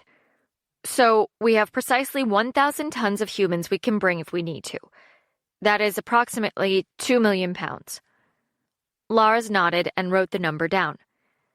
We need to figure out what the colony will need and then determine how many men and how many women to bring to the planet. Once there, we can breed and start a new population. That means bringing children there would be a moral choice versus a necessity. She nodded. We need people of all walks. We need builders, lifters, creators, and those who take care of us, like doctors and such. He wrinkled his nose.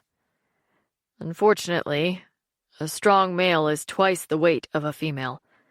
A 220-pound man, though, could be extremely important if he was built strong and muscular. Frog laughed. Are you only thinking jocks here? Because I can tell you right now, I can put at least 1.5 geeks into 220 pounds. Plus, if we say the women are a normal weight, which is... Stephanie put her hand up before he could finish. I'm gonna stop you right there. I feel a responsibility to point out that even in a hypothetical situation, I have to stick up for women when talking about weight. So go ahead, my little friend. But tread carefully, unless you'd like a boot shoved up your ass. He put his hands up with a grin and shut his mouth. Lars tapped the end of his pen against his forehead. We can't think only about people as organics, though. We need to discuss the other organics we'll need, like meat or protein. What kind of animals would fare the best on this new planet? What about seeds? Those are organic, too. And we'd struggle to do all of this without knowing what type of technology we'd need to produce energy. She shook her head. One thing at a time. I know this room is filled predominantly with meat eaters, but I have to point out that we don't need to bring animals to have protein. Look around you. We've been told this world has flora and fauna similar to Earth's. She gestured toward the planet and the wildlife. We could bank on finding an edible source right here. If it means we have to eat packaged protein for the first week while we confirm what we can catch ourselves, that's fine, as long as we can have 5 more people instead. Animal husbandry and xenobiology is a thing, you know.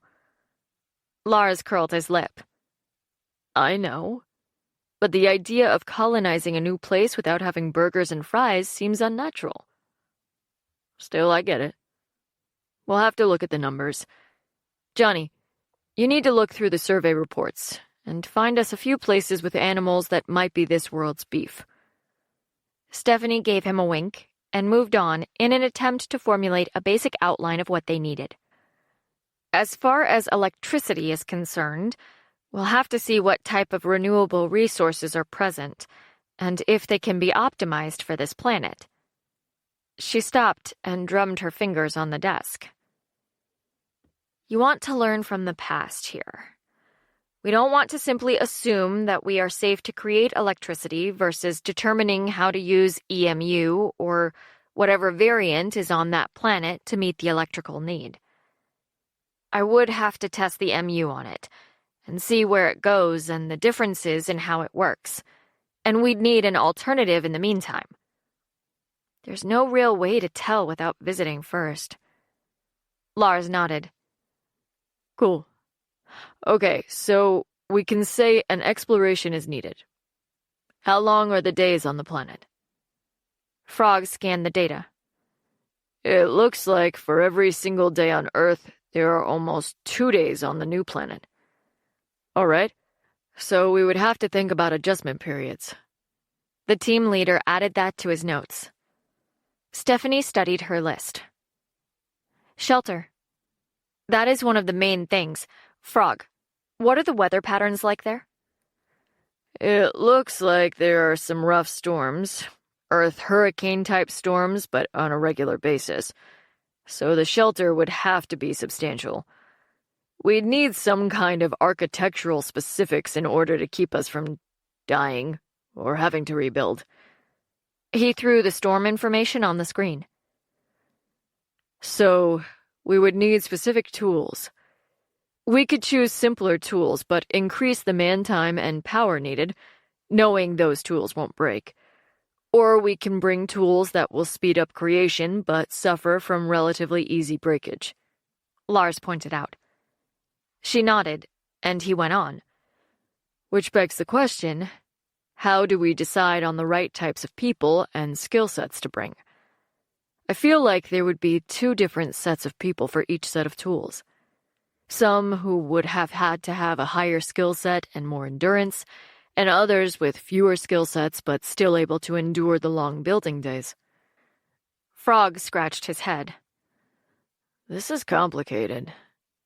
We need a list of the different trades, and then we need to figure out a baseline for the initial colony.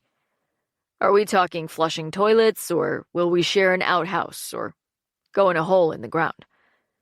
Will we bring fully functional ovens and stoves, or use that weight for more important things and cook over fires?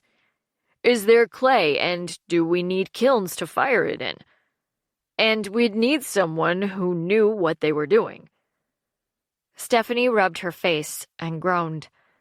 She put her pen down and leaned back to bring her cup of coffee to her lips.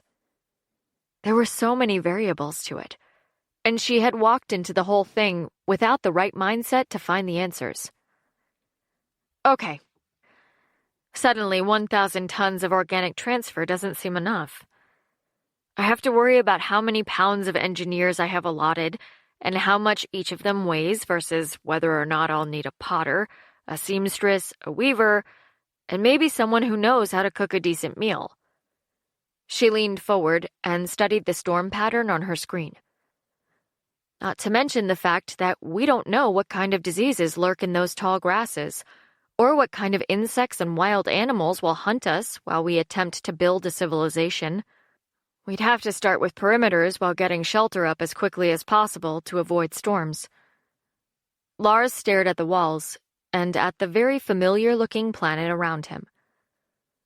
We could always ride the storms out in whatever ship we took to get there, even if we had to fly it out of the atmosphere and back down. That's a lot of battery power, Frog pointed out. Not to mention the weight of those damn things. And fuel, Johnny added from his corner. I'd suggest finding a cave system, but many animals hide out in caves, and that might not be the safest option either. Stephanie put her hand out. Then we have cross-training to think about. It would only be smart to bring someone if they can be used in a multitude of ways. They may start with being a laborer and then become a harvester, or a scientist or a doctor. We can't bring a person who is capable of only one task unless no one else does it and they are irreplaceable. If it is a female, she can double duty for procreation, but yeah, we have an issue with the general topic of how much testosterone is in a human. That can play a huge role in things. Lars laughed.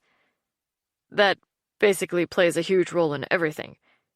Women can be builders, harvesters, and everything else, but there are some primary natural traits that make it smarter to bring a big, burly, strong man instead.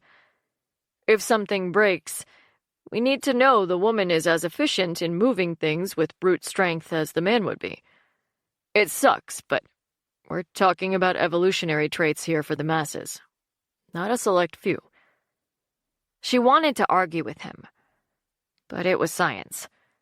Men were naturally made to manage and sustain more physical labor than women, even though she knew more than a few women and men who didn't fit that mold. It didn't mean that women on Earth couldn't do the same job. Given an unlimited amount of weight, they wouldn't consider sex. But with the weight limits, they had to make sure they got the biggest bang for their buck. And killing can be a concern too, Frog said, and raised his hands in defense. Women can be great soldiers and hunters, but many are not. Men are bred to be protectors. It's in our DNA. Like you said, we have to pick the best choice, not the one that makes a political statement. Once we are safely functioning on the planet, is when we will be able to start cross-training to put people in jobs they're best at or want to work. Stephanie rolled her eyes at him, but then shrugged. You're right. I want to argue, but I won't. We need to add that to our list in order to be able to get what we need. We must develop tests for those individual skills. People will have to show their abilities, strength, health, vigor, and everything between. It won't be a fun ride, and there's a good chance people will die. We have to account for that. Lars shook his head. My brain hurts.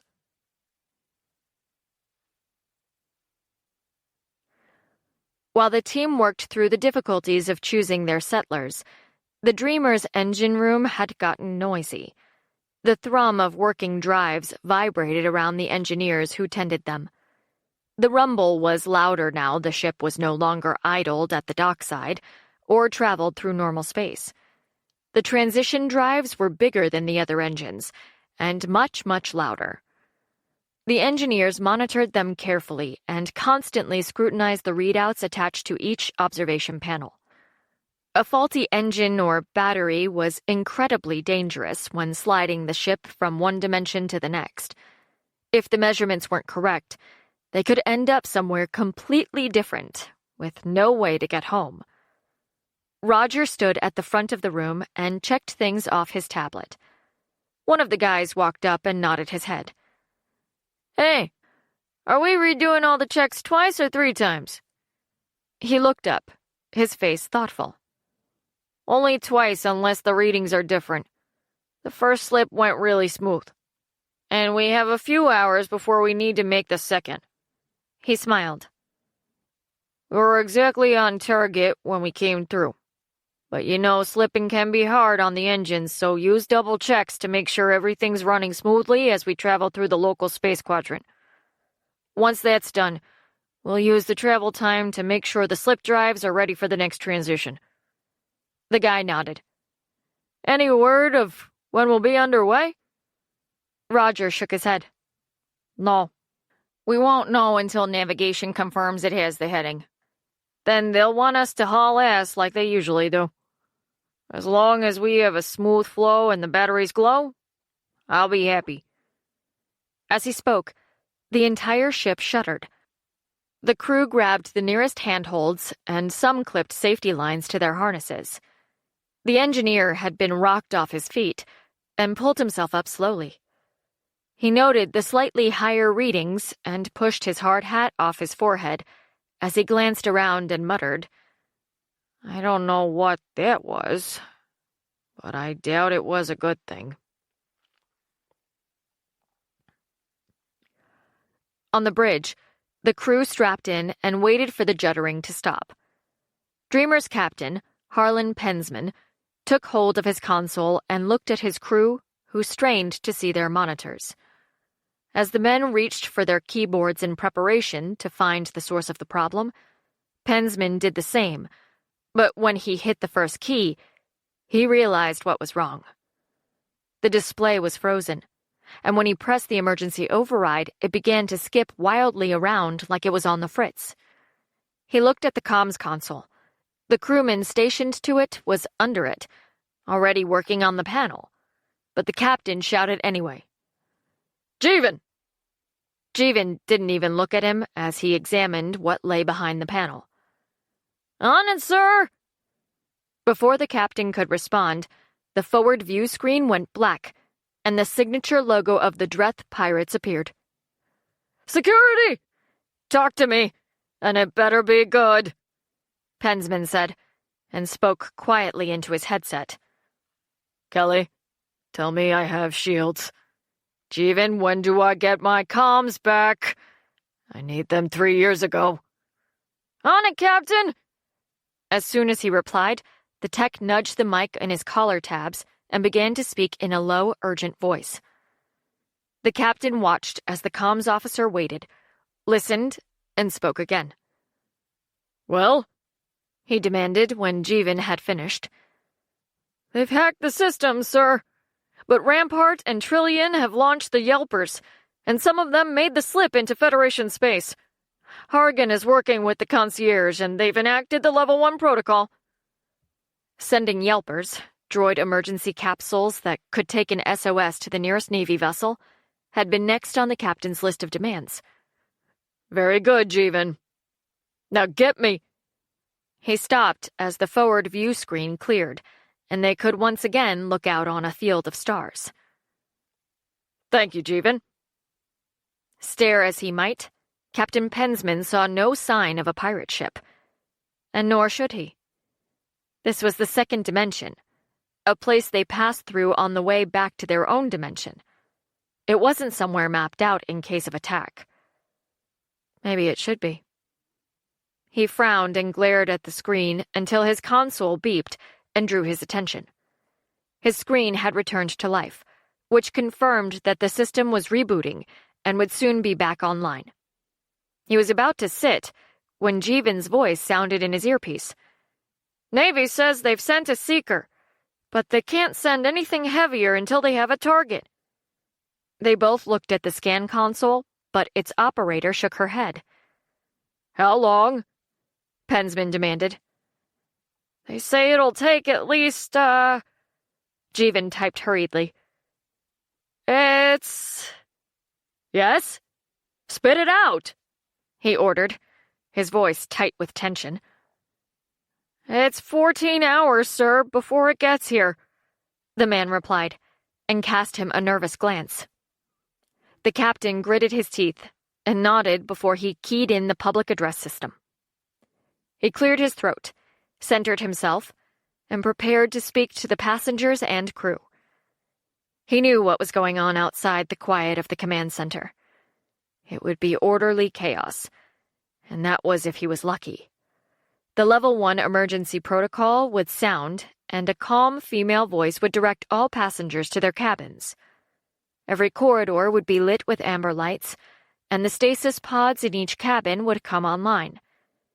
Through all that, he had to project calm and control, and make sure his passengers did exactly as they were asked. Now was not the time for heroes. His purpose defined, he cleared his throat one more time, took a deep breath, and made the broadcast. Good evening, passengers. This is your captain speaking. We are experiencing some technical difficulties and will suffer a slight delay.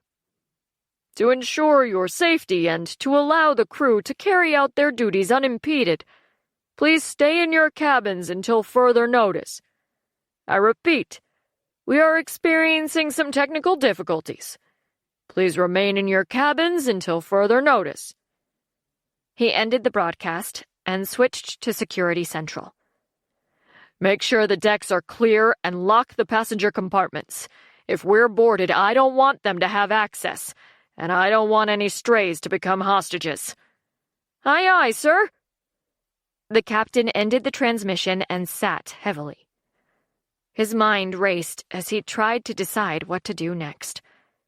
It didn't help that he knew security would have its hands full.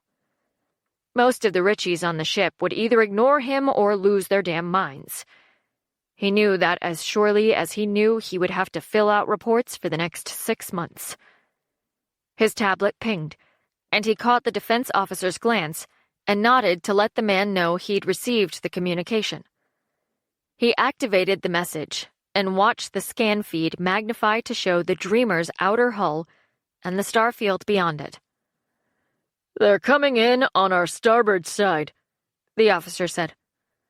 It looks like a standard hard dock approach to use the atrium and passenger entrance.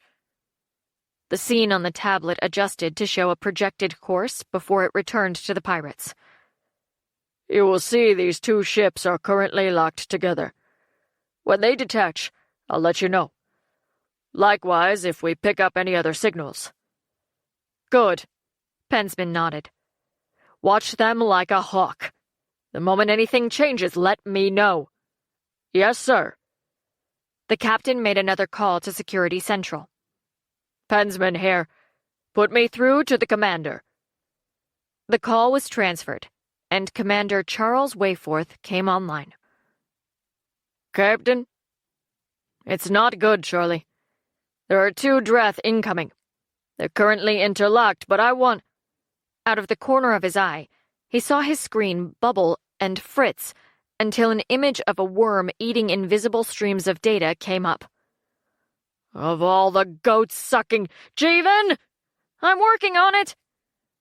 On the open comms line, he heard Charles give a startled bark of laughter and then swear.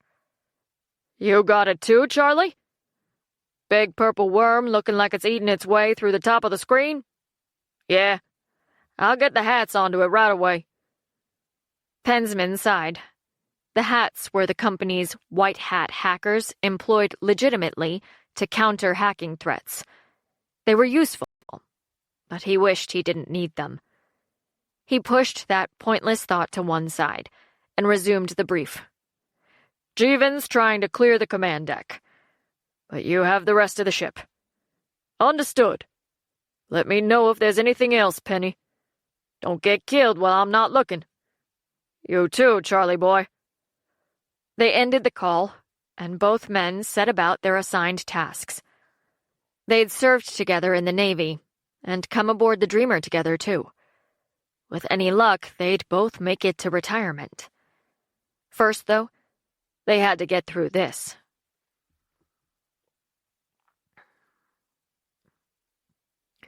Marcus and Brendan stood guard in the pod room, their backs against the walls.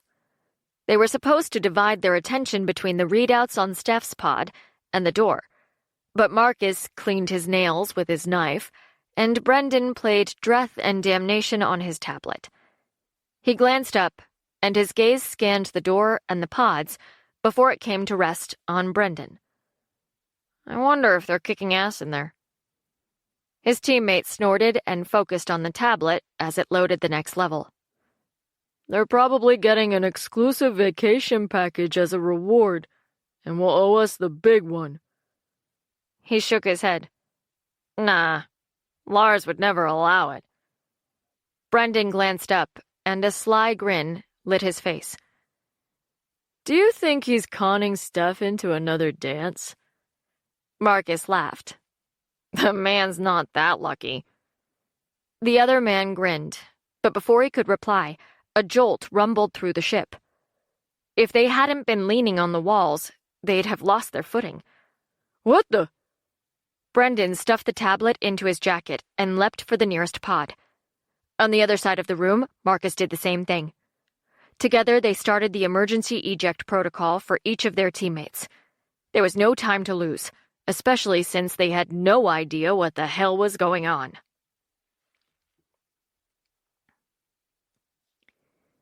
In the virtual world, Stephanie put her feet up on an adjacent chair and lifted her tablet to push through the pictures of the planet.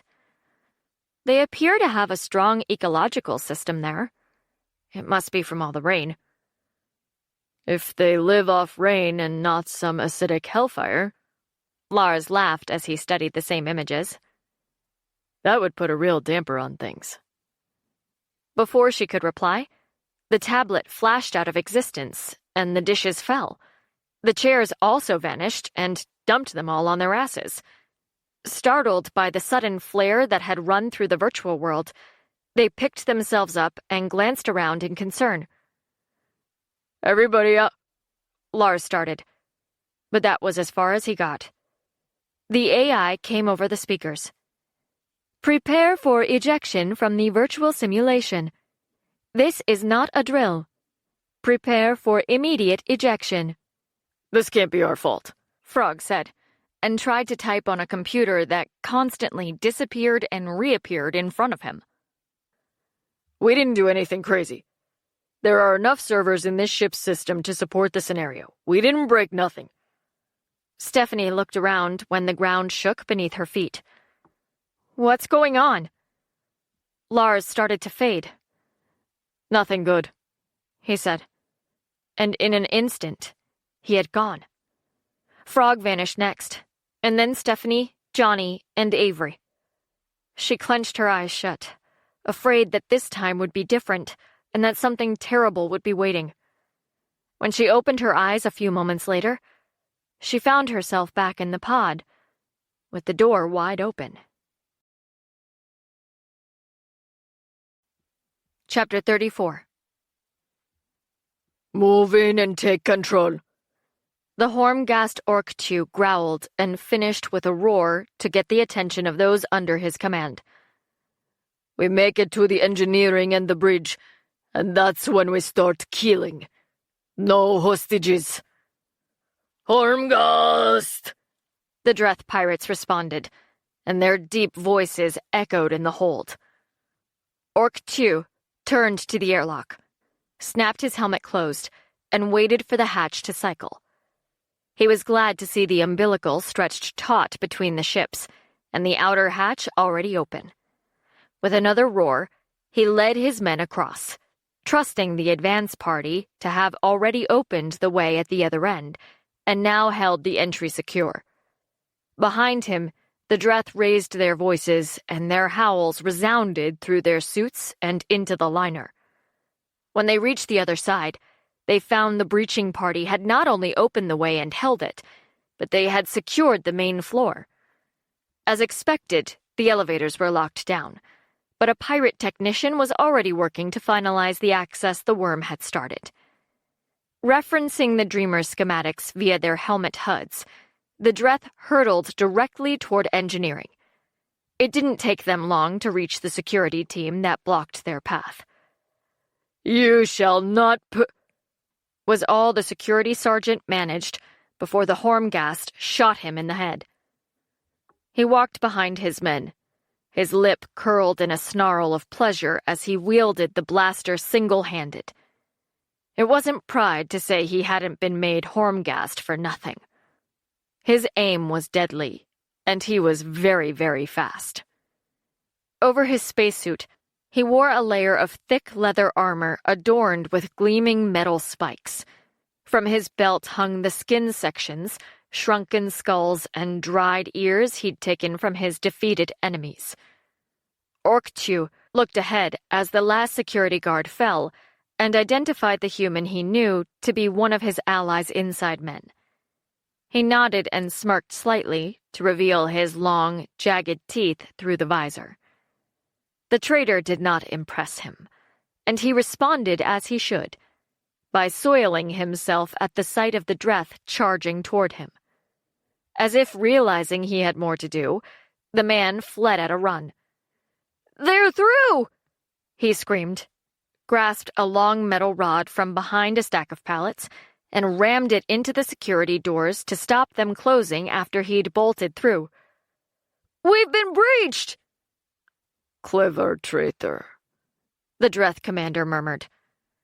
The man's terrified shouts would deflect suspicion from him long enough for him to ensure the leading fighters reached the door. Orc-2 bared his teeth with satisfaction as the treacherous crewman grabbed a wrench and smashed the emergency override console on the other side. "Dreth!" He turned with the invaders right behind him, only to find himself face to face with one of the junior officers. His face fell, but she didn't hesitate. "You disgusting traitor!" she sneered, and her top lip quivered as she drew her sidearm. "You earned yourself a one-way pass to hell." The guy raised his hands as she spoke, but she fired anyway, and the shot burned a hole through his chest. He fell and wheezed as he touched the wound in disbelief. But he was dead before he hit the floor. Orc-2 had to admire the young female, because she didn't run. Instead, she tried to kick the pole out of the doorway, but it was jammed in too tightly. With the console disabled, she moved to try to close the door manually. Fortunately, his men were faster. The lead warrior fired, and the heavy slug drove into the officer's shoulder and spun her back. She impacted the wall behind her, smacked her head, and slid into unconsciousness. Her attacker came through after her and made sure the room was clear before he bent to run a claw down her cheek. Orc-2 said nothing as the warrior's second grabbed his shoulder. "Hormgast Orc-2 ribule," the Dreth mumbled to alert him to their leader's approach. With a hurried glance in the Hormgast's direction, the soldiers raced forward to make sure the area beyond was clear. If their HUDs had guided them correctly, they had one room to clear before Engineering's command center was in their grasp. Orkchu stalked after his lead warriors and entered the atrium in front of the command center doors. Another traitor waited at a computer terminal, trembling as he tried to control his fear. He snarled, and the man jumped. Several of the Dreth raised their lips in appreciative snarls.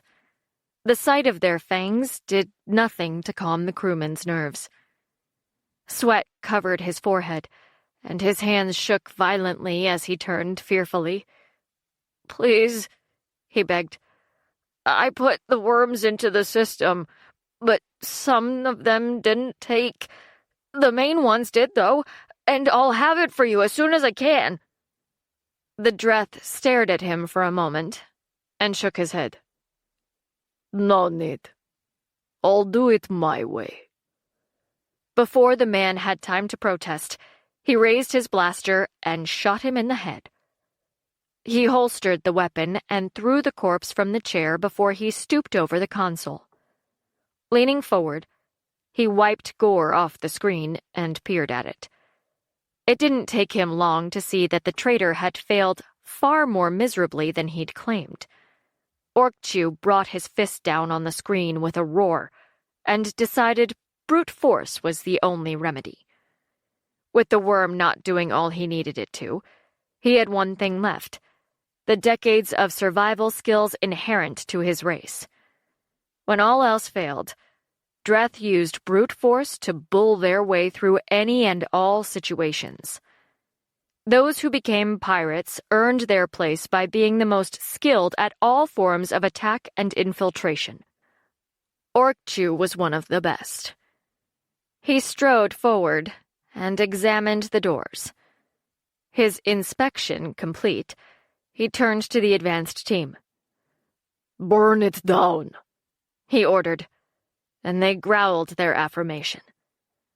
As they scrambled for the equipment, the Dreamer's security sprung their trap. Orkchu's head snapped around when he heard shots fired. Two Dreth who'd scouted the room tumbled from stairs leading to a walkway. Both were mortally injured. Their deaths infuriated him, and he uttered a deep howl that shook the inside of the ship. The other Dreth responded immediately and climbed the stairs to where a security team guarded another door. As soon as the leaders reached the outermost guards, they attacked and didn't limit themselves to guns. Their armor absorbed most of the damage as they lunged at the defenders and hurled them over the edge to be ripped apart by their comrades. Some of the guards took cover, while others stood their ground and fired as rapidly as their weapons were capable of. As Orkchu walked toward the stairs, he heard a scream from above and stepped aside to avoid the security crewman who catapulted over the rails. He paused as the guard landed with a thump beside him. It amused him to make a brief show of studying the man, even though he was clearly dead. The guard's body was twisted in an unnatural way. His eyes were wide open, and blood trickled from the side of his mouth. He snorted and shook his head. "These humans are so fragile. All the better for me and my men to destroy them easily." Orkchu climbed to the walkway and assessed the situation. The HUD hadn't lied. Engineering's command center lay behind the doors below. He snorted and signaled the cutting team to begin. No doubt there would be a greater fight for the room itself. Hopefully the captain of his sister ship would have an easier time reaching the Dreamer's bridge. Hormgast Saktek had fought his way from the atrium to the bridge, almost relieved when the corridors and hallways of the liner remained empty. Well, except for the liner's security, and his men soon took care of that. Now the bridge was directly ahead, and the pirates were in another firefight with what he hoped were the last guards. With every shot the pirates fired, they claimed another kill without sustaining much damage in return. His men wore battle-grade space armor, and the liner's security did not. When they'd eliminated most of the defenders, Sektek placed his faith in his armor and marched up to the hastily constructed barricade before them. He reached over an overstuffed armchair and knew where to seize the lead security man, Hargan. His huge hand tight around the man's throat, he held him suspended a few feet off the floor. The officer's eyes widened, but he still tried to position his blaster between them to fire. Sektek yanked it from his fingertips with his free hand and put his face against Hargan's. "We are not here for games, human. Move your men or die fighting." The man's eyes narrowed slightly, and he lashed out with a boot as he choked out a short reply. "We will always die fighting for the Federation!"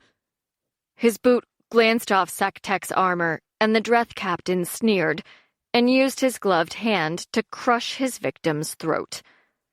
When Hargan went limp, he threw the body over the barricade and raised his weapon. With a guttural call to his men to join the slaughter, he howled and sprayed the remaining humans with deadly fire. They fought back, but not for long.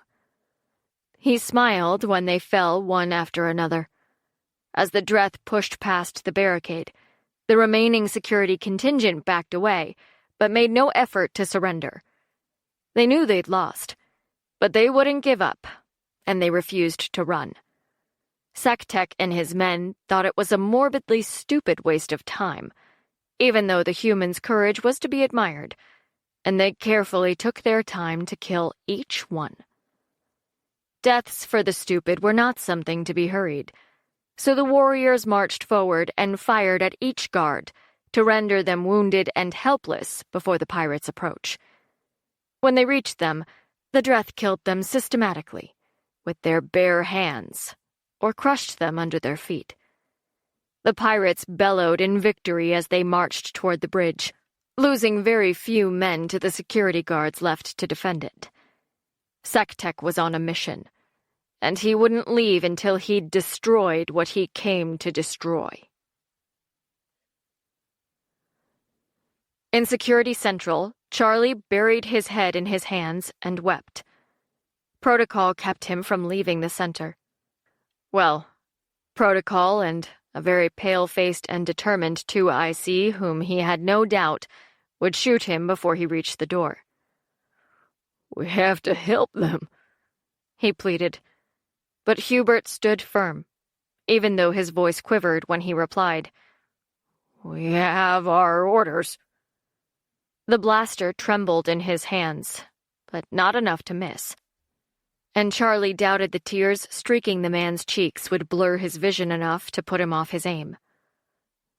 "When this is over, you and I—" Hubert's voice cracked. "When this is over, sir, you can shoot me. It'll be better than having to remember this." He gestured at the screen, and they watched as the Dreth pirates reached the doors to the bridge. As he stared at the number of pirates filling the corridor, Hubert whispered, "There are other ways to commit suicide." "What if I come up with a plan that might free the dreamer?" Charlie asked. "At least you'll be alive to do that now," Hubert pointed out. "And I'll be along to make sure you stay that way."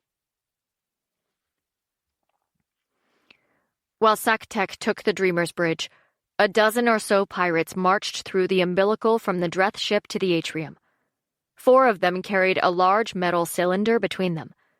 The others escorted them, tasked with ensuring the bomb reached its destination. They growled and snarled at the bodies of the security guards who had tried to stop their comrades from boarding, and laughed at the ridiculous fountain in the center of the open area. Their path took them past it, and they headed for one of the elevators on the far side, which took them up several floors until they were able to reach the open space suspended above the atrium. As they carried the bomb out into the space hologrammed to resemble open parklands, movement at several of the balconies adjoining the vista caught their attention. Blaster fire forced the occupants of the rooms to scurry back inside, and the pirates continued to the center of the open parkland. Their leader, a Gramgast to the Orkchew's Hormgast, moved into the huge park sanctuary and watched his men carry the bomb in and set it down gingerly. He surveyed the area and snickered. When this goes off, it will rip this ship completely in half. There will be no survivors, and this sector of space will forever be peppered with dead Federation civilians. Assemble it quickly. We have little time. The pirates took a variety of tools and last-minute pieces from their belts and went to work. They'd trained for this for months. Each piece fit perfectly into the bomb, and the gentleness and careful placement of them was reminiscent of a human engineer's soft touch. Even Dreth didn't like the idea of blowing themselves up, and none of them wanted to meet their captain in the afterlife if they did.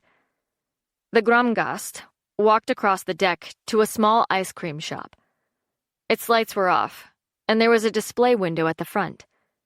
He could see something, or someone, hiding beneath a table inside, and growled. The window shattered easily with a single powerful blow, and he leapt over the counter and stools along it and grasped the small girl who tried to scramble frantically away. She screamed as he brought her closer to his face. "Don't be scared, little girl," he bellowed and laughed at her terror. "We don't like the taste of children. But if you end up being all there is, I will make it quick." The child uttered an ear-piercing shriek that made him cringe. He dropped her and covered the part of the helmet that shielded his ears. "Fedahakt," he shouted, and turned to look for her, only to find she'd vanished. Before he could start searching for the little wretch, one of his men interrupted. "Gromgast, it's ready to program." The corporal gave a frustrated snarl and glanced around the shop one last time. Hide. Hide while you can, little girl. I will find you soon enough. Stephanie's team had hurried through the hallways, careful to check each section before they raced to their suite. Frog had worked his magic on the locked door, and they'd entered Lars's room without detection. Inside, he'd stashed an array of weapons in his closet, as well as armor for everyone. Marcus shook his head. "I thought all this was in the storage compartment." The team leader handed the armor out. "You didn't think I'd come all this way without a backup plan, did you?" She selected an armored vest, pulled it up her body, and snapped the pieces on the side. "I don't need armor. I have magic, remember?" "Even your magic won't stop your body from dying if you're cut, shot, or stabbed," Lars replied, while he laced his boots. "Being prepared with armor is a good first step on a really bad day." "Hell yeah, it is," Johnny agreed, and strapped his armor tightly in place. "There have been more times it's saved me than not. You may be a witch, but you still have a human body, and compared to a Dreth, we're like porcelain dolls. Trust me. You want as much coverage as you can possibly get." Stephanie nodded, put her foot on a chair, and tucked her pants into her boots before she laced them as tightly as she could, one section at a time. "I can't determine what's happening here. I tried to send magic out to get a feel for it, but this ship is full of Dreth, Melagornians, and humans already. There is no way to know who's behind this." "It could be the Dreth. Or it could be some unknown force we haven't met yet, and it could be the rebels," Marcus stated. "I do know that it doesn't matter who they are. We'll eliminate them. This was supposed to be a relaxing cruise, and now we're covered in armor and doing our best to not be seen before we want to be seen. It's complete bullshit." "War is bullshit," Frog yelled. "But no one can seem to get the hell away from it. We keep trying to make peace by either starting a fight or making enemies of the ones with zero shits to give. There has to be a better strategy to it all." "When we get back to Earth, Frog, you can spend all the time you need to find a strategy that will work in our favor," Stephanie told him, and slipped a gun into the holster on her side. For now, assume violence will be involved. He checked his gun and shrugged. Meh. I really don't mind. I simply felt like being a free-loving hippie for 5 seconds. I want to kick whoever this is back to wherever the hell they came from. Suddenly, the comms over the entire ship gave a loud whistle that faded into a crackle. It was followed by a deep, growling cough that radiated throughout the vessel. Attention! Prepare yourselves to listen carefully to the announcement about to be made. Stephanie walked over to the console in the corner. Frog, a little help here? I want to see what's going on. You know this isn't allowed, right? He asked, dragged a seat up, and opened a panel in the wall behind the terminal. It's an emergency, she told him. I'm sure they'll forgive us. We have to be breaking I don't know how many Fed regs here. He grumbled as he fiddled behind the panel to wire in a connection to Lars's laptop. Once he'd done that, he slid a thumb drive into the laptop and began to type. Huh. I knew we hired you for something, Lars commented, looking over his shoulder. My good looks and chick magnetry? Frog sounded hopeful, but his fingers didn't stop their rapid-fire efforts, and the screen in front of her showed her a list of the different surveillance sections.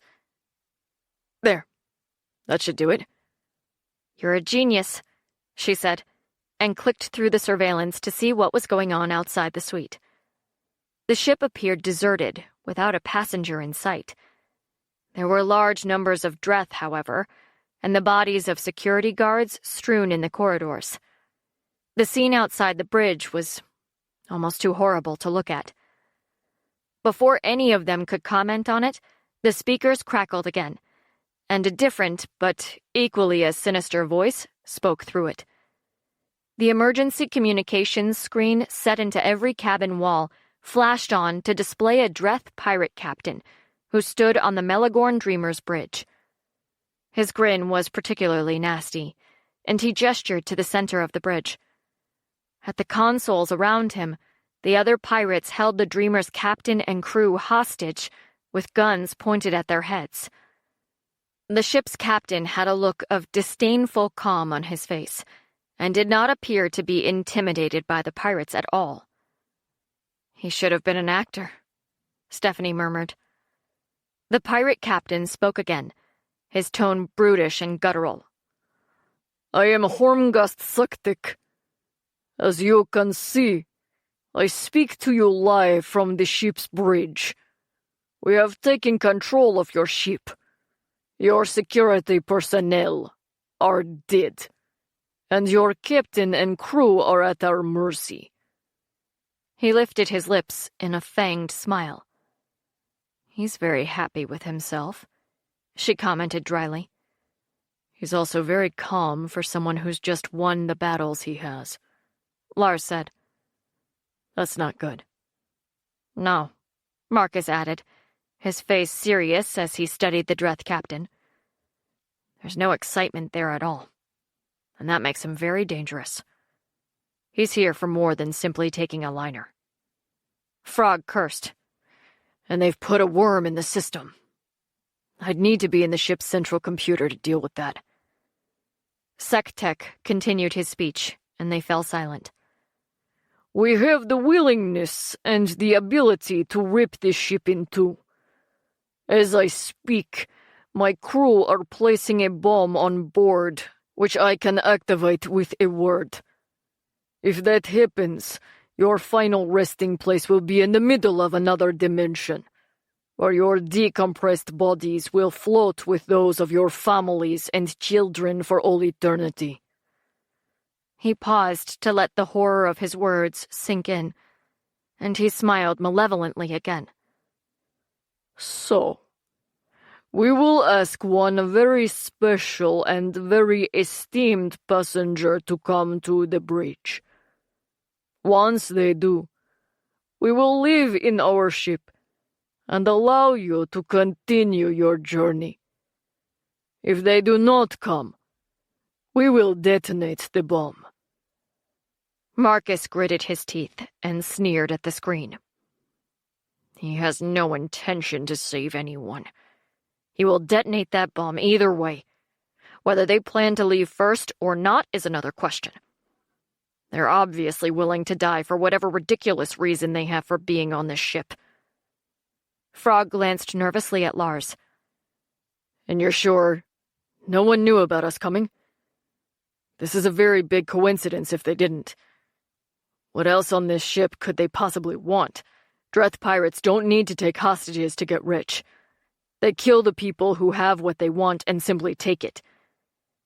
Whoever it is they're after, they must be damned important. Which is why he won't get what he came for, Stephanie replied, and stared at the screen, like she could somehow stare into the pirate's eyes. Chapter 35. The pirate moved, and the drone camera followed him wherever he walked. He stopped in front of the forward viewing screen and looked out at space beyond. After a brief moment, he shook his head, turned back to the camera and gazed directly into it. He hesitated when he had a strange feeling that someone stared at him equally as intently. He shook it off, because it really was a fanciful notion that did not belong in a warrior's psyche, and smiled at the people watching before he resumed his speech.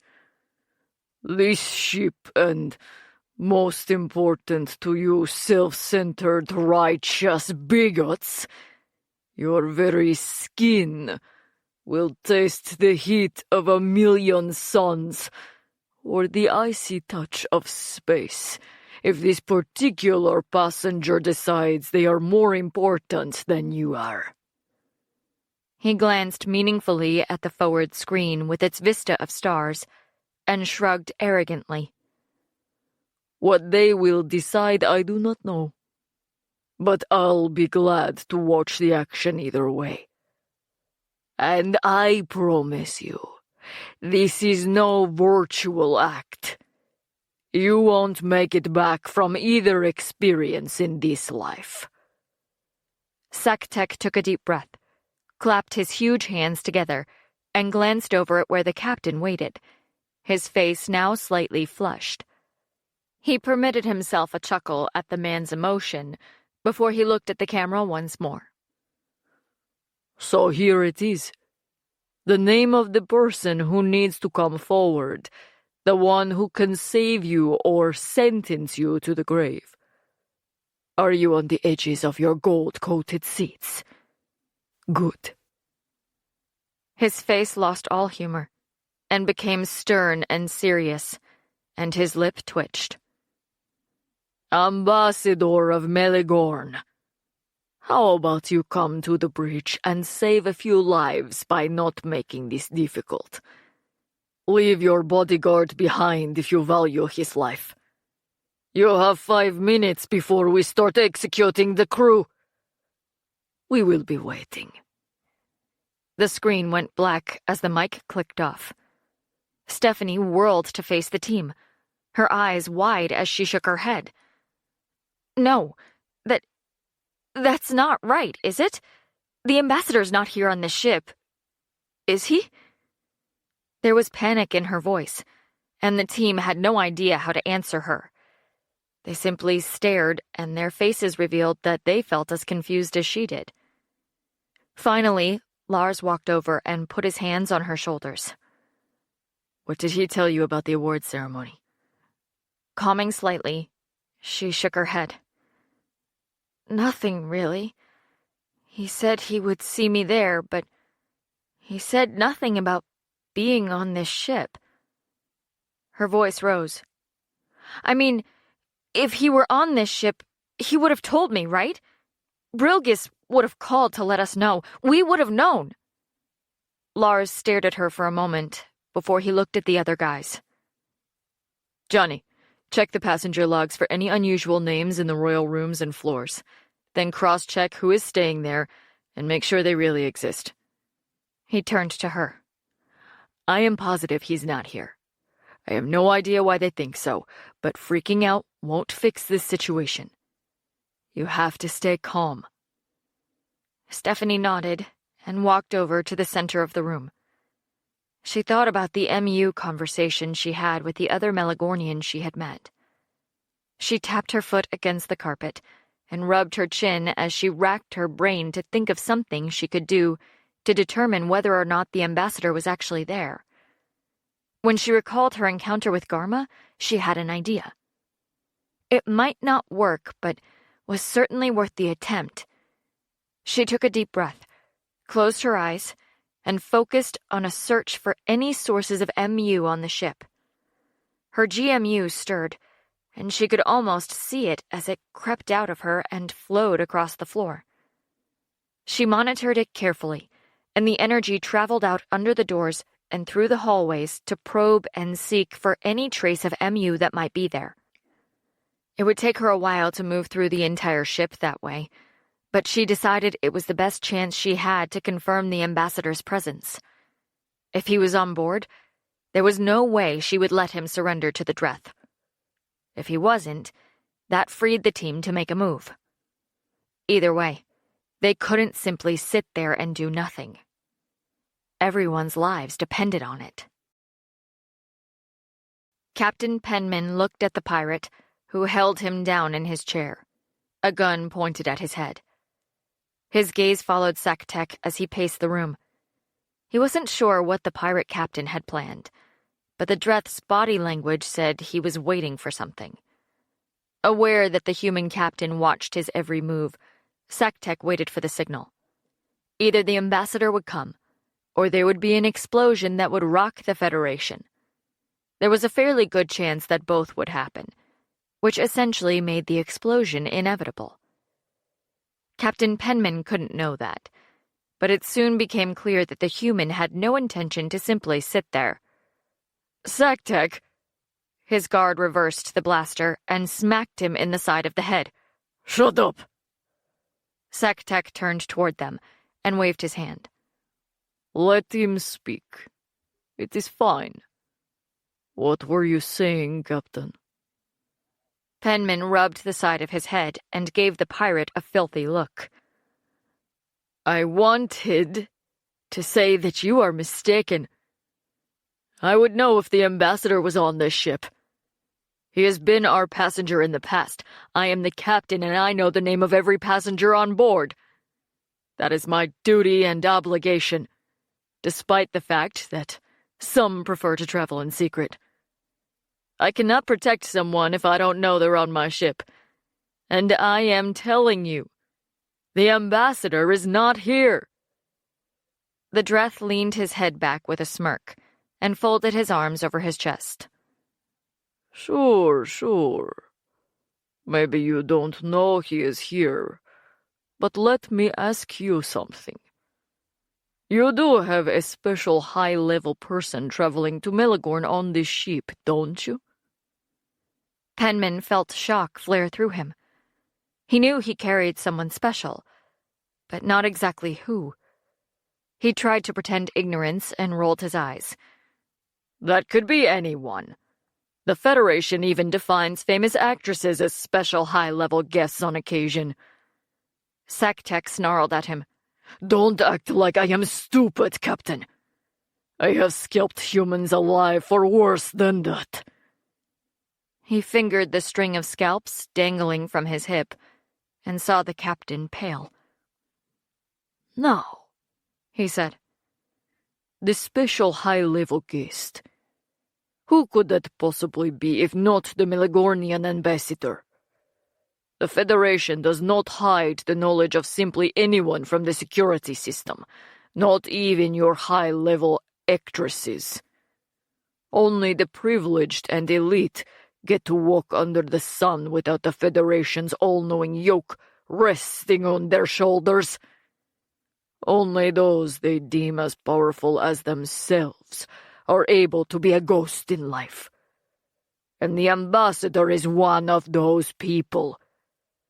Perhaps even close to number 1 on that list. Captain Penman shook his head. Then why don't I know of his presence now? Why would I know about him every other time he's traveled, but not his identity for this trip? He narrowed his eyes. Why would I not know? But you would. Hormgast Saktek spread his arms, and his blaster hung sloppily from his left hand. Oh, I don't know. Perhaps for this reason exactly. So that you can have... what is it?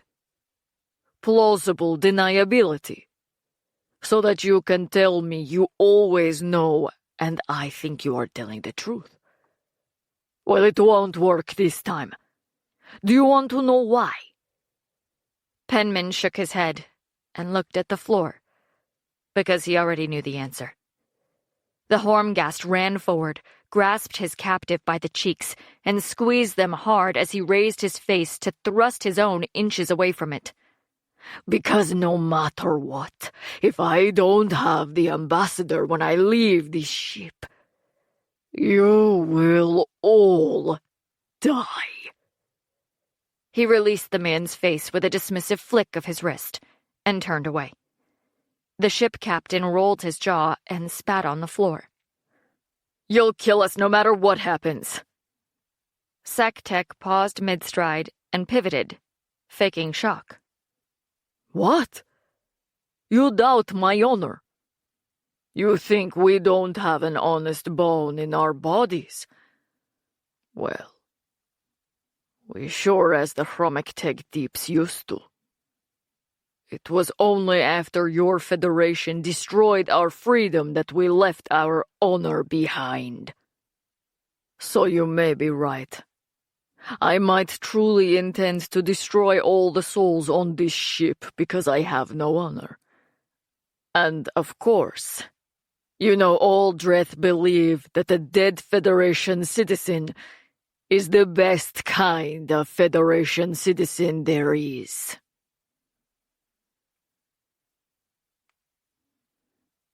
Time was running out. The Hormgast had set a countdown clock to spin down in the center of the bridge and focused the security camera on it to show the people how long they had until he blasted them all to hell. As Dreth warriors took over the command consoles, Penman was forced to join his crew. When he reached them, his executive officer leaned toward him. I know who that guest on the ship is. He raised his eyebrows, his expression plainly dubious. The man nodded vigorously. I do too. It's not the ambassador either. The captain shook his head and made eye contact with him in a meaningful exchange. We have to reveal the secret to save some lives. Even if it only buys us 10 minutes to get them into stasis pods, at least they'll have a chance. The executive officer took a deep breath. It's the witch. She's being hailed as the savior. Then she should be here doing some saving, Penman said. By not coming, she's given up her right to choose. He straightened, but his heart sank as his face reddened. Guilt-inspired nausea rolled through him as he tried to find an alternative to what he had to do. He didn't want to hand the girl over to the pirates, but it was one life for many. And she was the witch. Surely she could get herself free, which was not something even the ambassador was capable of. Left with no choice, the captain cleared his throat. Hormgast Saktek turned toward him with raised eyebrows. Yes? Are you ready to divulge that the ambassador is indeed here? The captain shook his head. He isn't. But someone else is. The pirate snarled and walked quickly toward him. You had better be telling me the truth, or I will sit you on top of that bomb when it blows. He swallowed hard. I am telling you the damn truth. The secret person is... The comms squealed and crackled to cut him off, and both captains looked at the screen. There was no picture, but they could hear breathing on the other end. This is the ambassador. The voice was unmistakable, and in the next moment, the screen flashed on to reveal the man standing proudly in front of the camera, his robes draped around him, and his silver hair sparkling under the overhead lights. His gaze shifted to something beyond the screen, and the Hormgast sneered.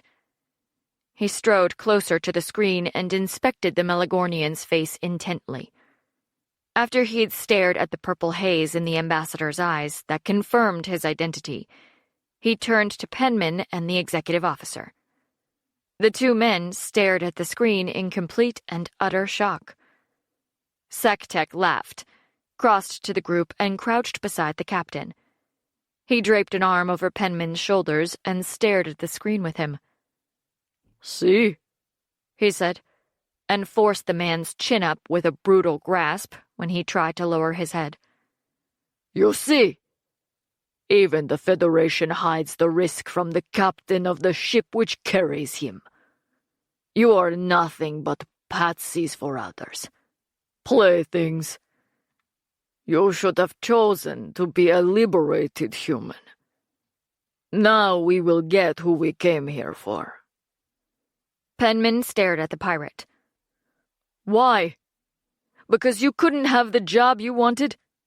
Because you couldn't have the house, or the city, or the car, or any of the luxuries? Is that why you're angry?" Sektek raised his arm and patted the man on the back. As he stood, he looked at the human, and all humor had faded from his face. "I don't care about those things. No Dreth does. What we do care about is our freedom. We care about not being corralled and pushed around. We care when the Federation dictates our every move and thought, and when the way it governs us kills our people." He ruffled Penman's hair as he stepped carefully away, and the man flinched. "Those are the things we care about. But even you, a servant to the rich, cannot see that you are nothing but a sheep. You humans like to be sheep. It makes you feel like you belong, and it's pathetic. But no matter. I am about to get what I came here for. And that is what is important." The ambassador stood in front of the drone camera and glanced across at Lars and the team every once in a while. The Hormgast was talking to the Dreamer's captain and forced him to look at the screen before he left him and came to stand before the drone camera. "Well, Ambassador, now that you have come clean, get your ass up to the bridge. We have some business to discuss, and I have a public of freed Dreth, humans and Melagornians waiting to see you lose your head as retribution for all those who have ever been oppressed." The ambassador's jaw clenched, and Sektek narrowed his eyes where he stood very close to his own camera. "What's wrong? Are you afraid? You always said you would do what was in the best interest of Meligorn, no matter the personal cost. Wasn't that the line that made people trust you? Now, though, you are part of the humans' world, and I fear that has corrupted you and made you weaker." The Melagornian raised his chin in what could have been a challenge. "You are surely mistaken, pirate. I am stronger than I have ever been." His eyes flashed black momentarily before they returned to their usual hue. It was so quick that Sektek wasn't sure if his eyes had played tricks on him, or if something was going on with the man. "No matter. Come to the bridge. We will handle our business there." With a nod, the ambassador turned the video off and let his shoulders relax. As he turned toward Lars and the team, his body shrank down, and his features altered. In less than a minute, Stephanie stood where the ambassador had been. She rubbed her face. "That is a bitch to do. Next time, someone prepare a speech for me, okay?" Frog jotted it down. "Noted. But I personally have to say, you were totally awesome." Stephanie chuckled. That was the easiest part of all. Now we have to actually save these people. Her expression grim, she lifted the hem of the robes and walked forward to claim her blaster off the bed and raise her robes even higher to strap it on her thigh. She had to take the pistols off her hip in case the Dreth noticed them before she could reveal herself. There were lives at stake, and she couldn't take chances. Are you guys ready? The team was lined up in their battle gear and ready to go. Lars nodded, and Marcus grinned. Hell yeah, we are. The question is, will you be able to hide us from the cameras? Otherwise, they'll know it's a setup before you even get there. She bit the inside of her cheek. I don't know for sure. I have to find a way to manipulate what's in the system. Stephanie closed her eyes and let her mind scroll through the possibilities. With the pressure on, she was able to think clearer and faster than she'd expected. It was another new development she'd have to explore at another time, when an entire ship wasn't held hostage by Dreth. When the ambassador had told her that she had opened parts of herself that humans normally couldn't access, she hadn't been sure what he'd meant. Now, she began to have an idea of what that involved. The only thing was that she wished she could think this fast when she wasn't on her way to meet someone who wanted to kill her. Or, she countered, I have to find a way to freeze the camera as I pass. She rushed across the room and stood at the door with her hand on the knob. You guys have to be 30 seconds behind me. As soon as I vacate a hallway, I'll work to freeze the cameras to what was there at the moment I left. Lars nodded. And that should give us time to get to the dark spot and wait for you to pass again. It should work. Stephanie nodded. It should. Using that, we can get through from here to the bridge okay. You've seen the feeds, so you know there are still Dreth out there, and you have to sneak through. She drew the hood of her robes up over her head, and her hair lengthened into long, silvery wisps as she stood there. Slowly, her body began to grow, fill the robes out, and broaden at the shoulders. That complete, she lowered her head as her face morphed into the ambassador's. No failure, she told her team, her voice still her own as she opened the door slightly. We're on the way to Melagorn. Melagorn! And I will be damned if I let a horde of smelly, arrogant pirate savages stop me from seeing the planet of my dreams. That thought alone angered her more than she could even explain. She let the door close again, and the hood of her robe slid back. Her eyes flashed to black, and sparks of energy erupted around her like miniature lightning bolts. Her voice rose, and then fell and became heavy with promise. They want to threaten the ambassador? They want to threaten this ship. Well, we will make them wish they never found us. They will cry for their Dreth mothers by the time I am done with them. And when the last of them has been relieved of their lives, I will send a message to anyone else who wishes to destroy the very foundation of truth. We are not on the side of the Federation, but we are not on the side of the rebel Dreth scum either. We are on the side of freedom. As she took a deep, steadying breath, the magic began to fade, and her eyes returned to the ambassador's usual color. The guys stood awed by her power and motivated by her words. Lars nodded and raised his fist in solidarity. Stephanie let the magic form a ball in her stomach and grinned from ear to ear as she flipped her hood up to cover her head. The time is now, boys, and then we'll go and have a damn drink. They cheered quietly and readied themselves while she walked out of the room. Fortunately, she remembered to mimic the ambassador's distinctive walk. She turned right and headed along the path to the bridge she'd memorized. From behind her, a whispered hiss demanded attention. She glanced up, then slowly turned.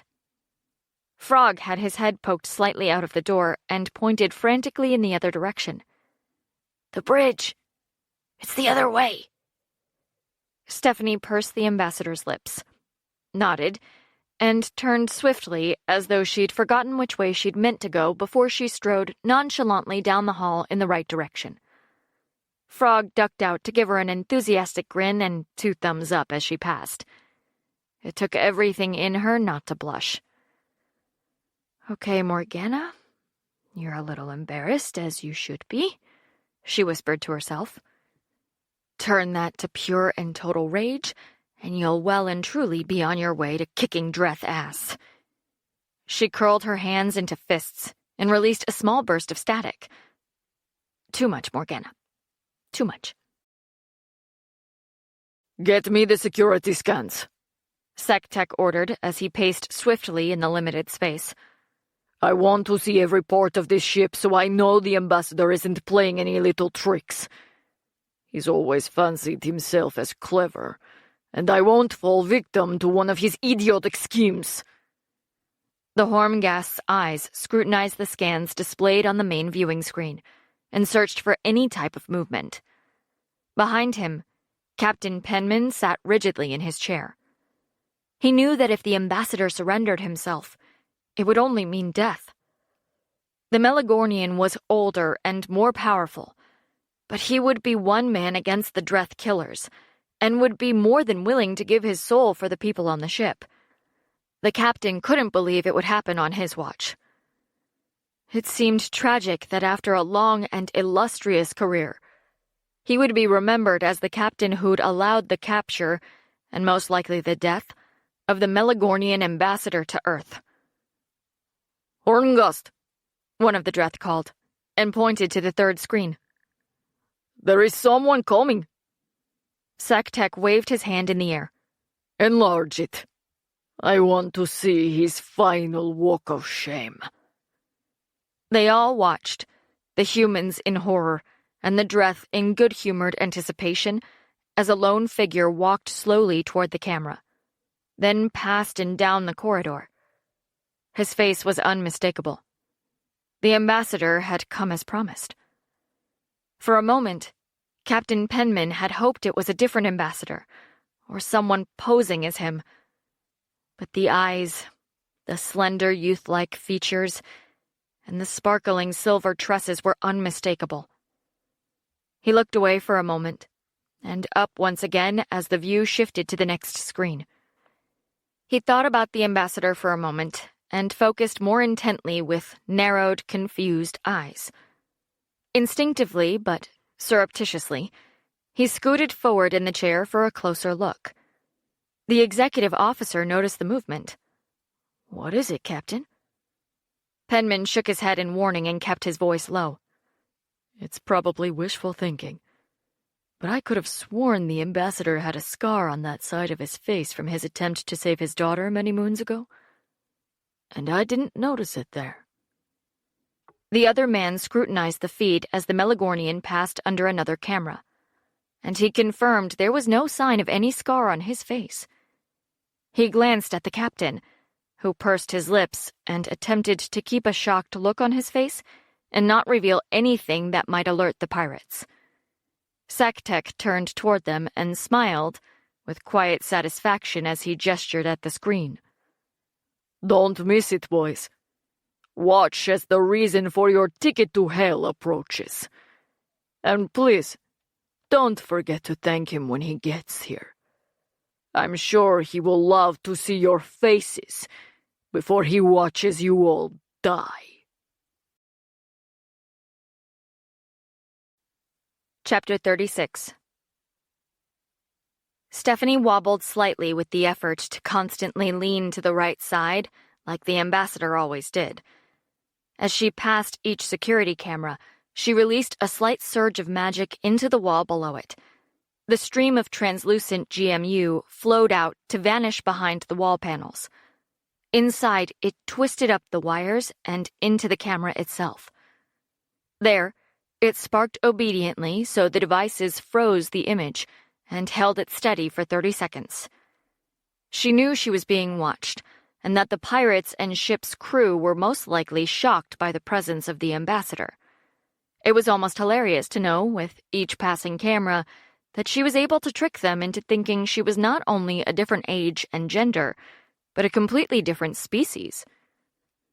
Her magic swirled wildly inside, and the vortex worked double time. Soon, she no longer had to focus to maintain the Melagornian's form. Her skills grew stronger, and the increased power couldn't have come at a better time. The cameras changed as she moved, and she knew that her team was mere feet behind her, waiting for a clear path before they hurried through. She wasn't alone in any of this, and that made her feel even braver. Behind her, Lars reached the next intersection and put his fist up before he glanced carefully around the corner. It was completely empty of Dreth, so he moved through and gestured the team up behind him. Marcus, who was closest, leaned forward and whispered, "Are you sure these cameras are frozen? Are you sure she can do this?" He stopped and shrugged as they waited to enter the next section. "If she can't, this will be the shortest rescue from pirates in history." The other man thought about that for a moment and nodded. "She either can or she can't. But we should act like it's done and keep watch for anyone who can see us and give us away." They reached the end of the next section, and Lars squatted and drew his team in close. Marcus brought up a good point. Whether this works or not, we have to be prepared for Dreth. If you see a pirate, shoot him. Shoot him so he can't come back. Shoot him so the rest of his filthy comrades feel the pain. Frog nodded. Or her. Everyone looked at him. What? Just saying. No need to be gender-specific here. For all we know, those huge smelly bastards are all girls. You're the ones with the assumptions. Sheesh. The guys simply shook their heads and readied themselves once more. Lars gave them all a strong look of approval. "We got this, guys. And so does she. Have faith in her." "Always," Marcus agreed. "To the damn glorious end," Johnny replied. "She is pretty much the baddest, ball-bustingest chick ever," Brendan said. "Agreed," Avery added. "You know I will hop along after her, for, life," Frog said, and made everyone suppress laughter. Lars tilted his head toward the next stretch. "Well, shit. What are we waiting for, then?" Every step Stephanie took toward the bridge as the ambassador became more difficult to make. It was as if the anger she held in vibrated through her whole body. It was so strong it almost made her stagger. That pirate bastard didn't know what he was in for. He had threatened her friend, an adopted member of her family, a man who had more courage and morality in his pinky finger than any of the Dreth inside. Her fists clenched, and she looked down and twisted her neck as she tried to push away the feeling that she might lose control. "They deserve to have you lose control," she said to herself. "But shit, you gotta make it there first. Keep it together, keep it together. Think of something calming." Todd's face flashed through her mind, and she felt the energy surge subside enough for her to continue. He danced around in her mind, told jokes, and talked exactly like he had when they were in school. She remembered the way he walked backward to see her face as he spoke. Then he morphed in her mind to stand at the helm of a Federation Navy ship, saluting the Federation flag and ready to fight for them. She was proud of him, even though the military wasn't something she wanted. No, not in the least.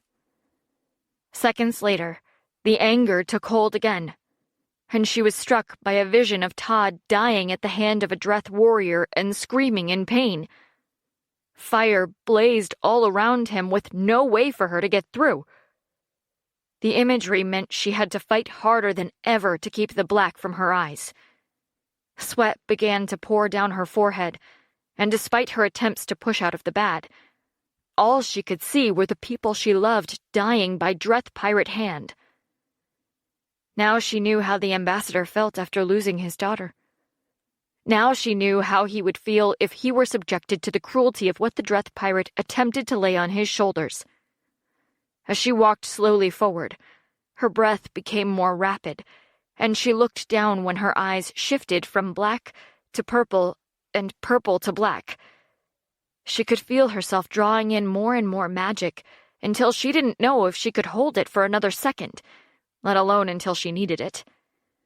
When she reached the corridor across from the bridge, she clutched the railing on the wall, stumbled, and put her head down. She closed her eyes and took a moment to steady herself and remember why she was there, and why what she was doing was so important.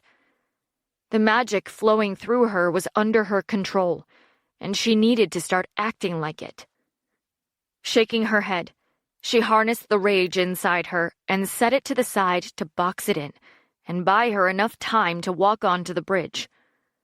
As she did so, she felt the black fade even though the anger remained. When she knew she was okay, she turned and continued toward two pirates who stood outside the bridge doors. They looked at her with sneers of disgust. The one on the right raised his comm to his mouth to report to those inside. "Meligor Mushtak is here." Stephanie knew it was a slur, and a nasty one at that. She knew they were already baiting her as the ambassador, trying to embarrass him through ridicule, and it enraged her. The magic pushed at the boundaries she'd set, and she almost relinquished control then and there. One of the Dreth looked strangely at her when he noticed the sweat trickling down her face and her clenched fists. He elbowed the other, who studied the ambassador briefly and shrugged. "Maybe he's having a heart attack. That would do the dirty work for us." They both laughed, and only the knowledge that she would unleash hell on them enabled her to calm herself. They wouldn't know what hit them. Behind Stephanie, the team halted around the corner from their destination. Lars watched as the Dreth guards grasped the back of her robes and shoved her into the bridge. The door closed behind them, but in the second before they disappeared from view, they slapped each other's claws in a Dreth high five. He curled his lips scornfully and shook his head. With his back pressed against the wall, he took a deep breath. "She's in. Now all we have to do is wait for the signal." Marcus frowned. Lars? What signal would that be? Frog hit his forehead and hissed at Marcus. "The one that comes over the comms. Sheesh." The team leader blinked. He felt the need to rush after his charge, but managed to hold back. "It's Stephanie. She always has a signal. Although we should probably order her to give us an official one. Something like the bat symbol, but way more cool." "Like a super llama?" Frog said, and garnered several blank stares from his teammates.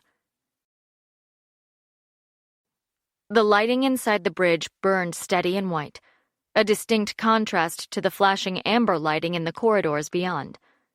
It was also a contrast to the danger she was heading into. Still, she was calm and collected, and loved the fact that she could walk through as she was and have no one question her. Someone began to clap loudly, and a tall Dreth built slightly smaller than the others turned away from the view screen that stretched in front of the control center. There was something about him that set him apart from the others. He smiled, still clapping. "The great ambassador has come here to die. How poetic could it get?" Stephanie chose to remain absolutely silent. She could imagine that the bridge was a comfortable place on a normal day, but not with a dozen Dreth holding guns to the heads of the crew hostages like they were. Their leader observed the ambassador as he shifted his gaze and noted the position of every Dreth in the room. "I know what you're doing," he snickered. "You are planning your heroic attack, right? The one where you save the crew and kick our asses back to Dreth. Maybe even kill us, and show you have no mercy, even in your pathetic new life." The Hormgast shook his finger at the Melagornian. "You know it would be useless of you to fight anyway. Even one as great as you runs out of energy." He yanked the ambassador's robes open and tilted his head to the side to inspect the tunic beneath.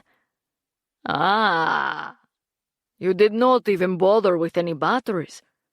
Are you so impressed with your abilities that you spit on us in contempt?" With a grin, he spread his hands and cracked his neck noisily. In silence, he raised one hand and drew it slowly down over his face, before he released a stream of MU from his fingertips. It flowed over his head and down to wind around the pirate's body.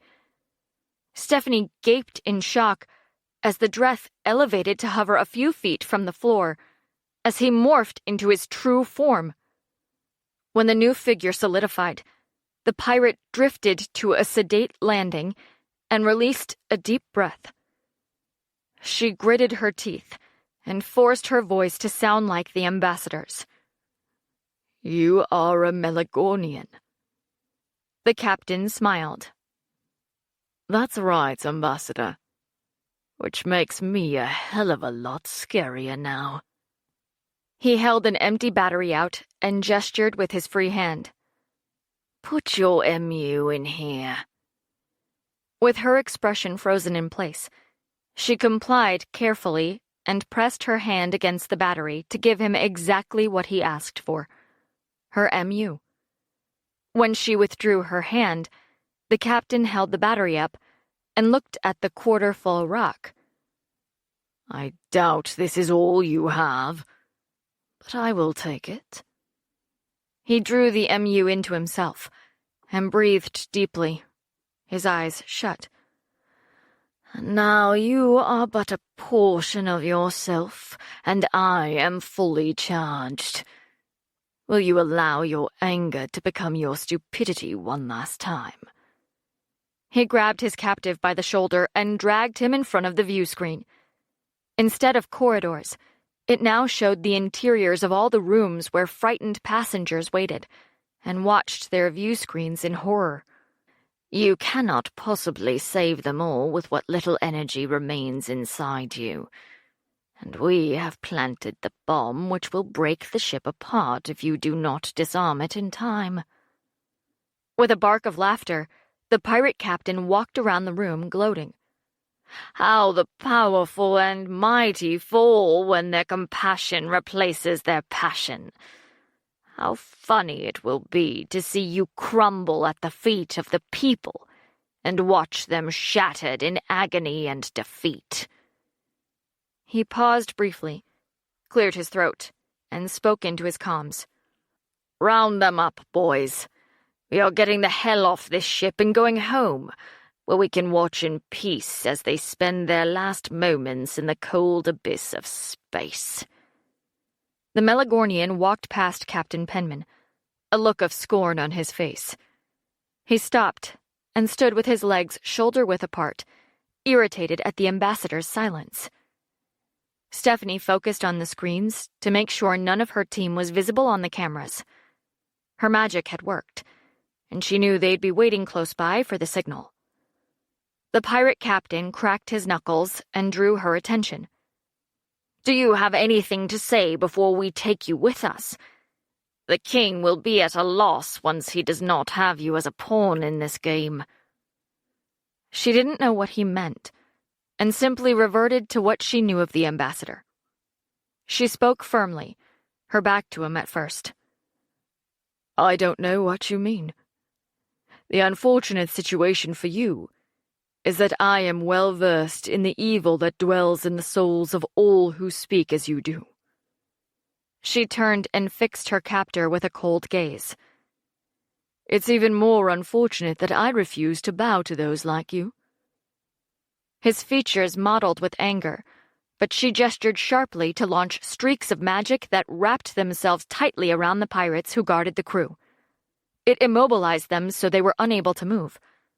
Immediately after, she gestured at the door to the bridge, opened it, and blazed a fireball at the two pirates who stepped forward hastily to defend it. This was the signal her boys were waiting for. The captain shouted in alarm and threw a spell. Stephanie raised her arm and blocked it easily as she looked over her shoulder at the door. "Move your asses," she grumbled, and wondered if it was time to feel anxious. She would have to use the GMU she had stored, or release her hold on the pirates if her team didn't hurry the hell up. "Do you think the Dreth have emotions?"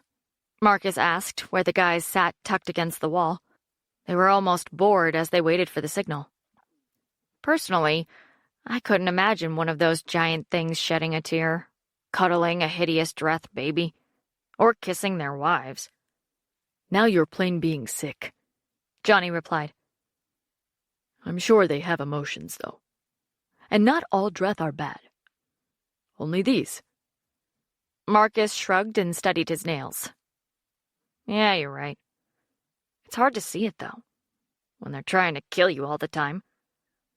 The doors to the bridge slid open and caught their attention. The team huddled together to glance around. They were in time to see the Dreth guards step into the opening, clearly confused. Suddenly, a huge ball of magical fire rocketed into the floor between them, knocked both Dreth off their feet, and catapulted them into the walls hard enough to leave dents. As the pirates landed heavily, Frog pointed. "The signal! That's the signal!" Lars was already moving. He leapt to his feet, waved his arm, and raced as fast as he could to the bridge. The two Dreth groaned and struggled to their feet. "Scum!" The Melagornian pirate spat and glared at the ambassador. Outside, the guards raised their heads as the sound of feet pounding down the corridor intruded through their grogginess and confusion. "Huh?" Their eyes widened as Lars and the team hurtled toward them at a relentless pace, dressed in body armor with their weapons raised as they bellowed the new team battle cry. "Morgana!" The pirates fumbled for their blasters, but realized they'd dropped them and hadn't yet retrieved them. One of them pushed the other to the side, and they both drew large swords from the sheaths on their backs. The sight didn't strike even an ounce of fear into the team's hearts. Frog screamed at the top of his lungs and closed with the first one. He thrust his pistol under the alien's chin and pulled the trigger. The bullet plowed upward into the Dreth's head and the underside of his helmet as Frog stepped clear. At the same time, the team leader stopped and fired at the other guard. The pirate grunted as his armor absorbed the damage, then took two enormous strides forward and swung his sword with a yell. The blade nicked his cheek, and Lars narrowed his eyes. With a loud growl, he raised the gun and fired, hoping to fell his adversary before he could reverse his swing and slice him in two. He pulled the trigger repeatedly and filled the Dreth with bullets. His opponent shuddered with each strike, but didn't succumb. When Lars's gun clicked, out of bullets, he snatched another magazine and took several hasty steps back. "Does anyone want to take care of this?" Marcus had snuck past the two as they fought. He now stood behind the Dreth, reached up, and tapped him on the shoulder. As the pirate spun angrily, he smacked a palm into the top of the invader's sword arm, shoved the blade down with his left hand, and drove the long-bladed knife in his right hand into his opponent's belly. The Dreth froze, and Marcus smiled as he thrust the blade deeper. "Do you feel sad now?" he asked, a grim smile on his face. The alien's eyes widened, and the human twisted the blade, dragged it up, and shoved it down again. "How about now? Anything? Flashes of your lumpy childhood? Kisses from your mother? Your first time with a lovely Dreth girl?" The pirate sagged heavily on the blade, and Marcus sighed and used his free hand to push him back as he yanked the knife out and allowed the body to fall. "No? Well, maybe you're an anomaly. I'll test that on your buddies, too." Johnny looked at him in disgust. "Didn't your mother ever tell you not to play with your food?" Inside the bridge, the Melagornian pirate looked at his hands and purple magic sparked from his fingertips. What's going on? This doesn't make any sense. I should have way more power than you, Ambassador. I took your power, damn it. As the ambassador, Stephanie stood silently, but a small smirk played around her mouth.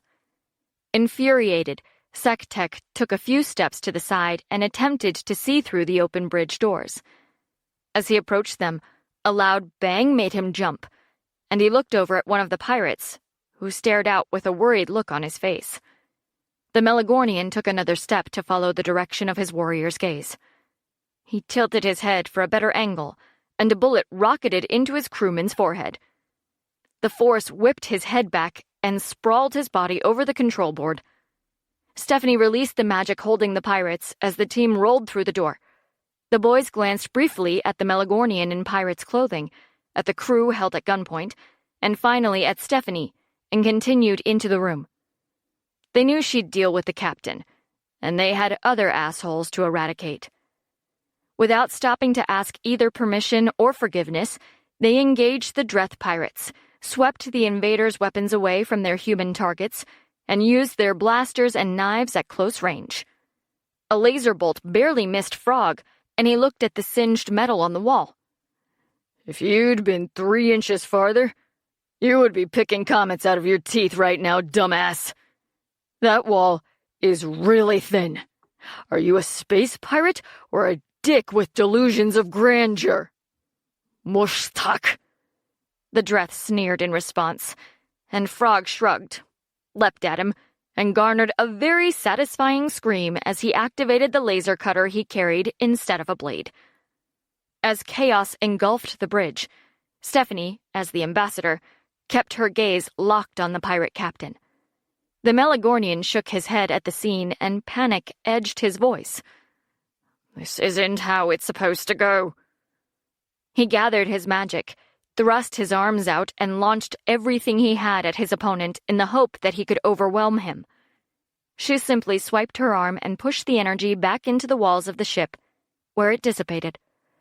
Her eyes widened as the captain growled, stamped his boot against the floor, and pointed his finger angrily at her.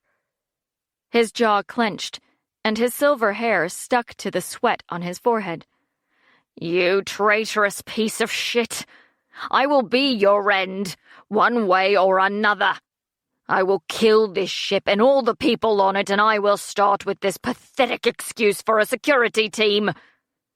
The Hormgast thrust a bolt of magic toward Lars, and she lunged sideways quickly, caught the purple ball of energy in her palm, and closed her fist to force it into mist. Her magic flared. It had reached the limit of its patience, and so had she. The pirate captain had crossed the line and threatened her friends. Her team had stopped the pirates from threatening the hostages, and the crew had taken cover from the fight. Now she had no reason to hold back. The Melagornian gaped when he watched the ambassador shrink, the robes suddenly too big for the female form inside. The hood dropped over her face, and he was at a complete loss as to what in the hell was going on. Power thrummed over her small form, vibrated through the command center, and drew the attention of everyone present. "Oh, shit," Frog said, and pointed at her. "Damn it." Lars tackled one of the pirates and managed to drag the enormous form to the ground. "Interesting," he continued, as the alien looked at him in confusion. "Tell me, do you feel anything but anger and pride when you take a life?" The pirate's confusion melted into a look of scorn and distaste, and he bared his fangs as his body tensed. The human gave him no more time to react. "Sorry, I need intel, or I'd let her have you." "Mush!" the pirate started, and struggled to break his adversary's grip. He released the alien, but powered a fist as hard as he possibly could through the open visor. The blow rendered the man unconscious before he could finish his insult. Marcus glanced over and nodded in approval. Lars winced, shook his hand, then motioned toward Stephanie. "Someone's gone black." With the last pirate eliminated, the other guards raced toward her. "Stephanie!" Stephanie swiped her hand back and pushed her team away from her. Her head raised in challenge, she shrugged the robes off her shoulders and stepped out of them in her body armor. Her eyes were as black as the space outside, and she glared relentlessly at the captain. "You dare to threaten my people?" He froze. Whatever he'd expected to find under the cloak, it hadn't been this. But she gave him no opportunity to recover his startled wits. She leapt forward and moved so fast the team couldn't see her until she stopped in front of the Melagornian Hormgast. Her hands moved swiftly over him to drag the magic out of him. "I'll take that back," she told him coldly. "And with the interest you owe." His eyes bulged in shock and terror as pain engulfed him when streams of energy ripped their way through his skin. He opened his mouth, and a scream shattered the air. It broadcast through the open comm line to fill every inch of the dreamer. In their cabins, the passengers cringed, and some moaned in fear, while others stared with real horror at what they saw on their view screens. In an ice cream shop many decks away, one little girl felt a surge of hope and gave a very quiet giggle. On the bridge, Stephanie Morgana held the pirate captain at arm's length, his torso wreathed in purple energy. His body shook violently, and she smiled a terrible smile. As she looked at him, he opened his eyes, and his skin began to melt from his bones. Recognizing her, his voice cracked. "That human witch." Her smile widened. "Perhaps it would have been best if the ambassador had been here, because I haven't the wisdom to use anything but raw power.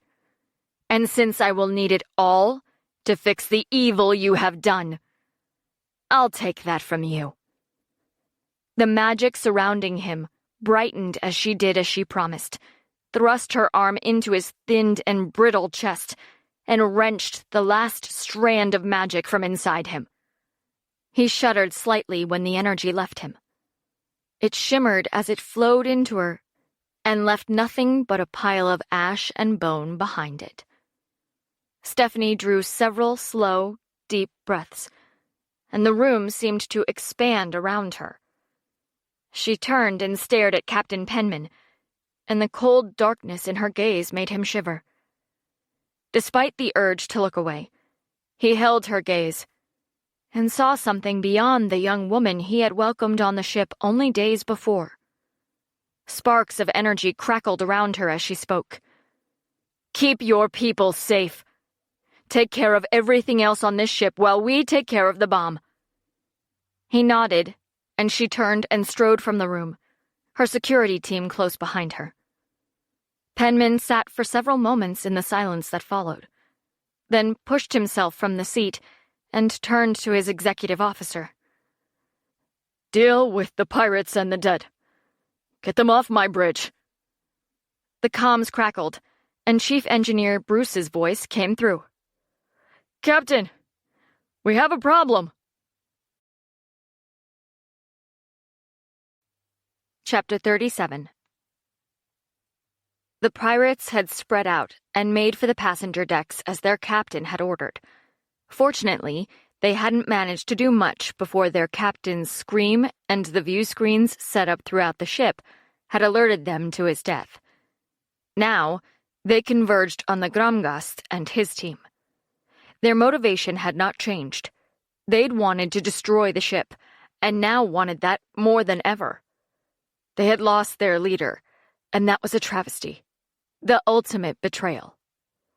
It was clear the ambassador had known they were coming, and had seated the witch in his place. For that, he would pay.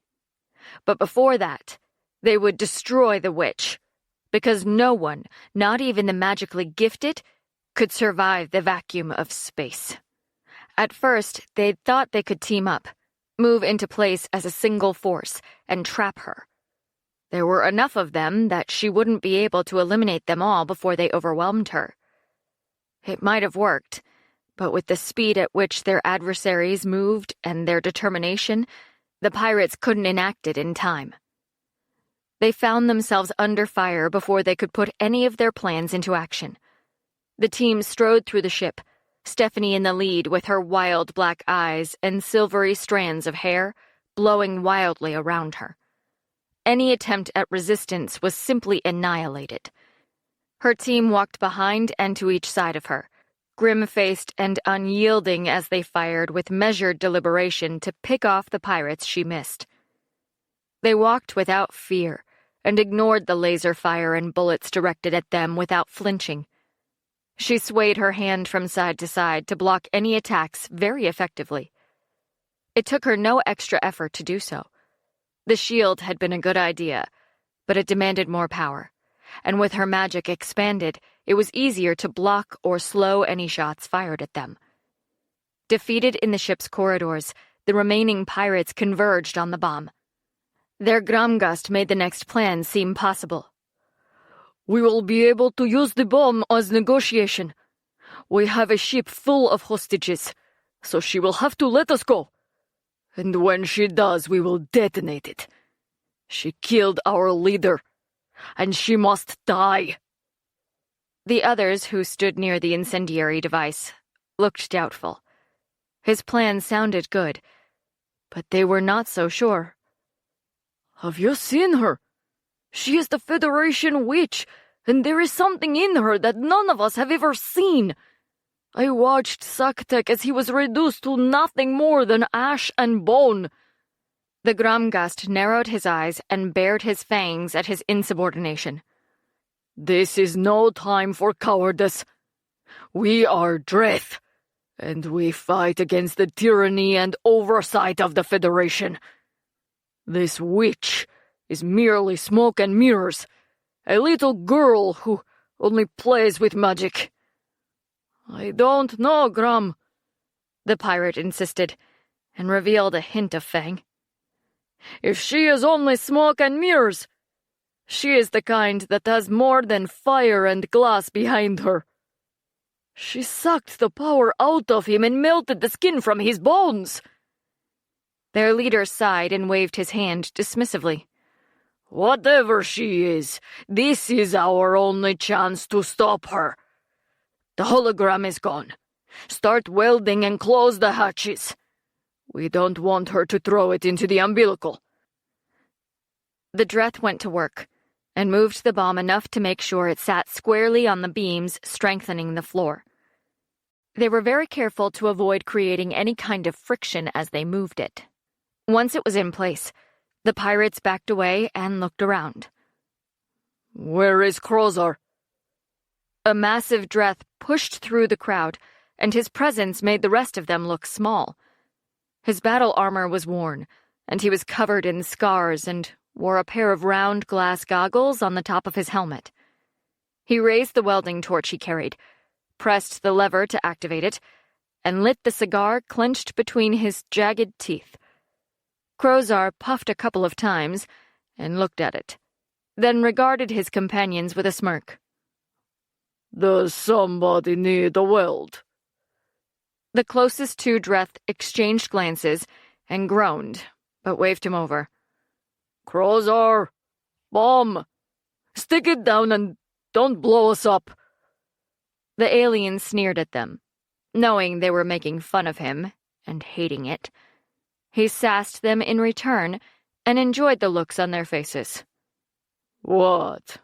No boom boom? Not giving them time to respond, he pushed them aside and went to work to weld the bomb to the floor. A pirate crouched to his right and another to his left to hold it in place. Krozar looked up and pointed to the guy to the right. Move it a half an inch to your left. The pirate hurried to comply, but his body was suddenly hurled away and blood splattered the side of the bomb. Krozar raised an eyebrow and turned to the other one. All right, then. You. Move it a half an inch to your... Another shot rang out, and his second assistant somersaulted into the virtual grass. A blue wall of magic swirled around him, and shoved him back several feet before it returned to wrap itself around the bomb. Crozar threw his cigar on the floor and raised his goggles. He stood and turned to see what the hell was going on. "I'm working here," he protested. The others ignored him. They were too busy looking up, so he followed their gaze. The witch and her team looked right back at him. Stephanie leaned over the balcony 5 stories above the park floor. "I'm glad to see they take bomb safety seriously. Sure, let's smoke cigars and light torches around the big explodey thing." "Well, you put a stop to that," Lars grinned. Stephanie cracked a smile and put her hand out. "Fine. We'd better get our asses down there before they work out how to set it off in spite of the magic." Around her, the team responded with a soft chorus of affirmatives, and she placed her hands on the rail and prepared to launch herself over. "Drinks are on me when we finish?" "All right." Marcus grinned like a maniac and placed his hands on the rail beside hers. The others mirrored him, and each of them grinned like they were about to raise hell, which was exactly what they intended to do. "Let's make an amazing entrance, and I hope the security cameras get this," she said, and looked at Frog. "You did get the cameras, right?" He looked at her and curled his lip with scorn. "Please? I haven't been out of them since you had me get in. Smile. This thing's about to go live." They all chuckled and readied themselves to jump. She sent a small glimmer of magic to each of them, and it coated their boots with a slight gleam. When it settled, she began to count. "All right. On 3. 3!" They landed hard and bounced, and the magic cushioned the impact enough that they didn't break bone. Marcus took 2 running steps and dived forward. Frog saw what he was doing and sprinted over. He dropped to his knees and reached to push his teammates' feet up as he did so. The dive turned into a flip, and Marcus spun feet overhead toward one of the Dreth. The pirate raised his blaster, but his attacker moved too fast. His feet pounded into the alien's skull and felled him. Marcus landed and pushed to his feet, where he bounced on his still enchanted boots. "This shit is seriously wicked." The Dreth groaned and struggled to stand. His opponent continued to talk about his boots while he drew his pistol. "I feel like I'm in control, but I have super feet power. Who knew that could be a kick-butt superpower?" He pulled the trigger and fired 2 shots into the invader's head, and immediately looked for the next target. Around him, the fight had started in earnest. Frog backed up to him and eliminated another pirate as he came. When he ran into his teammate, he gestured to his feet. My turn, my turn." Marcus laughed as he locked his fingers together and stooped for him to step into them. A group of 3 Dreth had attacked Johnny as a unit, so he pivoted slightly as Frog stabilized. He bounced his hands up and down and he crouched, grunted with effort as he straightened, and raised his hands to launch the other man toward the Dreth trio. He narrowed his eyes to follow the man's trajectory, and his jaw dropped when he realized he might have tossed him a little too hard. Frog whooped as he soared up to the 6th floor, then grasped the cutter as he began to descend once again. He tipped himself forward to aim at the 3 Dreth and Johnny, and activated the bladed weapon. At the last second, he flipped so he now fell feet first, knowing they were the only part of his body that was actually cushioned by magic. His plummet hurled him into one of the Dreth, and he lashed out at another and partially severed the pirate's neck. Johnny blinked and grinned as he high-fived his teammate before he turned back to the battle. "That was killer bad." The 3rd Dreth lunged toward him, and his grin disappeared. He raised his blaster and fired to pulp the left side of his face inside the helmet. He followed up with a shot to each of the Dreth on the ground. "I want to give that a go." Frog pointed at the closest wall. "Go running up and kick off the wall and put your enhanced boot in some Dreth's face." He went to do exactly that and lined up the trajectory he'd need to come off the wall and reach his target. His teammate's gaze fell on his boots in time to see the gleam of magic disappear. It was too late to warn Johnny, although he tried, and he could only watch helplessly as the man launched himself at the wall. With the magic gone, the jump didn't go as planned. His feet touched as planned, and he pushed off, but he didn't gain the height he needed and plowed headfirst into the floor. Frog was already moving, ready to intercept the pirates who grinned at Johnny's antics, even as they prepared to kill him. He shot one, and then a second as the other man pushed to his feet with a groan. Sorry, dude. The magic literally vanished. Just my luck, Johnny told him, and scowled at the Dreth moving in. It looks like playtime's over. Time to kick ass and break heads. Across the battlefield, beside the bomb, Stephanie faced the welder. She drove her fist into Crozar's chest. Under normal circumstances, the blow would have had little impact. Even with the magic, she barely pushed him back a couple of feet. She looked at him as he stepped forward and smirked. Wow, you're a really big guy, aren't you? He is, a familiar voice said beside her. And he's mine. Her smirk grew into a smile when Garma stepped into view and raised magic-laden hands. Be my guest, she told him, and moved out of his line of fire. The Melagornian didn't need to be told twice. He used his hands alternately to release a barrage of fireballs into Crozar's chest until the Dreth's armor burst into flames. The magical blaze took hold and spread over him, and the fire grew even larger. Crozar screamed and dropped to the ground, where he rolled frantically and beat at it with his hands in an attempt to extinguish it. Another Melagornian arrived, tisked, and looked at Garma. You always do this, he said. It's inhumane. With that, the new arrival shot Crozar in the head to end his pain and pathetic screams. Garma smiled. This is my friend Basil. Crystal's over there. Crystal looked up from where she'd gutted one pirate and slashed the throat of another. Her eyes tracked the fight around them as she gave the witch a nod. Stephanie noticed that Crystal's long silver hair was pulled half up and away from her pale purple eyes. The female Melagornian was dressed traditionally in a lightly armored spacesuit, sans helmet, but which was surrounded by the glow of protective magic. She waved a hand at her two male counterparts. This is our uncle, and that's my brother. We saw you fighting on the screen and came to help. She magicked her way out through the locks. Basil grinned as Crystal calmly felled another pirate, and Garma used magical darts to kill another. Much better. He raised his pistol and shot past Stephanie. She couldn't help noticing that his eyes were like purple-tinted crystals, and his face was full of youth and excitement. She swallowed hard and smiled in return. We're glad you could make it. Before any of them could respond, a very human cry of pain was immediately followed by a groan. She whirled as Johnny toppled sideways in front of a Dreth.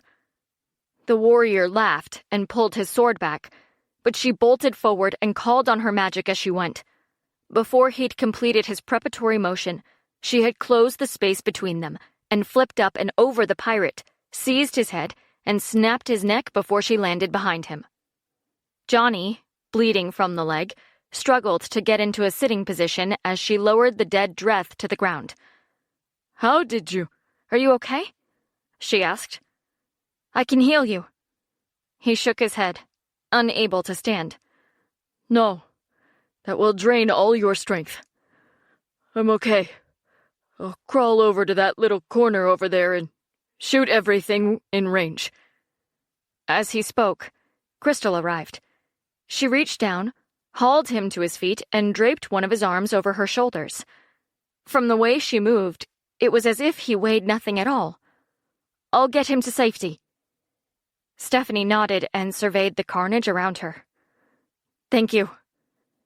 The Melagornian woman grinned, and eased Johnny into her arms like he was a child before she used her magic to boost her jump onto one of the balconies above. Frog jogged over to her and pursed his lips.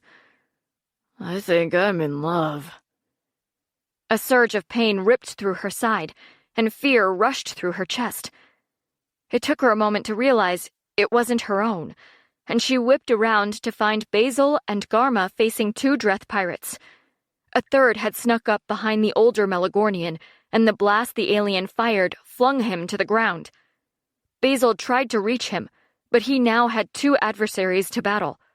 The third aimed a second time, and she tried to reach him before he could fire. Even as the magic kicked in, the pirate walked over to the downed Melagornian and smirked as he pulled the trigger. To her surprise, Garma's eyes turned to her, and he smiled in the split second before the bullet ended his life. A flash of light filled the parkland. It blinded everyone and caused a momentary lull in the fighting.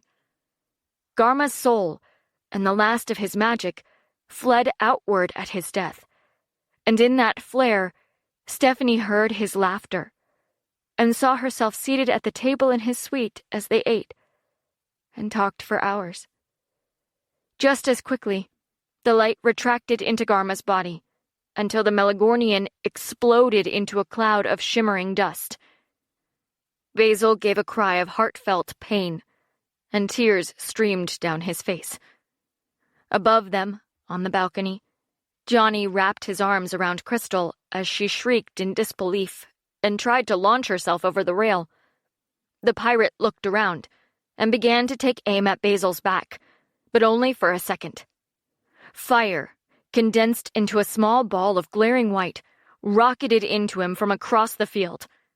It flared when it impacted his head and vanished in a bright eruption of light. Pieces of helmet, flesh and bone, exploded outward in a burst of magic and gore, and the pirate dropped to his knees. The blaster clattered from his dead hand, and he fell forward to lay deathly still. Smoke rose from his body before it blazed into dancing purple flame. The other pirates stopped and looked for the source of the attack, surprised to see a young human female limbed in a halo of purple fire. "You scum-sucking bastard!" Her furious shriek drew the attention of the team. Lars summed up the situation in a single word. God damn. Steph? Frog began, but she was gone. All that stood before him was the Federation witch, Morgana, and she was too far gone for reason. The halo of purple flared, and 4 shields surged up around her, deep purple and solid enough to stop anything, including her friends. Frog tried again. Steph? Are you in there?" It was no good. Even he could feel the tide of GMU she pulled toward her. Worse, though, was that he could see what she did with it next. Her hands spun and swung both right and left as she delivered a continuous barrage of magical darts and fireballs. He was about to try the suicidal and grab her when Lars tackled him from the side, then hastily helped him up again. "We have to get everyone out of here." His teammate was horrified. "Not the pirates. Oh, hell no. They can fry. But this guy? She'd be really upset if we let her fireball him to pieces by mistake." Lars gestured to where Basil stared at the hail of destruction around him. He seemed frozen in place. Before they could reach him, though, Avery and Marcus grabbed the young Melagornian and hauled him down the nearest corridor. Chapter 38. With the Melagornian cleared from the battle zone, the team tried to get close to Stephanie, but each time they did, she pushed them back, and despite the magical fury they faced, the pirates decided to retaliate. For them, the situation hadn't changed. They still had a mission to accomplish, and they had vengeance to wreak on her. The bomb remained securely in place, and none of them knew if it would go off. But they were all reasonably sure that Gramgast hadn't needed to touch it to detonate it. Maybe if they fought for a little longer, they could turn the tide and accomplish what they so desperately wanted. The first attack came from across the room. A blaster bolt missed Lars's head by inches and drove into the field. He flung himself down as Stephanie retaliated with several missiles in the direction the shot had come from. Son of a... He rolled out of her way as she pivoted and noticed the pirates still standing weren't about to run. Quickly, he spoke into the team's comms as he returned fire. Target the pirates, guys. Maybe she'll come back to us when they're gone. You wish, Frog muttered, and Lars was sure his teammate hadn't meant to speak that over the comms. Regardless of whether he'd meant it or not, the words reached Stephanie, exactly as the team leader's words had.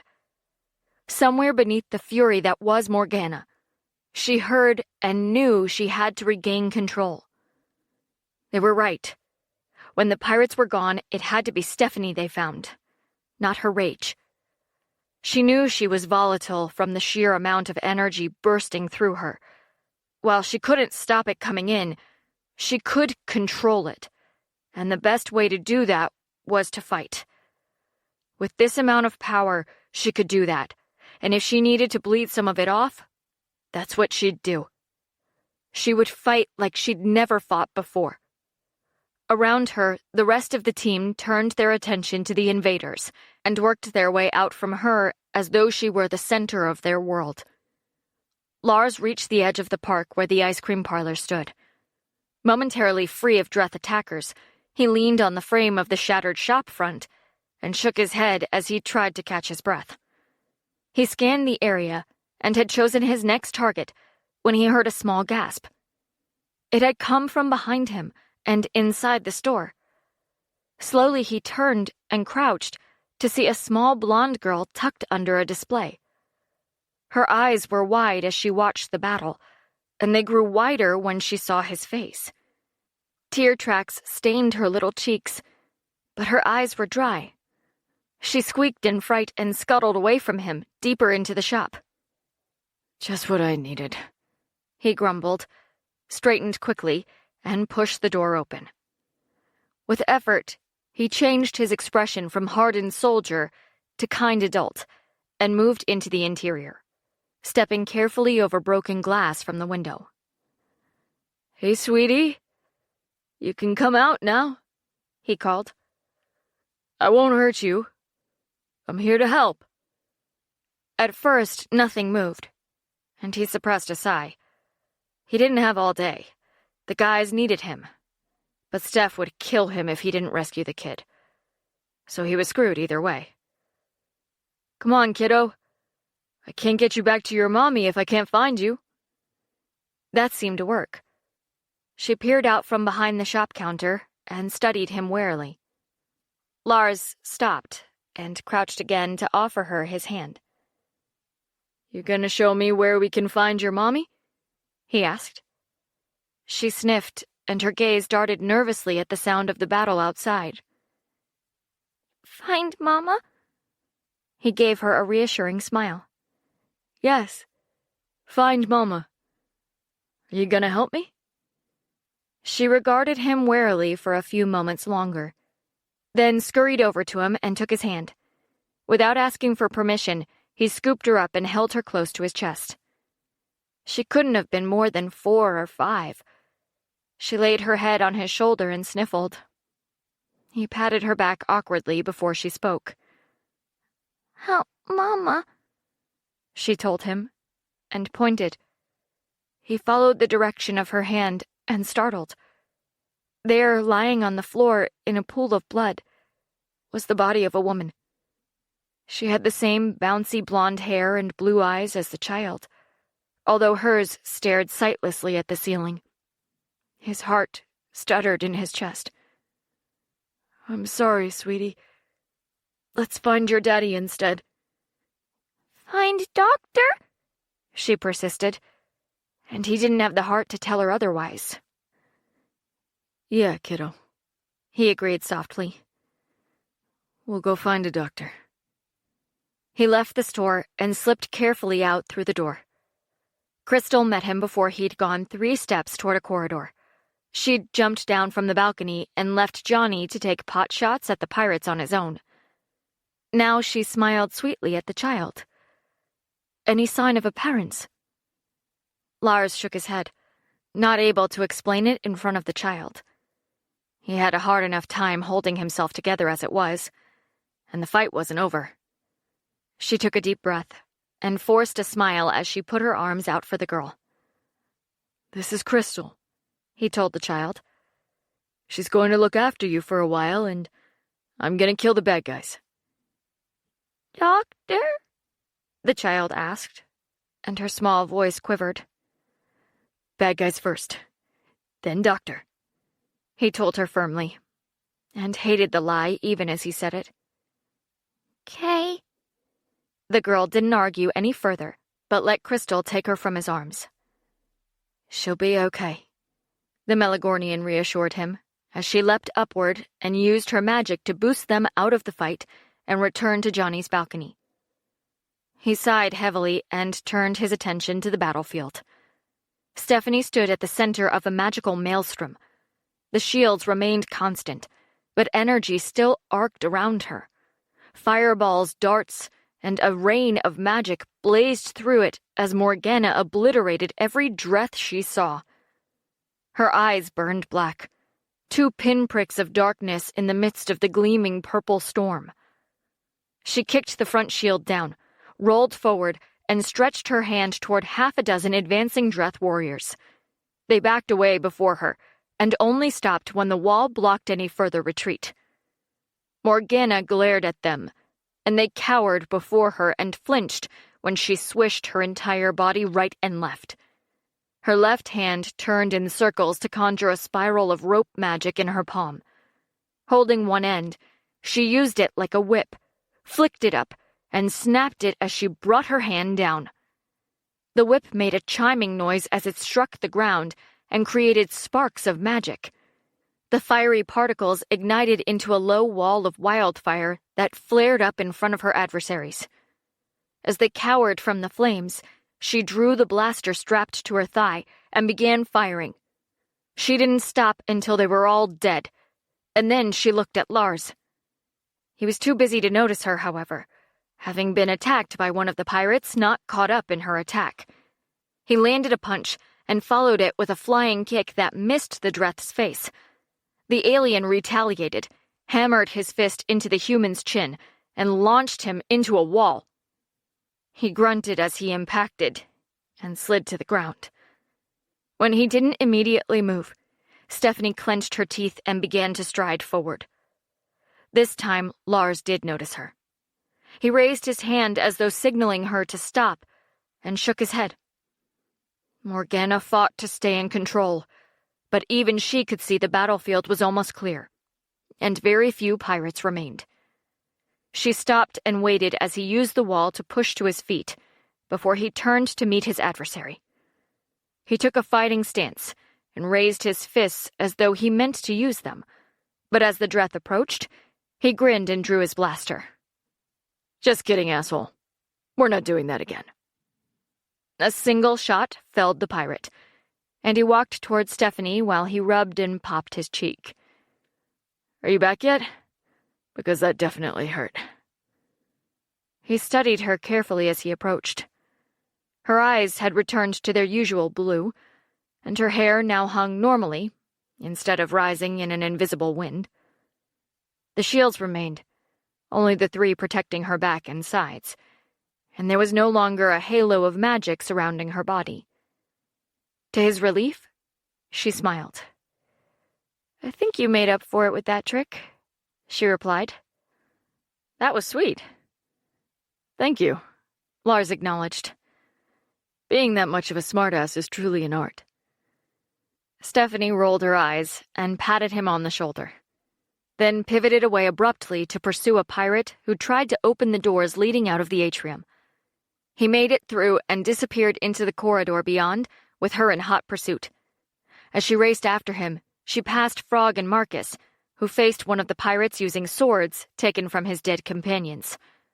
Frog swung, missed the Dreth, and overreached. He wasn't used to using a blade that heavy, and it pulled him off balance and spun him around. Marcus shook his head and bent his knees as the alien lunged at him. "Dude," he told Frog, "you gotta bend at the knees. Find your center of gravity. Otherwise you'll run around missing and falling all over the damn place." Their adversary roared and made a sweeping stroke at his head, and Marcus ducked. He came up under it and thrust his blade into the Dreth's stomach. He was fortunate to find a vulnerable point in the pirate's armor, but the blade caught, and he couldn't pull it out again. The pirate dropped his hands to the trapped blade and stumbled back, a look of shocked disbelief on his face. Frog regained his balance and glared at his teammate. "You know what the real problem is here?" He yanked his blaster out and shot the invader in the head. "Using big-ass knives when this is supposed to be a gunfight." While Lars, Brendan, and Avery battled the last of the pirates in the room, the other two looked for Stephanie. But she was nowhere to be seen. "She went that way," Frog said, when he recalled her running past him as he'd swung to miss the Dreth. They spun and saw the open door leading out of the atrium. "Shit!" Neither of them said anything more. They turned and jogged into the corridor. "She can't have gone very far, right?" They soon discovered that, while they'd been fighting, the worm had done its work, and the cabins, once securely locked according to the ship's emergency protocols, had unlocked. Because it had been so silent for so long, people had started to come out of their rooms and now wandered the corridors. They stared in shock and awe at the bodies and the battle damage that scarred the walls. Panels had been shattered, and laser burns seared the surfaces. Frog and Marcus tried to push them back, worried about where Stephanie could have gone, but knowing they needed to move the passengers out of harm's way. "This is not a secure area, people. We have not neutralized the enemy yet. There is still a danger to life and limb here." The people didn't listen at first, and tried to see past them into the open parkland at their backs. The teammates tried to steer a path through them and persuade them to return to their rooms. It seemed a futile effort until a Dreth barreled out of a door marked "Staff Only."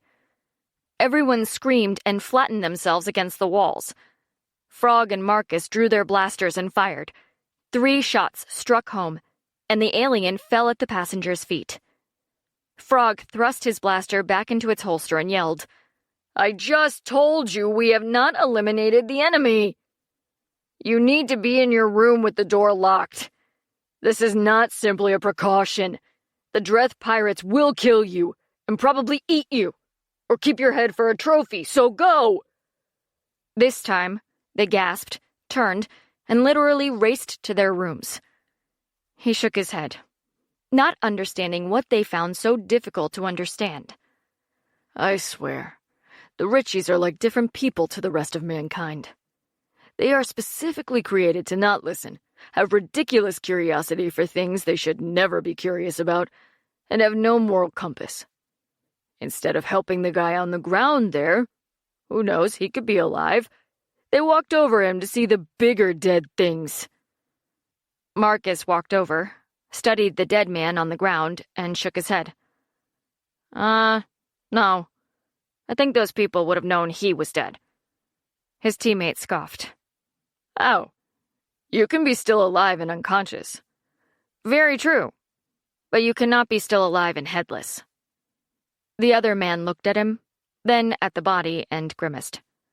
Oh man, that's terrible. Now I feel like an asshole." They worked their way through the corridors in search of Stephanie. "Do you think she went black again?" Frog asked as they turned another corner. Marcus was about to answer when they heard her furious tones punctuated by the snap of magic arcing over armor. "Oh, you miss your mommy? I'm sure in hell there will be plenty for you to do." This was followed by the sound of 3 precise shots, followed by a thump, a pause, and one more shot. They exchanged glances and ran toward the sound. "We found her," Marcus calmed to advise Lars so he wouldn't come after them, After all, someone had to guard the bomb. The bomb! They sprinted and hoped to catch up to her before she went any further. It was a relief when she turned a corner and strode back down the hallway as she wiped the splattered blood off of her face. He wanted us to know that we are all infidels, and that he will see his way from his afterlife to haunt each and every one of us. The guys nodded. Right on, new friend. Stephanie smiled. Yeah, I told him to make sure he knocked first. We need to get back, Marcus reminded her. Lars is going to hemorrhage something otherwise. She laughed. We'd better not let that happen, had we? They hurried to the open floor where the rest of the team waited. Crystal had helped Johnny rejoin the team where they stood around the metal monstrosity in the center of the field. As she, Marcus, and Frog entered, a small, persistent sound caught her attention. What is that? Crystal pointed at the bomb, and Stephanie walked cautiously closer to it, and confirmed it as the source of the beeping she'd heard. This, Frog? This is not good, is it? He backed 2 steps toward the corridor. Don't look at me, he told her. Stuff that blows up is all Brendan's fault. And Lars. Yeah, Lars likes to blow shit up too. Ask him. Get your ass over here, the team leader growled before he turned to Stephanie. Like the man says, Brendan and I blow shit up. I forgot, she admitted, and only now remembered how they'd set the booby traps and dealt with the bomb in the passenger liner scenario they'd run through in what seemed like 1,000,000 years ago. Lars put his hand over his heart. I'm hurt. I don't think there's a luggage drone made that's big enough for this thing, Marcus muttered morosely. Chapter 39. Beep, beep, beep. Stephanie, the team, and several guards stood in front of the bomb and stared at it. The timer ticked down on the front. The thing was huge, big enough to have taken several dreth to move it into place. Lars pursed his lips, his eyes wide. Hey, Frog. The man murmured, his eyes a little glazed as he stared at the device. If we cut the floor, you'll be fine, Frog told him. But this floor is 2 feet thick. Everyone looked slowly at Stephanie, who sighed. Okay, this is the plan. I'll use my magic to cut a perimeter hole around the bomb without accidentally damaging it. We can lower it to the atrium and float it off the ship. How? Well, there's this pirate ship, you see?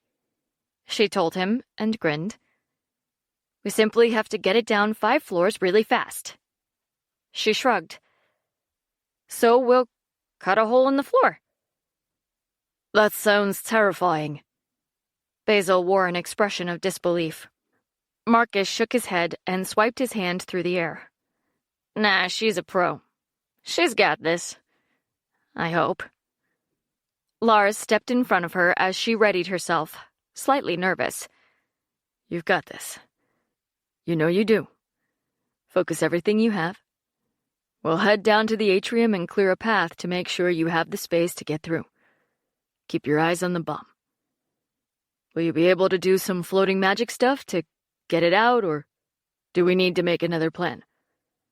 Stephanie looked at him and cracked an exhausted smile. No, I got it. Better to sail it through on magic than you guys drop it. Boom. All disintegrated. Besides, Crystal added, Basil and I can help there. We still have magic left? There, Stephanie said, as though that settled things. I have magic backup, and you guys. I'll be fine. Lars gave her a dubious stare, but he nodded, and his gaze slid to the side. Elizabeth is really missing a party. The bomb kept beeping, but the tone changed and the tempo increased. She jumped. We gotta do this now. We're out of time. And the time is ticking faster, Marcus yelled as he watched the numbers change. Stephanie and Lars looked over to confirm that the timer seemed to move in double time. She cracked her fingers and shooed everyone away. Go. Clear the path. I need to get this to the pirate ship, like yesterday. Got it, he confirmed, turned and ran off with the team. Crystal and Basil came and stood beside her. Let us know what you need. Stephanie closed her eyes and remembered all her training, all her abilities, and all her moments of discovery. She calmed her emotions and breathed deeply through her nose. Shaking her hand, she pointed at the floor and concentrated her magic into her index finger. She calculated exactly how much she had to cut and tried to balance that with conserving her energy before she moved 2 feet away from the bomb and began. First, she focused a sharp ray of energy into the metal below her and cut deeply into the floor. With her other hand, she directed a reinforcing wave of magic beneath the bomb to keep it floating and not allow it to plummet through to the atrium below. The fountain would be a problem. As she walked a circle around the bomb, she noticed that it wasn't as hard to support as she'd thought it would be. The reason was clear when she glanced at Crystal and Basil and saw them focusing a stream of Melagornian magic on the floor beneath her. She continued her circle and completed it. After she'd added an extra surge of support beneath it, she finished the final cut through the last section and immediately used both hands to cycle the energy from her body to beneath the bomb. It helped that the 2 Melagornians were lending their support, but their magic alone wouldn't have been enough. As they worked, passengers slowly emerged onto the balconies overlooking them. They also crowded around the openings to the corridors leading into the space. Everyone watched as she lowered the energy carefully to float the load through the floor and past the fountain to the atrium floor below. Once they reached that level, she and the 2 Melagornians let the floor she'd cut away settle to the ground and stepped off it. Thank you, Stephanie told them. I'll take it from here. She stepped through the bodies on the floor and forced herself to concentrate despite them. From his position at the doors leading to the umbilical, Frog looked at the hole in the floor above. That'll definitely need more than a simple patch. One step at a time, Stephanie moved the bomb through the ship. It took her a moment to register that the 2 Melagornians had ignored her instruction and helped her lift it, but she didn't complain. She could feel fatigue pulling at the edges of her body. The team moved ahead of her to clear anything and anybody in the way. Bodies were dragged to one side, and overly curious passengers pushed back. Crew members appeared from nowhere to take over passenger control and help with clearing the path, and they were able to move more quickly. As they crossed the last corridor leading to the airlock, the bomb beeped again, and Marcus stuck his head around the edge of it to peer at the countdown. Let's just say you might want to move triple fast. Stephanie rolled her eyes and fixed her focus on the amount of magic she needed under the device before she began to jog in place. You guys got this? She asked, and looked at Basil and Crystal. At their solemn nods, she began to trot down the last stretch of corridor. All my guys go first. We might encounter resistance. Don't let them shoot the bomb. The umbilical bridge was flimsy and hard to balance in. There was no way they could move through it at speed and still keep hold of their volatile package. Stephanie stopped halfway and shook her head. Lars moved right and left and turned quickly to put his fingers to his lips. They listened to the sound of people on the other side, preparing for their arrival. She held the bomb with one hand and surged a protective shield around them, closed them in, and made it much easier to move forward. When she was done, they continued and picked up the pace. The guys didn't tell her how much time was left on the clock. There was no point. Either they'd make it, or they wouldn't. When they reached the other side, They were bombarded by a wall of bullets. The slugs drummed into the shield and crumpled to fall at the team's feet. The Dreth maintained fire, but couldn't breach the protective barrier. They persisted, even though they were unable to stop the team as they pushed forcefully into the ship. As they proceeded, Stephanie glanced around and realized that the forces were not only Dreth, but included Melagornians and humans. These weren't merely pirates. They were part of the Resistance, and one which had grown in leaps and bounds if humans had already joined their ranks. She didn't know much about it, but given what life was like at home, she understood how easy it would be for a human to be drawn into it. The bomb beeped more rapidly now, and Lars glanced at the timer. The next right is the last stretch. We have to run. As soon as they turned the corner, she dropped the shields and surged into a sprint until they reached the center of the ship. Frog raced ahead and hacked them through a large steel door. Beyond it, they found a podium surrounded by a scattering of tools and pieces of technology. Stephanie and the two Melagornians floated the bomb to the podium and set it down carefully before they released their magic. That says 3 minutes, she said. Holy shit, we gotta go. They barreled out of the room and were forced to a halt when they encountered a line of resistance. Dreth, humans, and Melagornians blocked their path. One of the older humans stepped forward and held his weapon to his chest. You aren't going anywhere. You killed our leader, and your lives are forfeit. She sucked air in through her teeth. Yeah, I don't think that's how it works. Before the enemy could attack, she pushed both hands forward and to one side to create a wave of magic. It swept the resistance aside and into a wall to clear a path for her and the team to escape. They bolted through the gap, and the two Melagornians pushed hard to keep up as they ducked and swerved. Behind them, their adversaries regained their feet and set off in pursuit. Lars, Avery, and Marcus dropped back a little to fire blindly behind them to slow their pursuers down. Stephanie created a small ball of magic. Find the control room.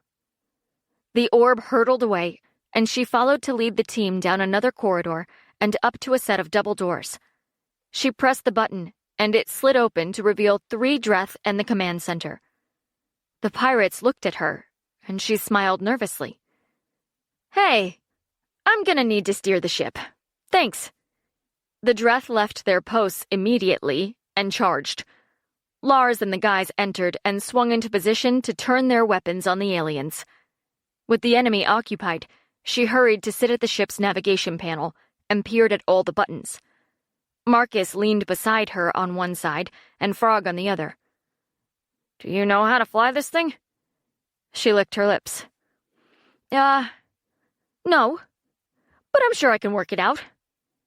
The AI activated as Stephanie tapped the controls, and a map of stars and planets appeared before her. You must give me a destination. She poked frantically at the map. There! Go to that star over there. I'm sorry. That is not a valid location. Right. Point the ship right, she commanded, conscious of time ticking down. I do not know what your right is, the AI responded calmly. There is no location that meets your criteria. But there is a large city only 30 seconds from here. Would you like to go there? The whole team yelled, No! Stephanie pounded her hand onto the board. Listen, you undereducated artificial intelligence. Point the damn ship away from the Federation ship, or I'll damn well delete you. Everyone went silent and waited for the response. Accepted. Pointing the ship away from the Federation enemy. The vessel shook, and the deck vibrated as the engines powered to life. Slowly, the vessel began to turn and altered its position to face away from the dreamer as instructed. Then it slowed. I am in need of confirmation.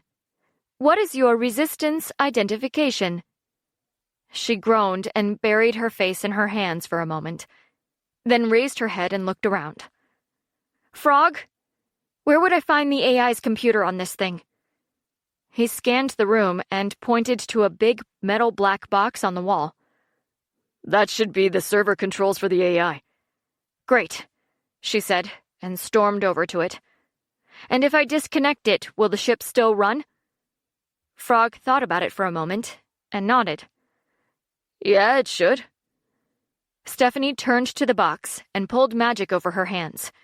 She growled her frustration as she ripped the entire system from the wall, yanked the wires free, and hurled the box to the floor.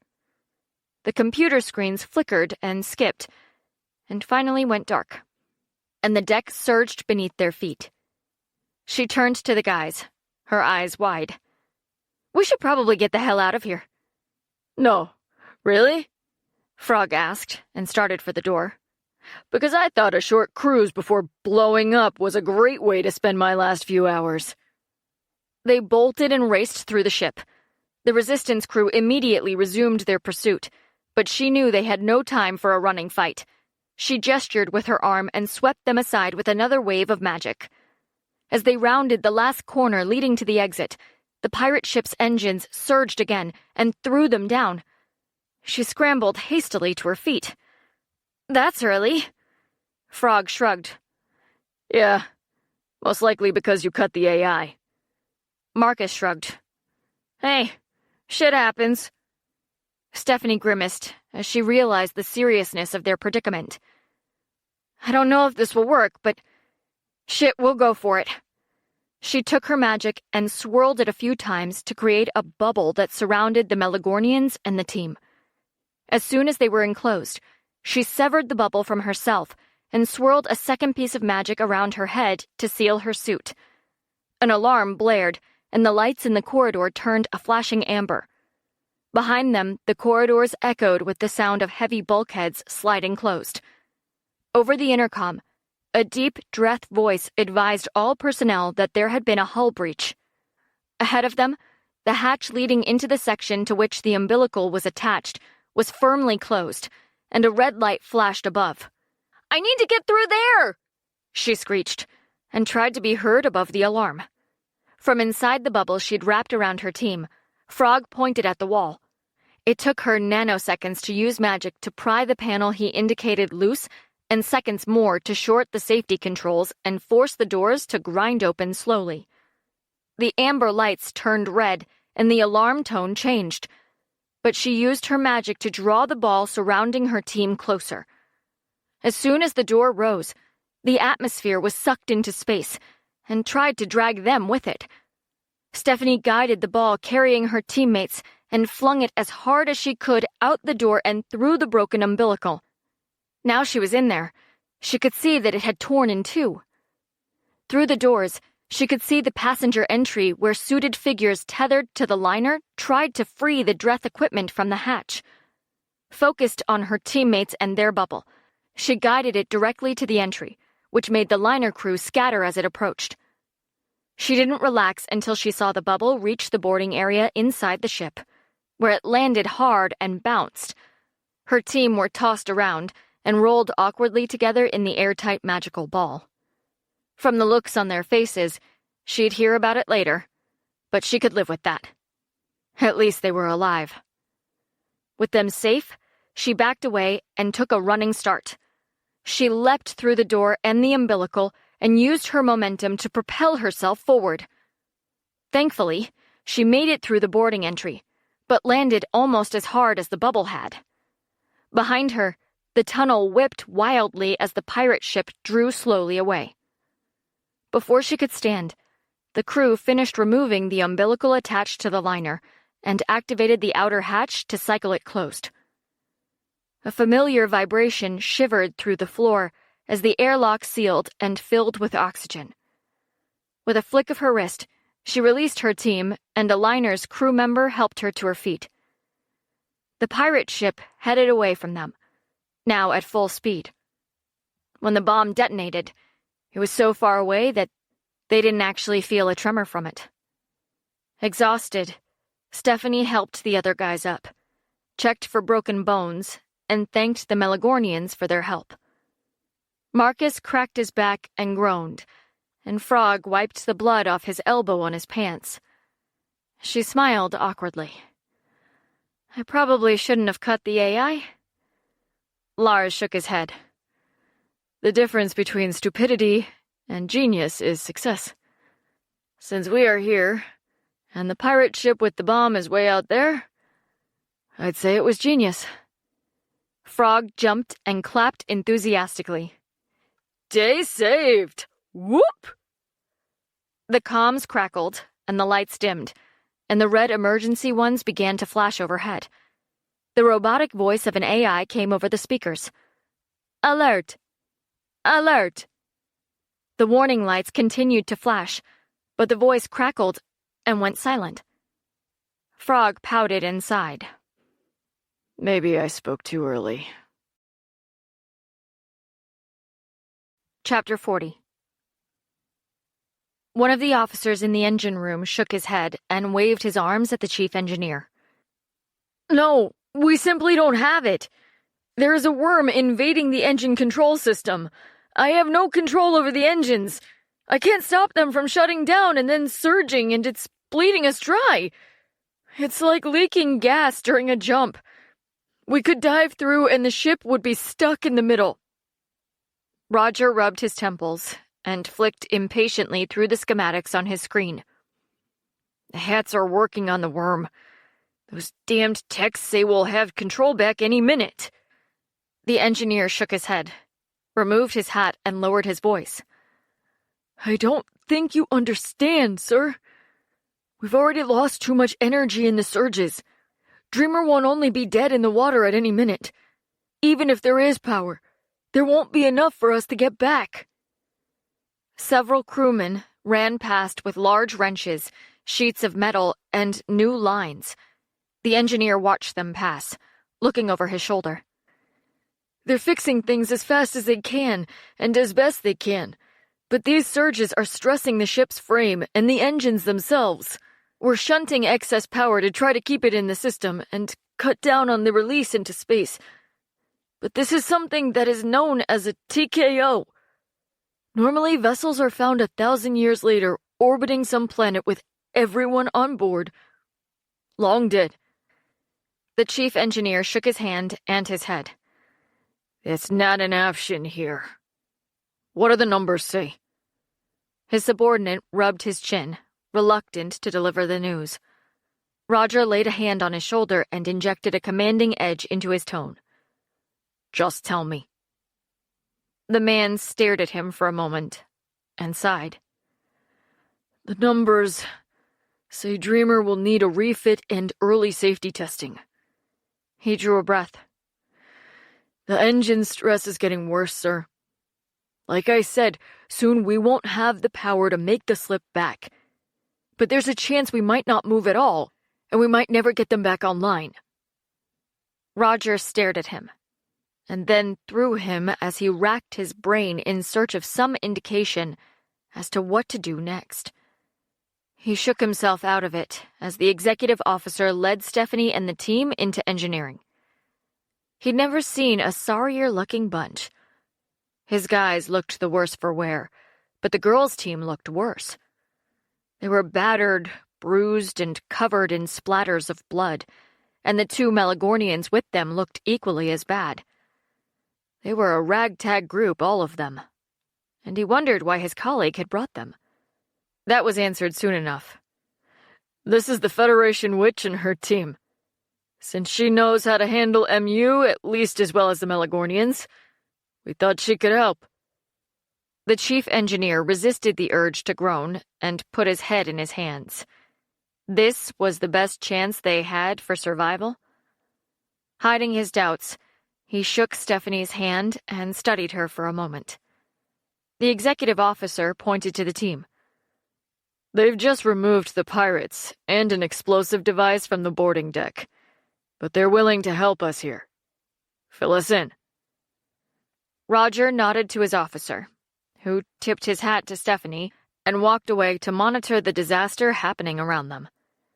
The chief offered her his arm and walked them into his office. She stood at the door and listened intently as he broke it down to a bare facts explanation. The worm has infected our engine controls and sprayed our energy out into space.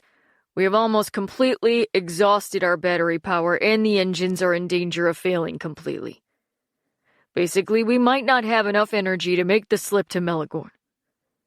These batteries are run off MU, and there isn't enough out here to charge them. We're light years away from Melagorn. The executive officer rubbed his face. That's bad. Roger shook his head and strode to the window. That's not all. The second Dreth ship is moving toward us as we speak. They're pissed that we blew their friends up and killed one of their higher-ups in the attack on our section. And now we can't move. This is a luxury liner. It doesn't have any weapons. The other man stepped back, and his gaze drifted when he realized how critical the situation actually was. If his colleague wished for guns, they either needed luck or a plain miracle. Stephanie tried to listen carefully, but something pulled her to the right like an invisible hand. She shook her arm in an attempt to ignore it. Finally, she looked out of the room and down toward the open hatch at the end. Her eyes immediately widened, held by the sight of the large, glowing cavern beyond. She shifted slightly to see it better, and Lars noticed she no longer paid attention to the conversation. He ducked his head out to discover what had distracted her, and said, "That's the engine cavern." "Oh." She stepped out of the office and started walking toward the hatch. Lars followed. Then the rest of the team brought up the rear. She reached the hatch, her voice soft with awe. "It's enormous. There are batteries in there the size of school buses." "They have to have enough energy to make it through the trip," Lars said. He stopped just outside and squinted at the bright light that radiated within. Energy moved and swirled through machinery beyond. Wisps of it flipped out like tentacles, curled around her and crept back in. She was the only one who could see it, but its light was visible to all. Lars leaned toward her. "Your eyes are glowing again." She nodded knowingly. "I can't help it. I need to see the energy flows." He shifted his weight to his other foot. "What energy flow? I don't see anything. It's bright in here, that's all." Stephanie shook her head and broke contact with the energy leaking from the batteries. "It's everywhere. The energy is literally flowing wildly around us, around the engine bank, around everything.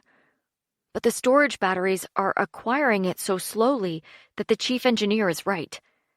It will take too long to restore enough energy to move this ship. If it were all MU, the batteries might fill faster, but probably nowhere near as fast as we need it to." The executive officer exited the office and wandered down the hall to watch her. His colleague followed and moved forward to stand behind them. When he noticed the entranced look on her face, the executive officer turned to Lars. "Does she see something?" The team leader glanced at him and raised his hand for silence. He needed to finish his conversation with her before she was distracted again. The two officers stepped back with the other team members and waited while Lars talked to her. She waved her hands toward the batteries and made all kinds of motions as she described something to him. He stood quietly and nodded his head as though taking in what she told him. The executive officer really hoped she had some kind of plan, because they were sitting ducks, and it wouldn't be long before the pirates were ready to fire on them.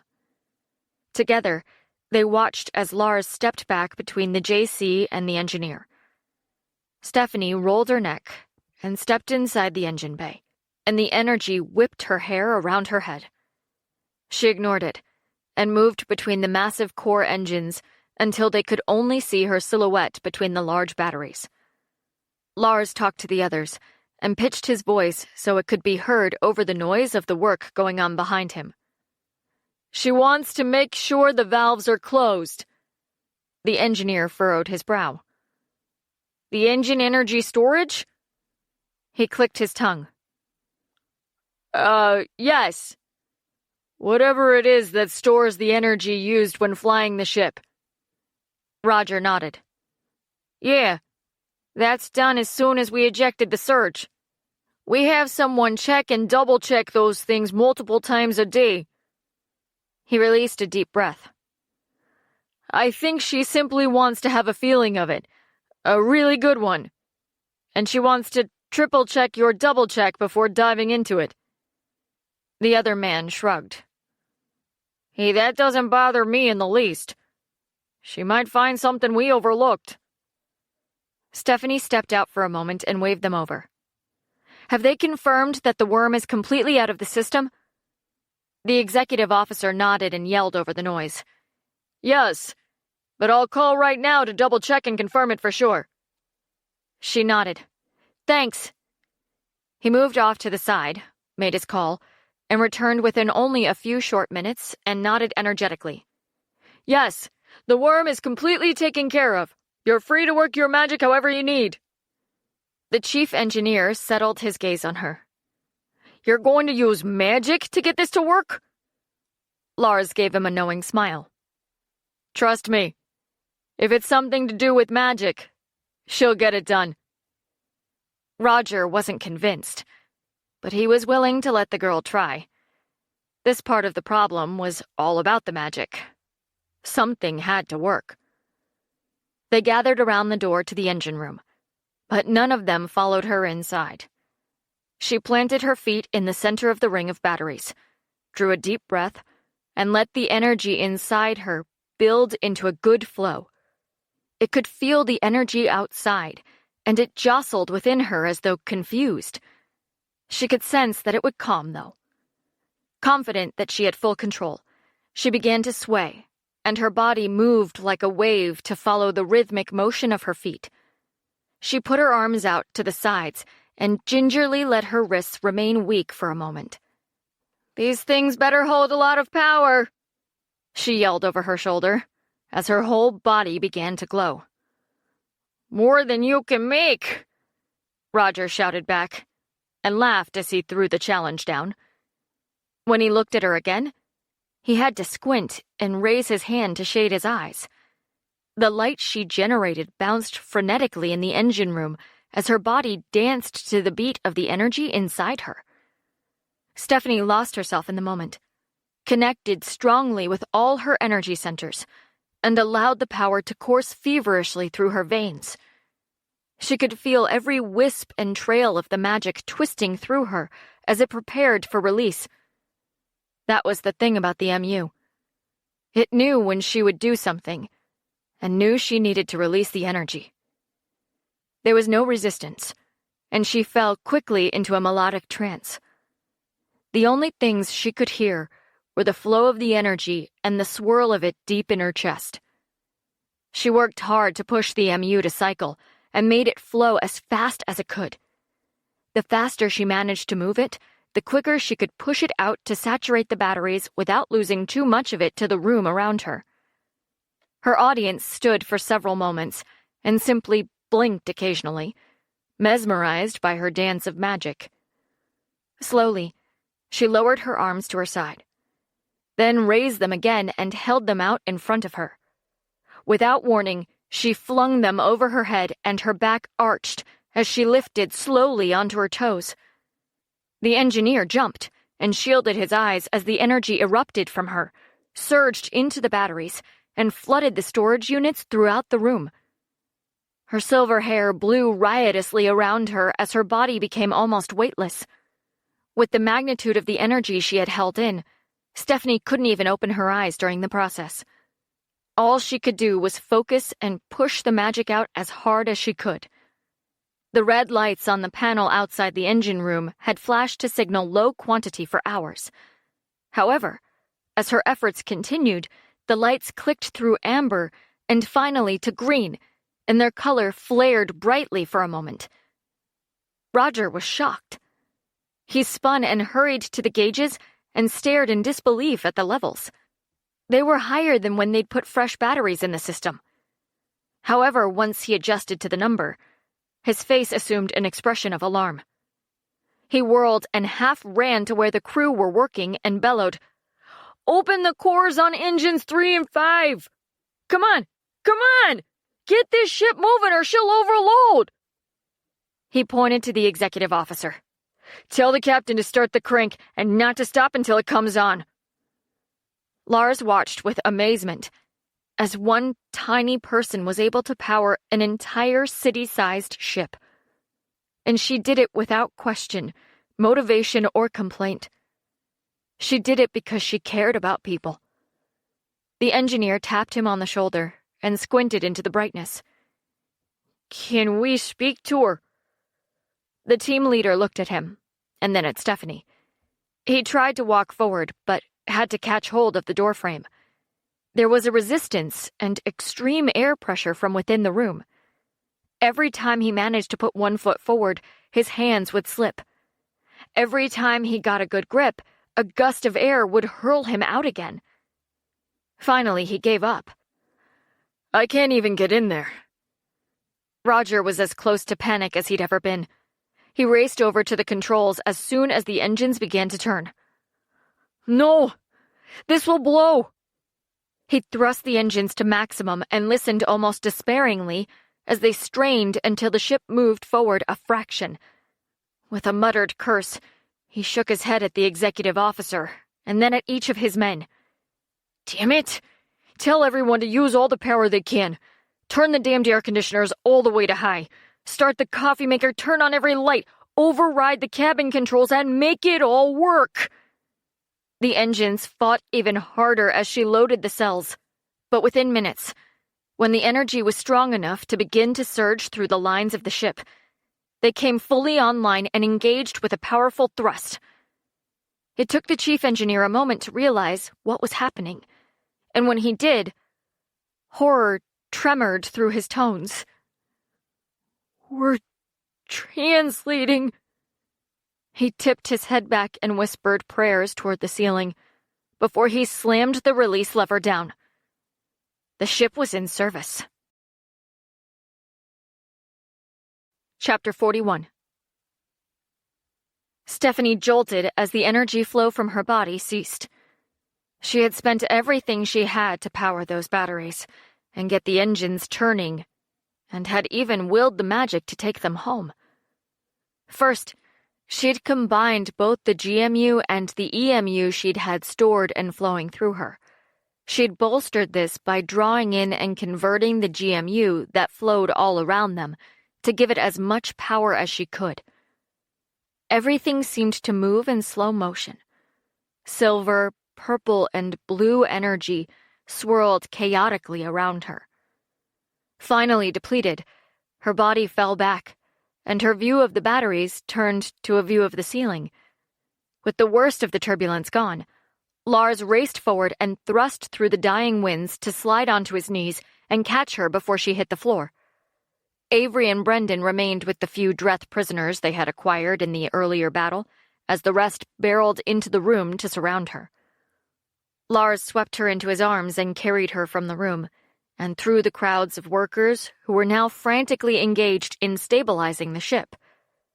He took her to Roger's office, laid her on the table, and moved the hair out of her face as he stared at her. While he was so incredibly proud of her, he hated to see her so pale and still. "Stand back, guys," Basil said, as he and his sister pushed through. "They should help." They each opened one of their palms and pushed powered MU rocks into her hands, closed her fingers tightly around them, and held them in place. The energy inside the stones glowed and began to soak into her and twine around her hands and wrists as she lay there unconscious. Basil shook his head. "They aren't enough. I can help." Crystal stepped back. "I would, but I used most of mine helping Johnny and that little girl, Marissa." The Melagornian closed his eyes and placed his fingers carefully on Stephanie's temples. Lars was worried. but he knew she needed help he couldn't give her. The man's fingers glowed brightly as he pushed more energy into her body. While he didn't say anything to the team leader, he could feel how weak the girl was and how her body fought to simply stay alive. He kept his fingers on her temples for several minutes longer before he finally opened his eyes. Lars looked at him, his face strained with worry. What? What is it? Basil shook his head and smiled softly. She is healing. I've never experienced a being with pathways for magic that was so open and so raw. Even inside the pathways of Melagornians, we have restrictions. She is open almost all the way. The man looked at him, and then at the witch, his face clouded by concern. Basil raised his hands, when he'd depleted most of his power, and put one on Lars's shoulder. She will be okay. Let's get her to her room so she can rest. He nodded, and they moved her carefully upstairs, and he insisted on carrying her the entire way. They laid her down in her bed and covered her, and there she stayed.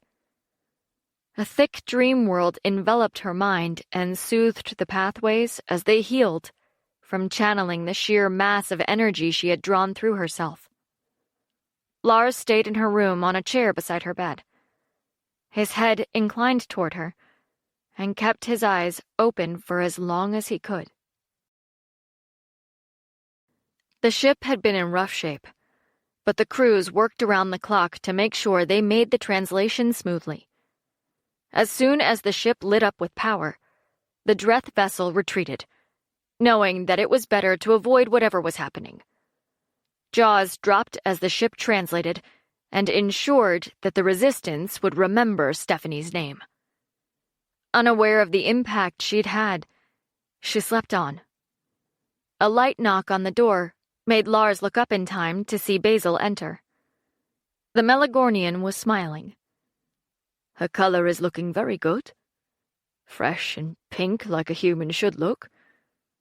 I wanted to tell you we are arriving on Melagorn. They will dock in an hour. We came to help pack her things. Lars straightened and rubbed his face to rid himself of the last traces of sleep. I need to decide where to take her when we get there. Basil shook his head and smiled at his sister as she entered. She went to the closet and pulled out the suitcases inside. He walked over and stood beside the team leader. Do not concern yourself with that. I will take care of the arrangements. I have very good contacts on my world. My uncle was not only a good man, but a brilliant businessman. When he was alive, he taught me everything he knew. And I opened my own company. It has grown by leaps and bounds, and my uncle and I were coming home to merge our businesses. He was ready to retire. I am only getting started. Lars put his hand on the man's shoulder. I am sorry for your loss. I didn't think of it until now. The Melagornian smiled, knowing his shoulder squeeze was a gesture of sympathy and friendship in the human world. We mourn death like humans, but in different ways. We still have parts of our loved ones mixed in with us. When he died, his energy transferred to all of us. For you, it means little. But for those who can sense that energy, he became imprinted in our pathways. Melagornians stay connected with all others throughout time. A speck of Melagornian dust is all it takes. The rest floats out to the stars where we first came from. Lars smiled kindly at him, and the visitor patted Stephanie's hand before leaving. Crystal packed everything and left it ready for the team. She was still taking care of Marissa. They had discovered she had no other family, and if taken back to Earth, she would be put into the system. The woman couldn't accept that. So she made arrangements through her uncle's connections to keep the little girl on Melagorn. It was an unusual arrangement, but the best thing for her.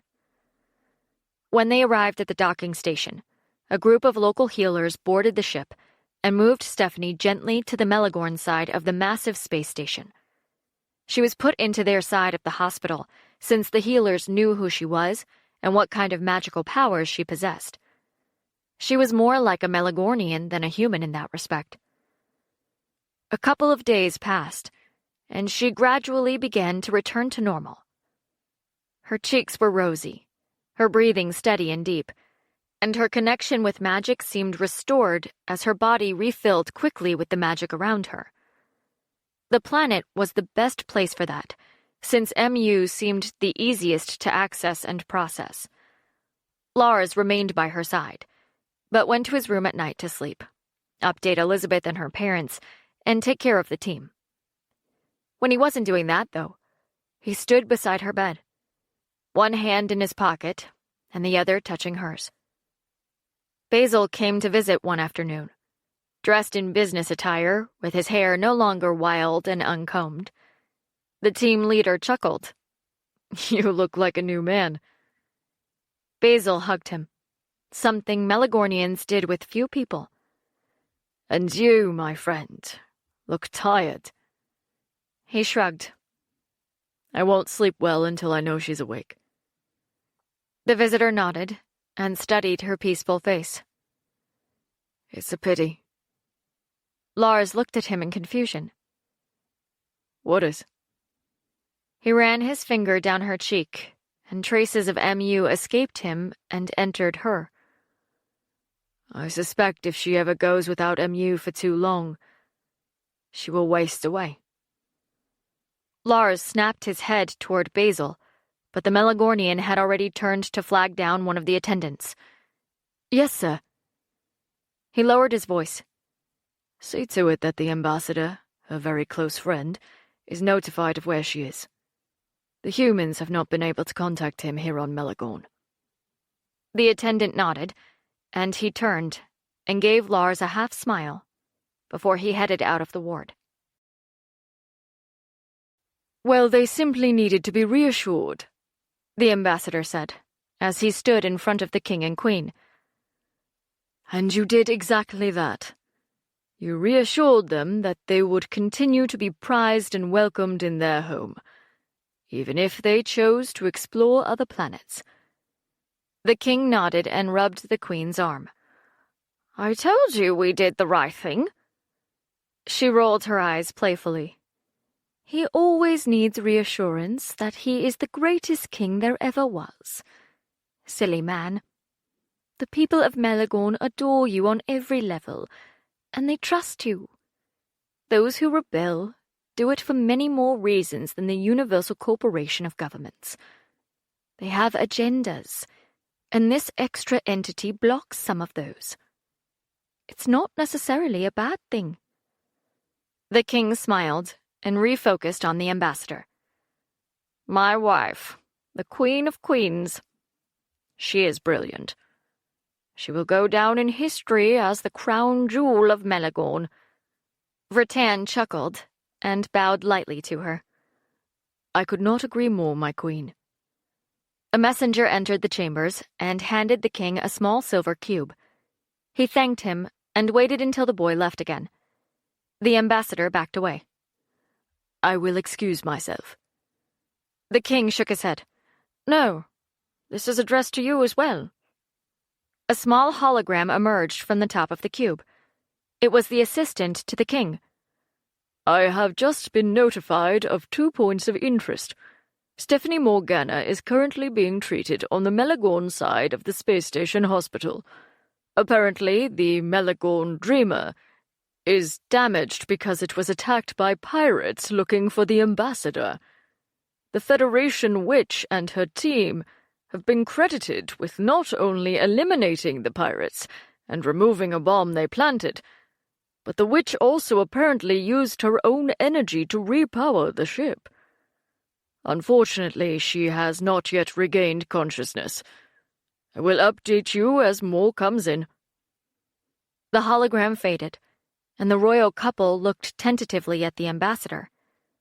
He had turned to the side, his fists clenched, and a look of shock and anger on his face.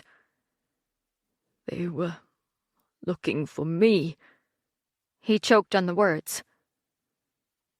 But they found Stephanie. His eyes narrowed in rage as he turned abruptly and stormed toward the exit. The king and queen watched him with concern, and heard him mutter as he grabbed the door handle, I will kill them all. Silence settled inside the throne room for several moments as they watched the door close behind him. When he was gone, she slowly turned to the king, a perplexed look on her face. Did he leave without our permission? He exhaled a deep breath and shook his head. My queen, please forgive him. Stephanie has become his new daughter, and she was almost killed because they were looking for him. I believe the pirates have brought about the healing of the king's warrior. The queen, her mouth open, glanced at the door when she heard a scratching sound and saw that it had closed on the ambassador's robes. She shook her head and smiled lightly before she stood and smoothed some of the creases in her dress. Oh, the things that happen in Melagorn are like those human soap operas. Well, I suppose I will inform his wife that the most trusted adviser might be late for dinner. She wiggled her eyebrows and leaned down to kiss her king on the cheek before she walked sedately across the room and into her private halls. He remained seated, his hand on his chin and concern on his face. The door opened a fraction, and he saw the ambassador's robes slip from beneath it before it shut for a second time. His gaze darted to a large painting suspended by magic on the walls. It was of him and Vratan in their younger days, adorned with ribbons and without a worry in the world. Oh, old friend, I embraced your advice as we worked through our peace. Please do not bring Melagorn to war in your anger. He shook his head, slapped his hands to his thighs, and grunted as he stood from his throne. One of the servants hurried over, draped a cloak about his shoulders, and handed him a pen and parchment. Very good. Now, bring my ship to readiness. We go to the space station. Chapter 42. Unmerciful flights of consciousness gripped Stephanie in a twisted battle of thaumaturgic power. She fast-forwarded through a confused realm of dreams in which she caught only a glimpse of one before she jerked into the next. Some were calm and comforting, and others violent and distressing, but none lasted long enough for her to break her body's self-imposed hibernation. Her magic tanks were empty, and her body snatched at the MU floating around her in an instinctual effort to pull it in. She lay unmoving, her hands folded, her breathing steady, and her eyes closed. On the outside, she looked peaceful and at rest, but on the inside she traveled. Through dimensions? Maybe. Through time and space? Possibly. Only the magic knew. But until the world around her stopped its kaleidoscopic wandering, Stephanie had no idea. Days passed as she lay in silence, the faint beeping of the monitors the only sign of life. Her nurses, guards, and allies came and went, stared sadly at her, and wondered when she would open her eyes. Conversations were held at her bedside, and Lars talked to her every day. Around her, the doctors and nurses spoke of her heroism as they tended her body and checked her vitals before moving on to other duties. Somewhere during her travels, she began to hear her own voice, the one she used when she tried to calm herself. Her dream self was breathless from being shuffled through so many different realities, and she walked a very fine line between sane and crazy. Concentrate, Morgana. You have to stop moving. Control it. Control it. It took her a few more moments before she could force herself to an abrupt stop. She kept her eyes closed, focused, and felt her pulse slow, and the sick sense of fear subside. A sense of weightlessness suffused her. Her arms floated out to the sides, her head rested unsupported, and the exhaustion drained from her body. The one in her dreams, at least. Slowly, she opened her eyes, before she blinked and looked around. At first, she could see nothing but blackness. It wasn't dark because she could see herself perfectly. The weightlessness reminded her of space. But there wasn't a star or a ship in sight. As she registered that, her body shifted so she stood upright. Her feet touched a hard surface the same color as the rest of her surroundings. Her weight returned to normal, and she could feel the slight static of her magic waver at the tips of her fingers. All around her, the strange darkness remained. It only stays strange if you want it that way. A woman's voice echoed through the blackness, startling her where she stood, and she tried to make sense of this strange development. She glanced around. "Hello?" As if to answer her call, a woman descended in front of her. She landed lightly, straightened, and quickly smoothed the pleated skirt of her knee-length gray dress. Stephanie took a moment to study her, and noted the thin black belt that cinched the dress at the waist, and the gray, short-sleeved jacket that covered the woman's arms. Her hair was pulled back in a simple but elegant pompadour style. Whoever this was, she wasn't flashy or done up, and her eyes gave her away. She took a step forward, tilting her head to the side. "Morgana." The newcomer smiled and returned her gaze. "As are you." The older woman looked around and put her hands on her hips. "This is quite the space, but you'll probably be more comfortable with this." She snapped her fingers, and a flash of purple sparked from them. Suddenly, the unmistakable ambiance of Melagorn surrounded them. Stephanie gazed at the lush field with purple flowers, teased lovingly by the breeze, and felt herself relax. "Thank you." Her companion studied the scene, and her eyes widened slightly at the sight of it. Then she shrugged. "Well, each to their own, I guess. You must really like purple." As though the sight of Melagorn was an everyday occurrence, the woman walked forward and scrutinized the girl with a critical eye. Stephanie watched her approach, suddenly self-conscious of the hospital gown she wore. "Are you hurt?" She frowned, then nodded. "I think so. I used all my magic to save people." The other Morgana pursed her lips, her expression a little regretful. "That will do it. The world always was a scary place, especially where I am now.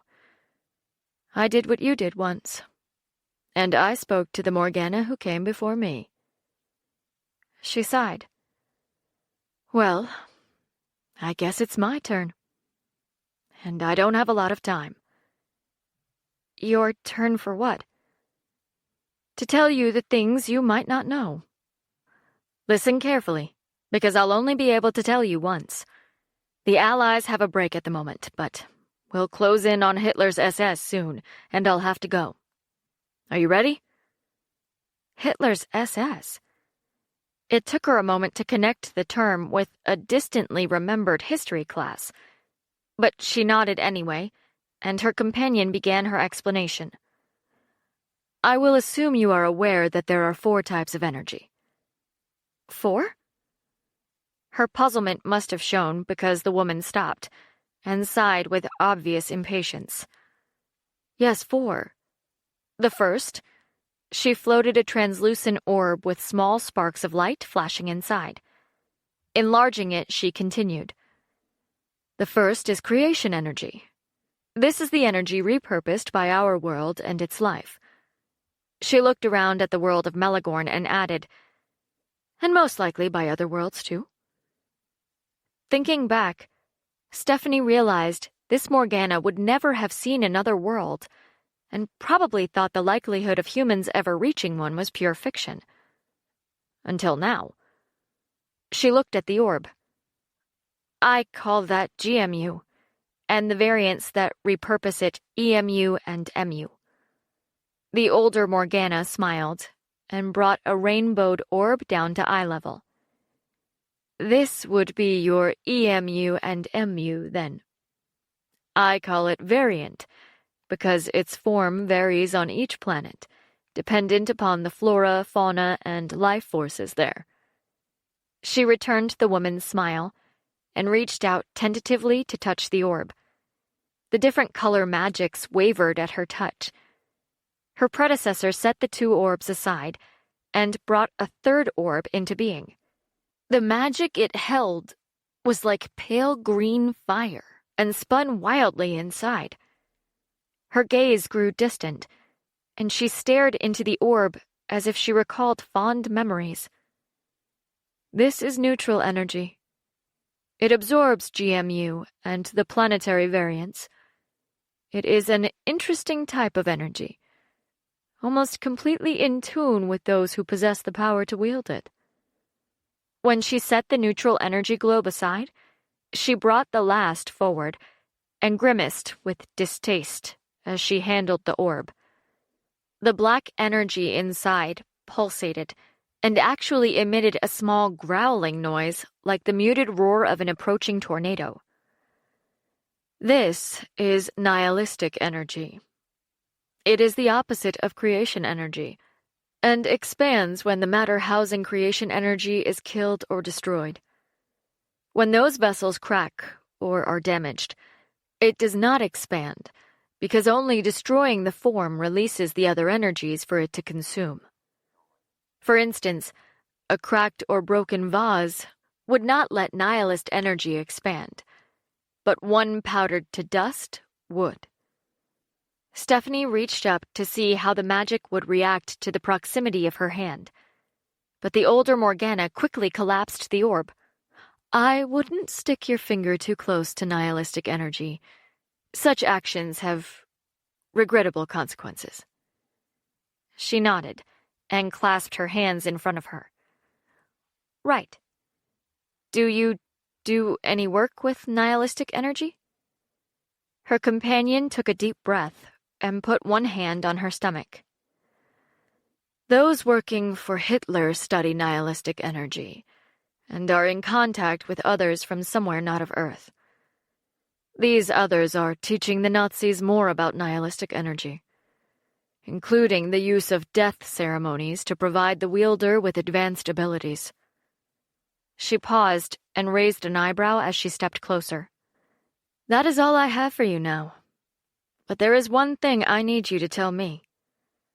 Stephanie waited, not sure what her ancestress could possibly need to know from a future she knew nothing about, or a descendant she'd only just met. What?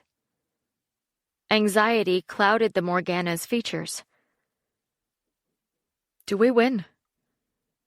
Stephanie took a breath to reply, but the woman held her hand up. No details. I need to know if it's all worth it. Or if we lose anyway and are merely wasting our time. And the lives. She paused. Was he stopped? She held her breath and studied the woman's face as she tried to decide on her reply. How much could she say without saying too much? In the end, she could think of only one safe answer. Yes. He was stopped. If the older Morgana was anything like her, she knew that answer would be enough. When she faced her darkest moment, that was the knowledge that would get her through. Her companion sighed with relief and nodded. Good. That is all I need to know. that we are doing something right. Stephanie smiled and gazed at the face in front of her, amazed that so much about her seemed familiar. Yes, you are. The woman returned her gaze and her smile, and shook her head.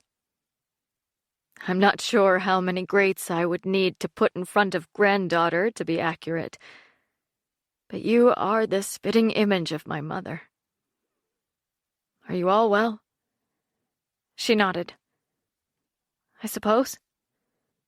I don't know a lot about the Morgana side of the family, only what my mother has shown me through a journal passed down to her. My father, she sighed. I don't know where he went, but I did read about you and your time on Earth. Morgana laid a gentle hand on her shoulder. Whatever you don't know will eventually come to light. Wherever your father is, I'm sure there is a good reason for it.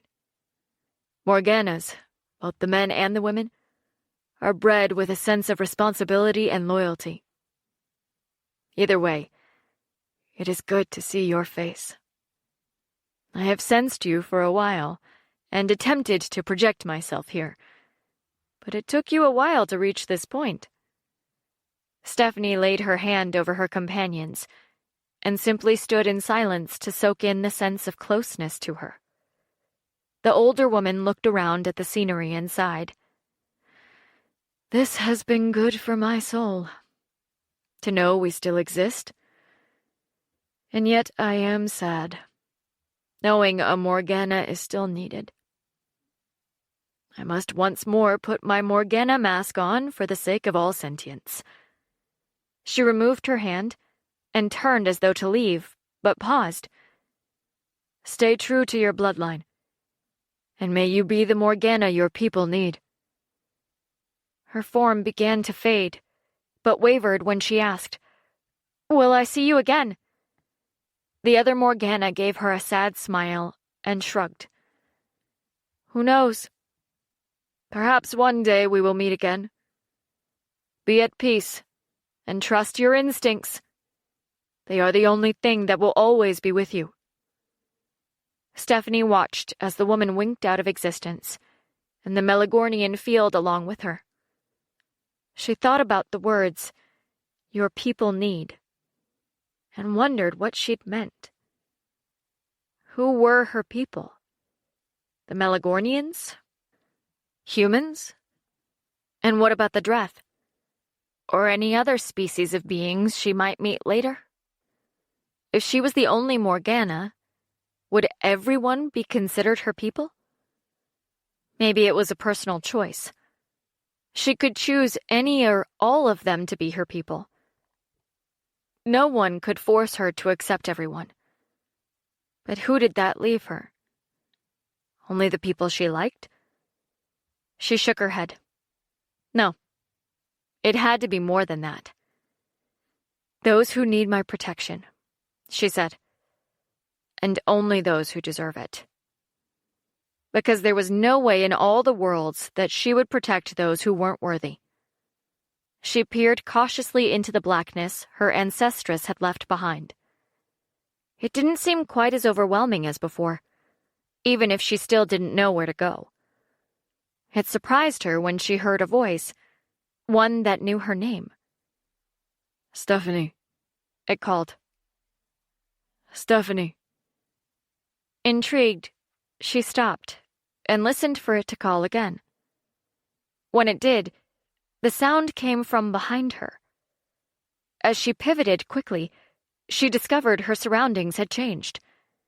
In the distance, a pinprick of light glimmered and grew steadily brighter, and she felt a small pulse of energy. This she recognized. MU. And it was exactly what her body needed. Without a second's hesitation, she surged toward the life force that called to her, and seemed to draw her into a welcome reunion. The hospital on the Melagorn side of the space station, on a normal day, was very quiet. Ambassador Vertan arrived with Brilgus in tow, and his robes flapped wildly behind him. His footsteps echoed down the corridor, and his face held worry and anger. Those who saw him paused in what they were doing to watch him stride out of sight. He swept through the doors leading into Stephanie's ward and pushed them both open. The nurses looked up from behind their station and recognized him immediately. "Ambassador!" Before they could stop him, he had already passed them. They glanced at each other, unsure of what to do. The ambassador raised a hand dismissively, as some vague form of acknowledgement. He'd meant to stop and ask where Stephanie was, but he spotted Marcus and Frog outside a room down the hall. That was more than enough for him. He ignored the panicked scramble in his wake, and focused only on the men ahead. Brilgus, however, moved to intercept the staff before they could intervene. "I wouldn't do that. He is extremely worried about a friend." They exchanged nervous glances, then looked at the bodyguard. Being only half Melagornian, he was much larger than they were. Two of them backed away, but the head nurse stood firm. She came around the desk and stood in front of him. "He might be the ambassador, but he should have let us know he was coming. Fortunately, we think she can handle one visitor, or I'd be fired for hauling him out of there. Next time, though—" "Yes, I will make sure you are notified," he reassured her. Not at all sure he would, given how the press would react if the news were to reach them. He fixed her with a stern look, and she stared defiantly in return with no apparent concern for either his size or the ambassador's not inconsiderable power, political and otherwise. Brilgus considered that a good sign. It meant she cared enough for the patients to do what was best for them, regardless of who might be in the way or the consequences. It meant Stephanie was in good hands. Frog stifled a yawn as he turned and glanced down the hall. His eyes widened, and he nudged Marcus with his elbow and directed his attention down the hall. The other man took one look at the ambassador and nodded. "I will speak to him." As the visitor neared the door, he intercepted him, stepped in his way, and blocked his path to the door. His teammate stood in front of the door and watched them both as he used the team's comms to call Lars. Being the Melagornian side of the station, they'd had to source the local equivalent of Earth tech to use for comms. Those had taken a few days to source, but now they had enough for 4 of them to be on the floor, armed and in contact with each other at all times. Ambassador Vertan stopped and regarded the 2 guards calmly, but before he could speak, Marcus extended his hand. He ignored every protocol of Melagornian greeting he'd ever been taught. The visitor, used to Earth's customs, didn't hesitate, but reached out and shook his hand. "Marcus, I need to see her." The guard stood firm, but he didn't disagree. "Of course, sir. But I must warn you. She's in a coma. She's unconscious but here, as far as we can tell. We're not sure if she can hear you when you talk to her, but Lars speaks to her every day." Behind him, Frog spoke softly into his comms. He stopped and listened for a moment before he tapped his partner on the shoulder. "The ambassador can go in now." Marcus gave Rattan a brief smile. "I'm sure she'll recognize your voice, sir," he said, as he and Frog returned to their positions on either side of the door. "Thank you." The Melagornian slipped past him swiftly and into the room, not worried when the door closed immediately behind him. Down the corridor, Brilgus watched as the head nurse set her assistants tasks that took them down another corridor. Once they were gone, he looked at her. She was unfazed. "I take it you don't want to call the hospital and give that warning?" He shook his head. "The lines are not secure." "Call me then. That way if it leaks you only have one person to blame. I'll let you know if she needs isolation or can be seen." "Agreed?" "Agreed," he said. and took her private number before he trundled down the corridor to Stephanie's room and greeted the guys as he arrived. Marcus, Frog, good to see you. He indicated the door. Is he in there? He and Lars are with her, Marcus told him, knowing the information he needed. He watched as the bodyguard took a quick look in the room to check and waited until the large man had closed the door again and turned to him. What happened? Frog looked up and down the corridor, but relaxed when he saw it was empty. You've seen the news, right? Brilgus nodded. And read the official reports? What I want to know is how Stephanie got hurt. Marcus picked up the story. The pirates took the ship. There were 2 boarding parties. One went for engineering, and the other went for the bridge. When the team on the bridge demanded the ambassador or they'd blow up the ship, Stephanie stepped in. And you let her? He laughed and shook his head. You know Stephanie. When her mind is made up, there is no stopping her. We went along to try to keep her safe. His face sobered. We didn't do so well, obviously. The bodyguard looked sympathetic. She's still here, isn't she? Marcus sighed, and Brilgus added, Tell me how it went down. He explained how Stephanie had used her magic to disguise herself as the ambassador, and then hide them from the cameras so they could reach the bridge undetected. The other man stopped him when he got to the fight. There was the Melagornian. Yes. It turned out they were resistance and not pirates. Their captain made the ambassador hand over his MU, and then attacked. We eliminated the pirates and saved the crew. Well, she dealt with him. Then Steph insisted on taking care of the bomb. Brilgus rolled his eyes. Of course she did. Marcus continued. We fought them out of the corridors and all the way down to the atrium. You've seen it?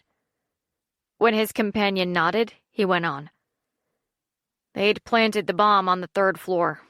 So we killed the invaders and Steph cut the floor out from under it and floated it down to the main entry. The man whistled. That is very powerful work. He shook his head. She had help. There were 2 Melagornians on board who helped her, and they're the only reason she made it as far as she did.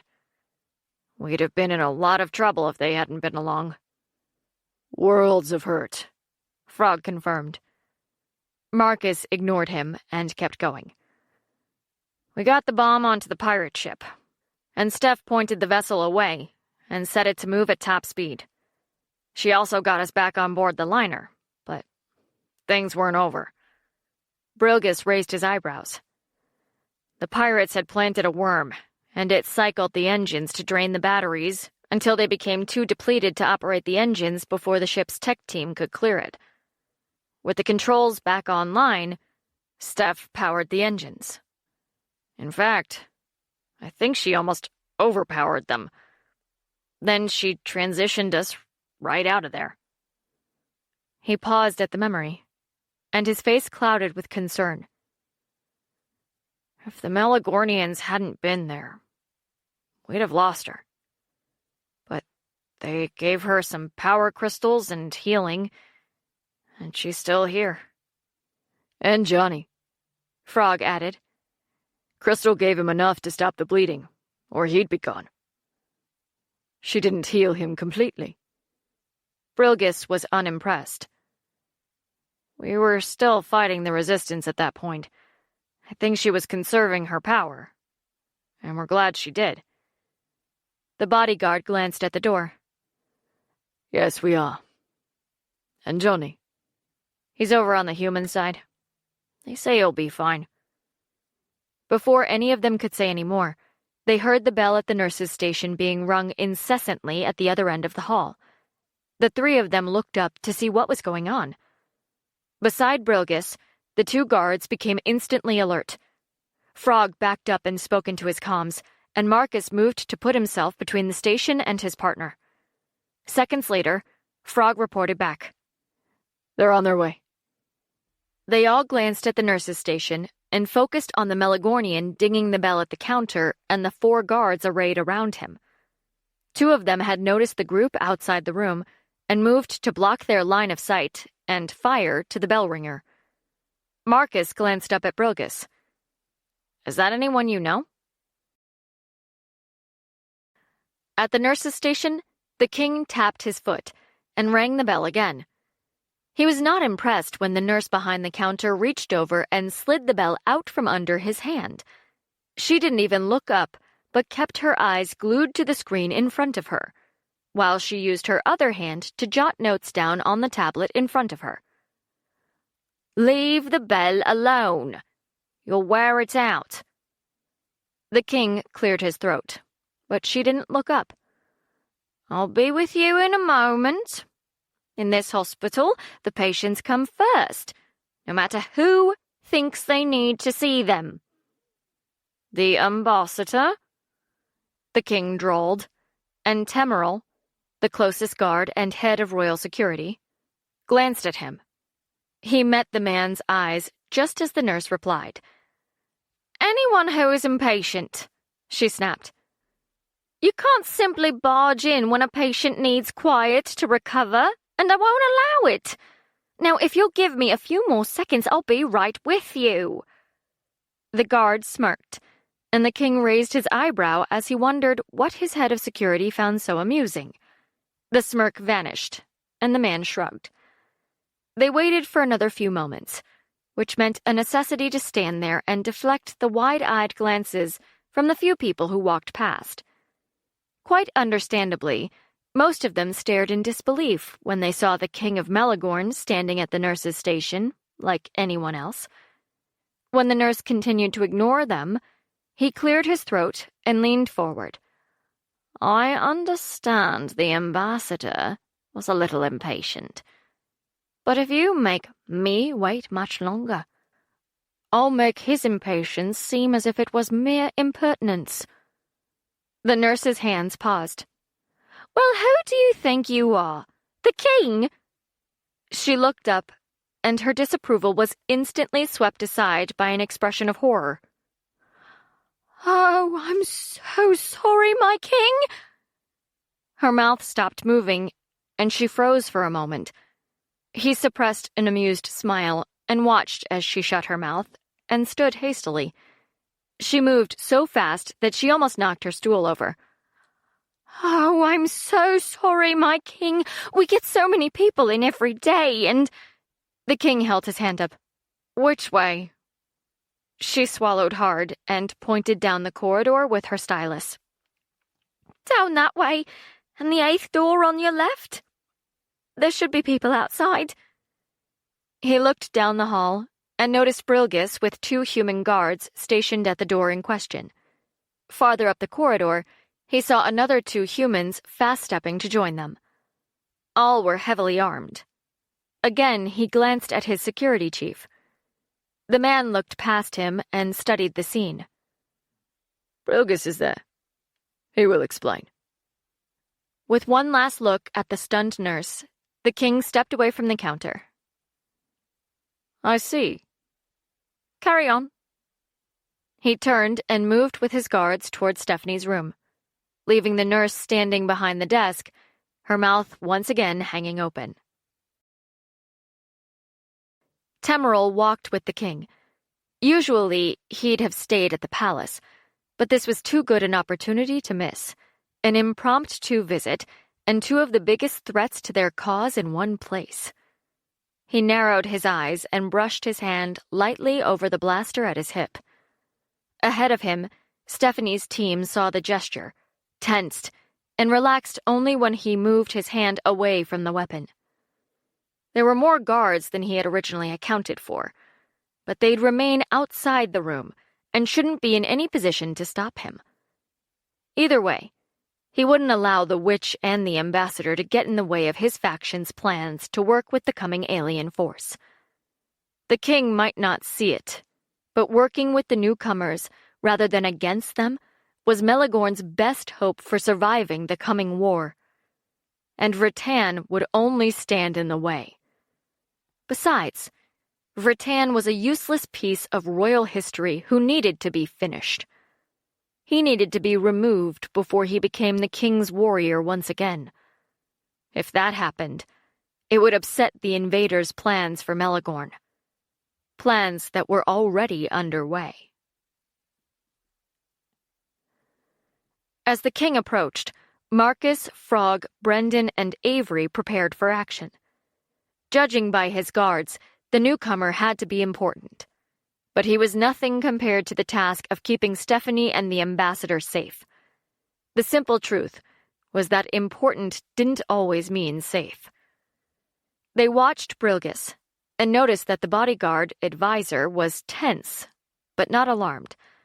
He kept his eyes on the approaching entourage and answered Marcus's question, his voice soft with shock. "It's the king." Frog began a muttered conversation into his comms again, and Marcus swore. The large man snorted softly. "Yes." The most important-looking of the royal escort took a step forward and placed himself in front of the king. A second guard followed the movement, and the first guard moved swiftly ahead as if he intended to walk through the door. Temerl appeared to ignore the team and strode at a steady pace, much like he didn't care who they were or what they were doing. He only stopped when one stepped in his way and put his hand out, holding his palm up inches from his chest. Marcus held the guard's gaze and curled his lip. "Exactly where do you think you're going?"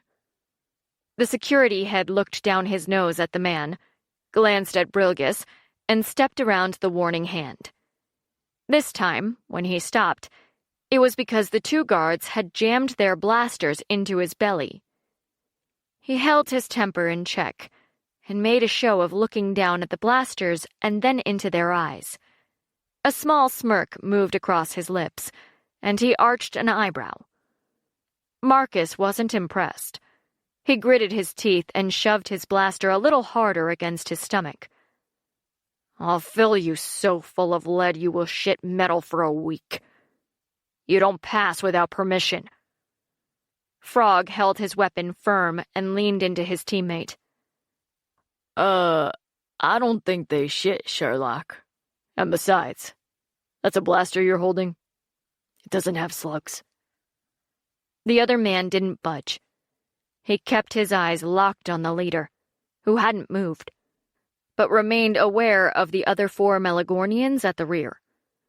Avery and Brendan moved up alongside him, and Brilgus leaned his shoulder against the door.